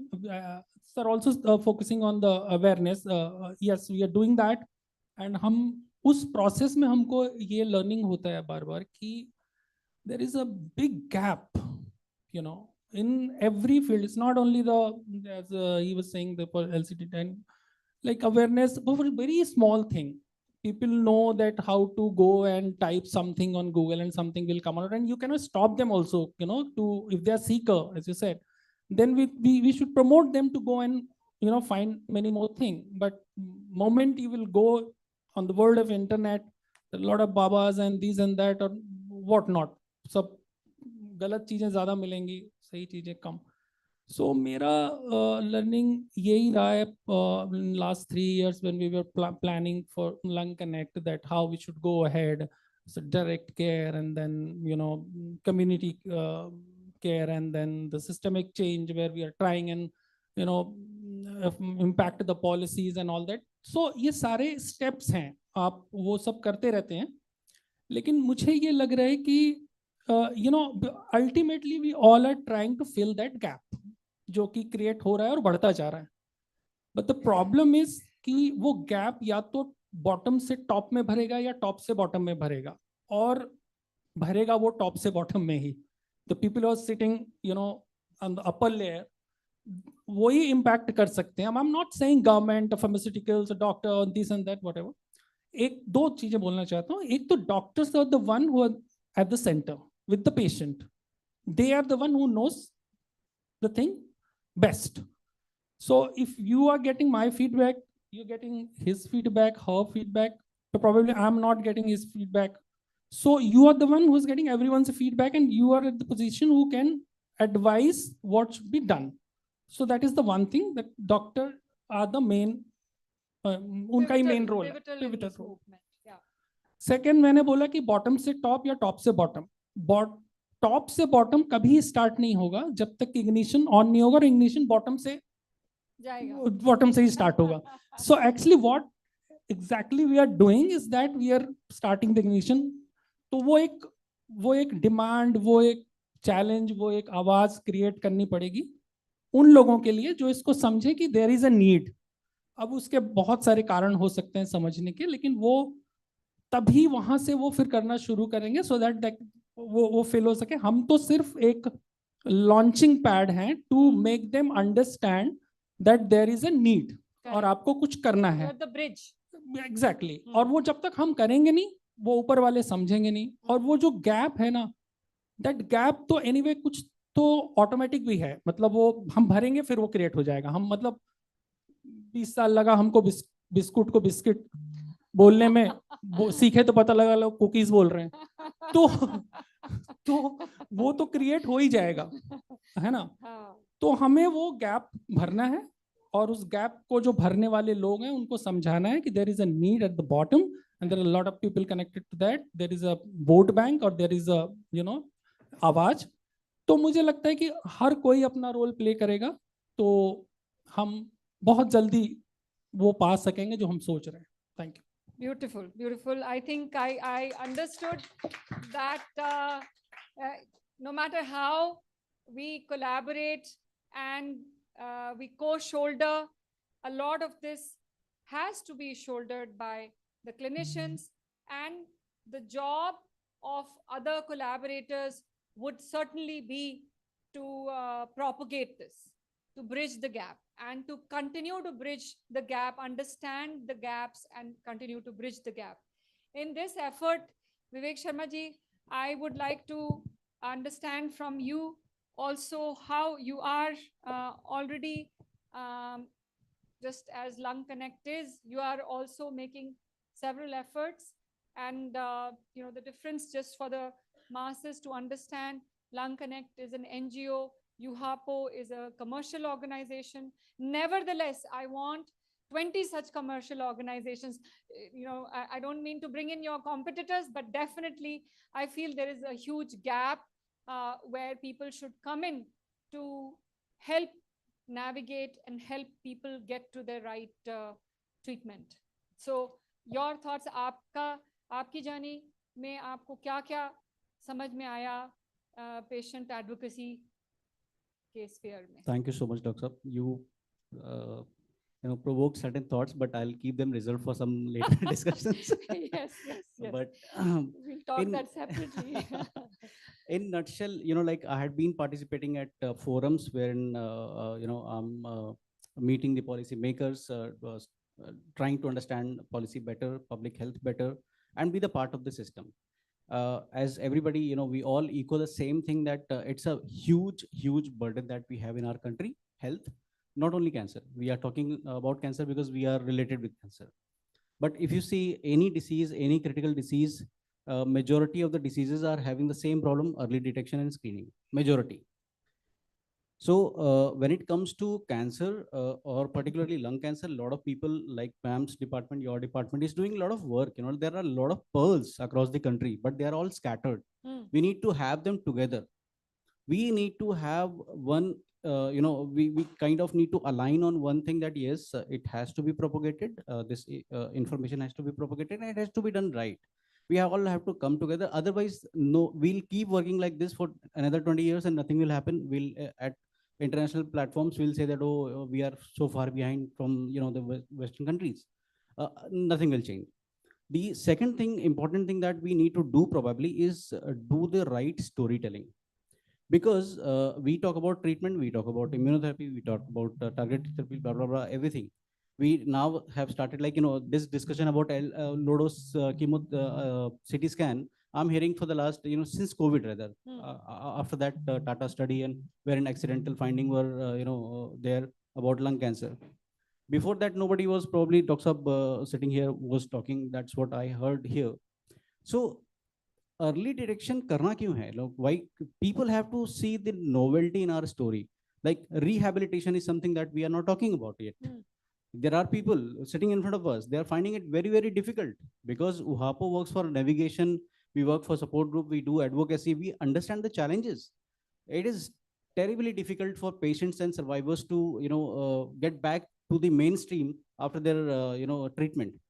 So we need to link this story of early detection to the better rehabilitation, and then we have more and more stakeholders. Probably I would request all the doctors over here, whoever is connected with the lung cancer or the cancer, whenever you are applying for any grant, please reserve 15-20% of the value for the awareness, general awareness. If these are small things that if we all do it together, it will become big. Thank you. Amazing. I think telling the story in the right way, telling the story, I think that is actually a very critical message that I pick up from your talk, wherein I feel if we don't tell the story, the enhancement, the amplification of whatever we are doing is going to be limited, very limited. And the idea here is to really raise awareness, amplify, get to the masses in a very big way, and pitch this as a recommendation, not just for the families of those who are diagnosed or high risk, but for the masses, for the population. Of course, the LDCT screening is for the high risk population, but that high risk is considered those who are smokers. In a country where we are seeing very large population coming through in non-smokers lung cancer, really pitching only low-dose CT for high-risk smokers is no longer meaningful.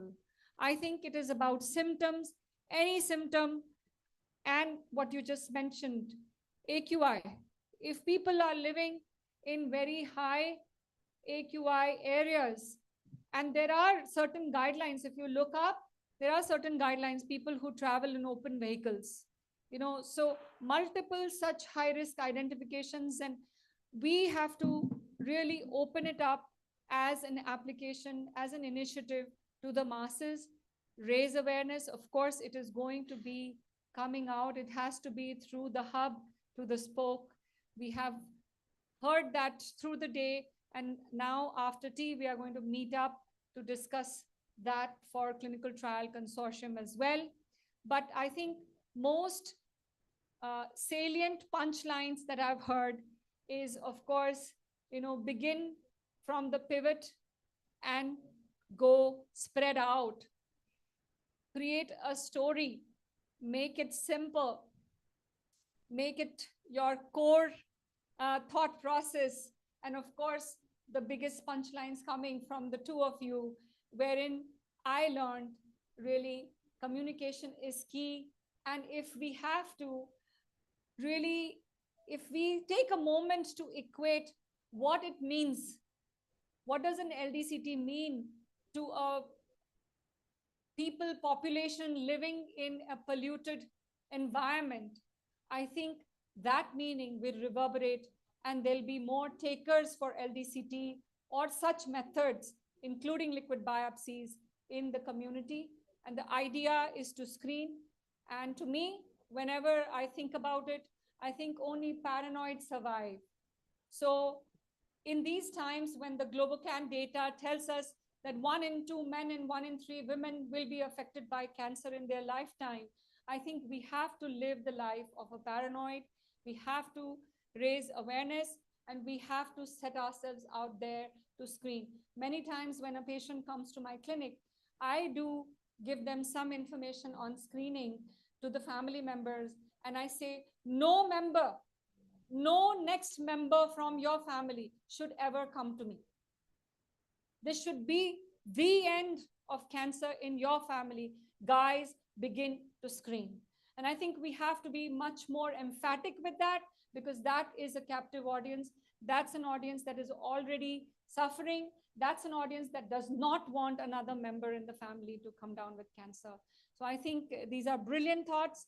I thank you for all your time and all your strong emotions and your voices. Thank you. And Nimish, now it's me, you, and Dr. Swati. 3 of us. We have to be, at the core of that pivot and spread it out. Thank you. Thank you so much. Now we'll just join for a quick picture.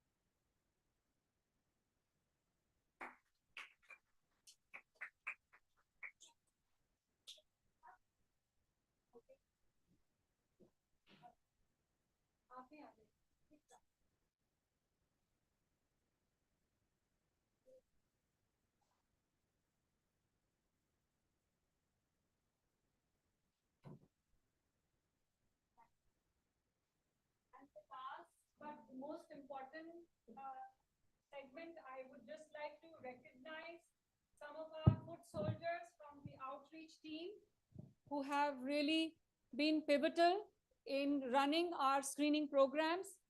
And can we just read out the name?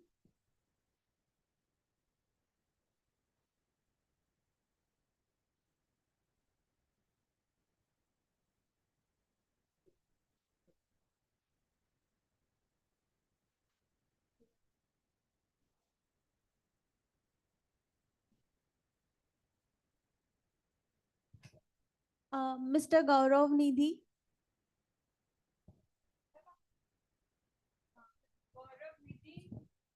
Not here. Mr. Nagesh Gavde, Nagesh Kavre. Nagesh Kavre, I've heard his name so much. Meeting him for the first time.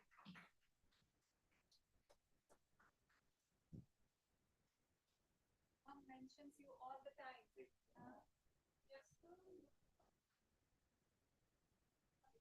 back. Thank you for the work that you do. Thank you. Mr. Navnath Chabar, Yes, so आप बोलिए ना. So Mr. Nagesh Gowda is the one who goes out by himself to taxi driver unions, to the auto wala groups, and all the high-risk groups, and gets them to send their members to the hospital for the screening. Mr. Navnath Chabar,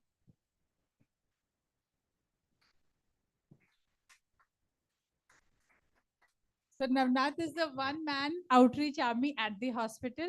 His job is to ensure कि कोई patient वापस ना जाए परेशान होकर. Miss Sujata Shinde, Sujata Shinde, Dr. Tejaswini Singh, Miss Sujata. Gone to the washroom. Dr. Tejaswini is the one who produces all the reports, and she writes patient stories that you see on LinkedIn and Insta.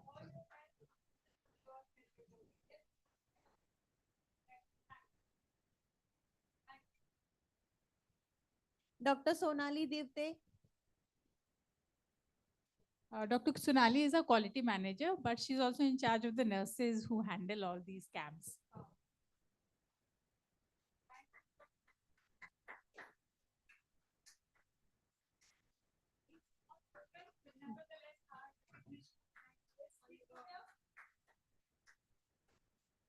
Miss Anoshmita Adhikari, So Ms. Anushmita is a research manager. She's the one who will help in producing all the research that we are carrying out. Thank you so much.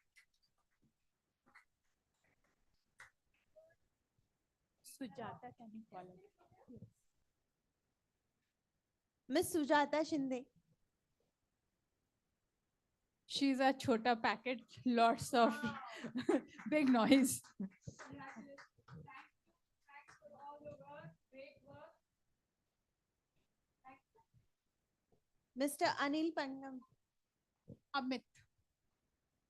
Amit. Again, he's gone to the washroom. They were waiting. And he's there. Amit has come. Pangam.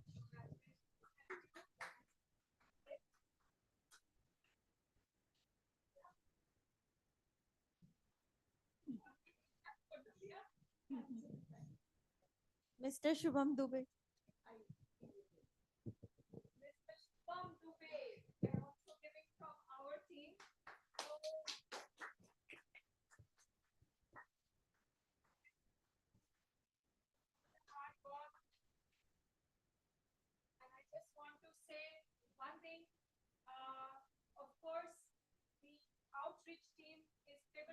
in doing what they're doing. They are the soldiers on the ground. We try to anchor. I mean, we can never do the work at the scale that they are doing. We can never. But once the patients are brought into the hospital, they can still be lost. Even at a 7-star hospital like HN, they can still be lost. And so I have to say that led by Chetan, instructed by him, guided by him, the foot soldier has been Shubham, and he is assisted by none other than Anjali also. So our entire team is trying to work together. Shubham is, of course, the point person who does a lot of the footwork from the medical oncology side. We run a program, we call it Sarthi. It's essentially a navigation program, and Chetan leads it, but the crowd helps, and these are his hands. I also want to mention my team, Dr. Preetham, Dr. Darshit, Dr. Niyati, Dr. Rajas now, all of whom, those who get either flagged off as high risk and need further clinical attention, and those who actually get diagnosed and need therapy. All those patients are cared for by my team. And this is actually being done really beyond our routine work that we do on a daily basis, beyond our clinics. Of course, none of this will happen without the residents helping out. And so each resident has helped, is helping, and deep gratitude to all the 4 residents in my team who have been helping relentlessly. Shifali, Avir, Tanvi, and the nurses, Smita and Gina, and the Sunday staff will never be behind Komal and Sonal. So deep gratitude for all the working members of our team in helping the screening effort and also helping carrying our patients forward. With that, the regular meeting comes to an end. I'm deeply grateful for each one of your participation. I am going to stay back, and those of you who are here for the Clinical Trial Consortium Initiation of Discussion meeting, please stay back. We will step out, we'll grab some tea or coffee. Yeah. Okay. So we'll just quickly grab some tea or coffee, and we'll come back, sit right here, and we'll have a discussion. I just have a request. Any patients or patient advocates or the Lung Connect team, I don't know how you're placed for time. I don't want to put any pressure on you, but if you have some time and you wish to stay back, please feel free, because this is about you. The Clinical Trial Consortium Initiation Discussion is about you. It's about the patients, and it's about access to better care in cancer medicine. So no pressure at all, but if you have time and any of you wish to be around to listen in, please feel free to do that. Thank you. Thank you. Thank you. Thank you, all of you. Of course.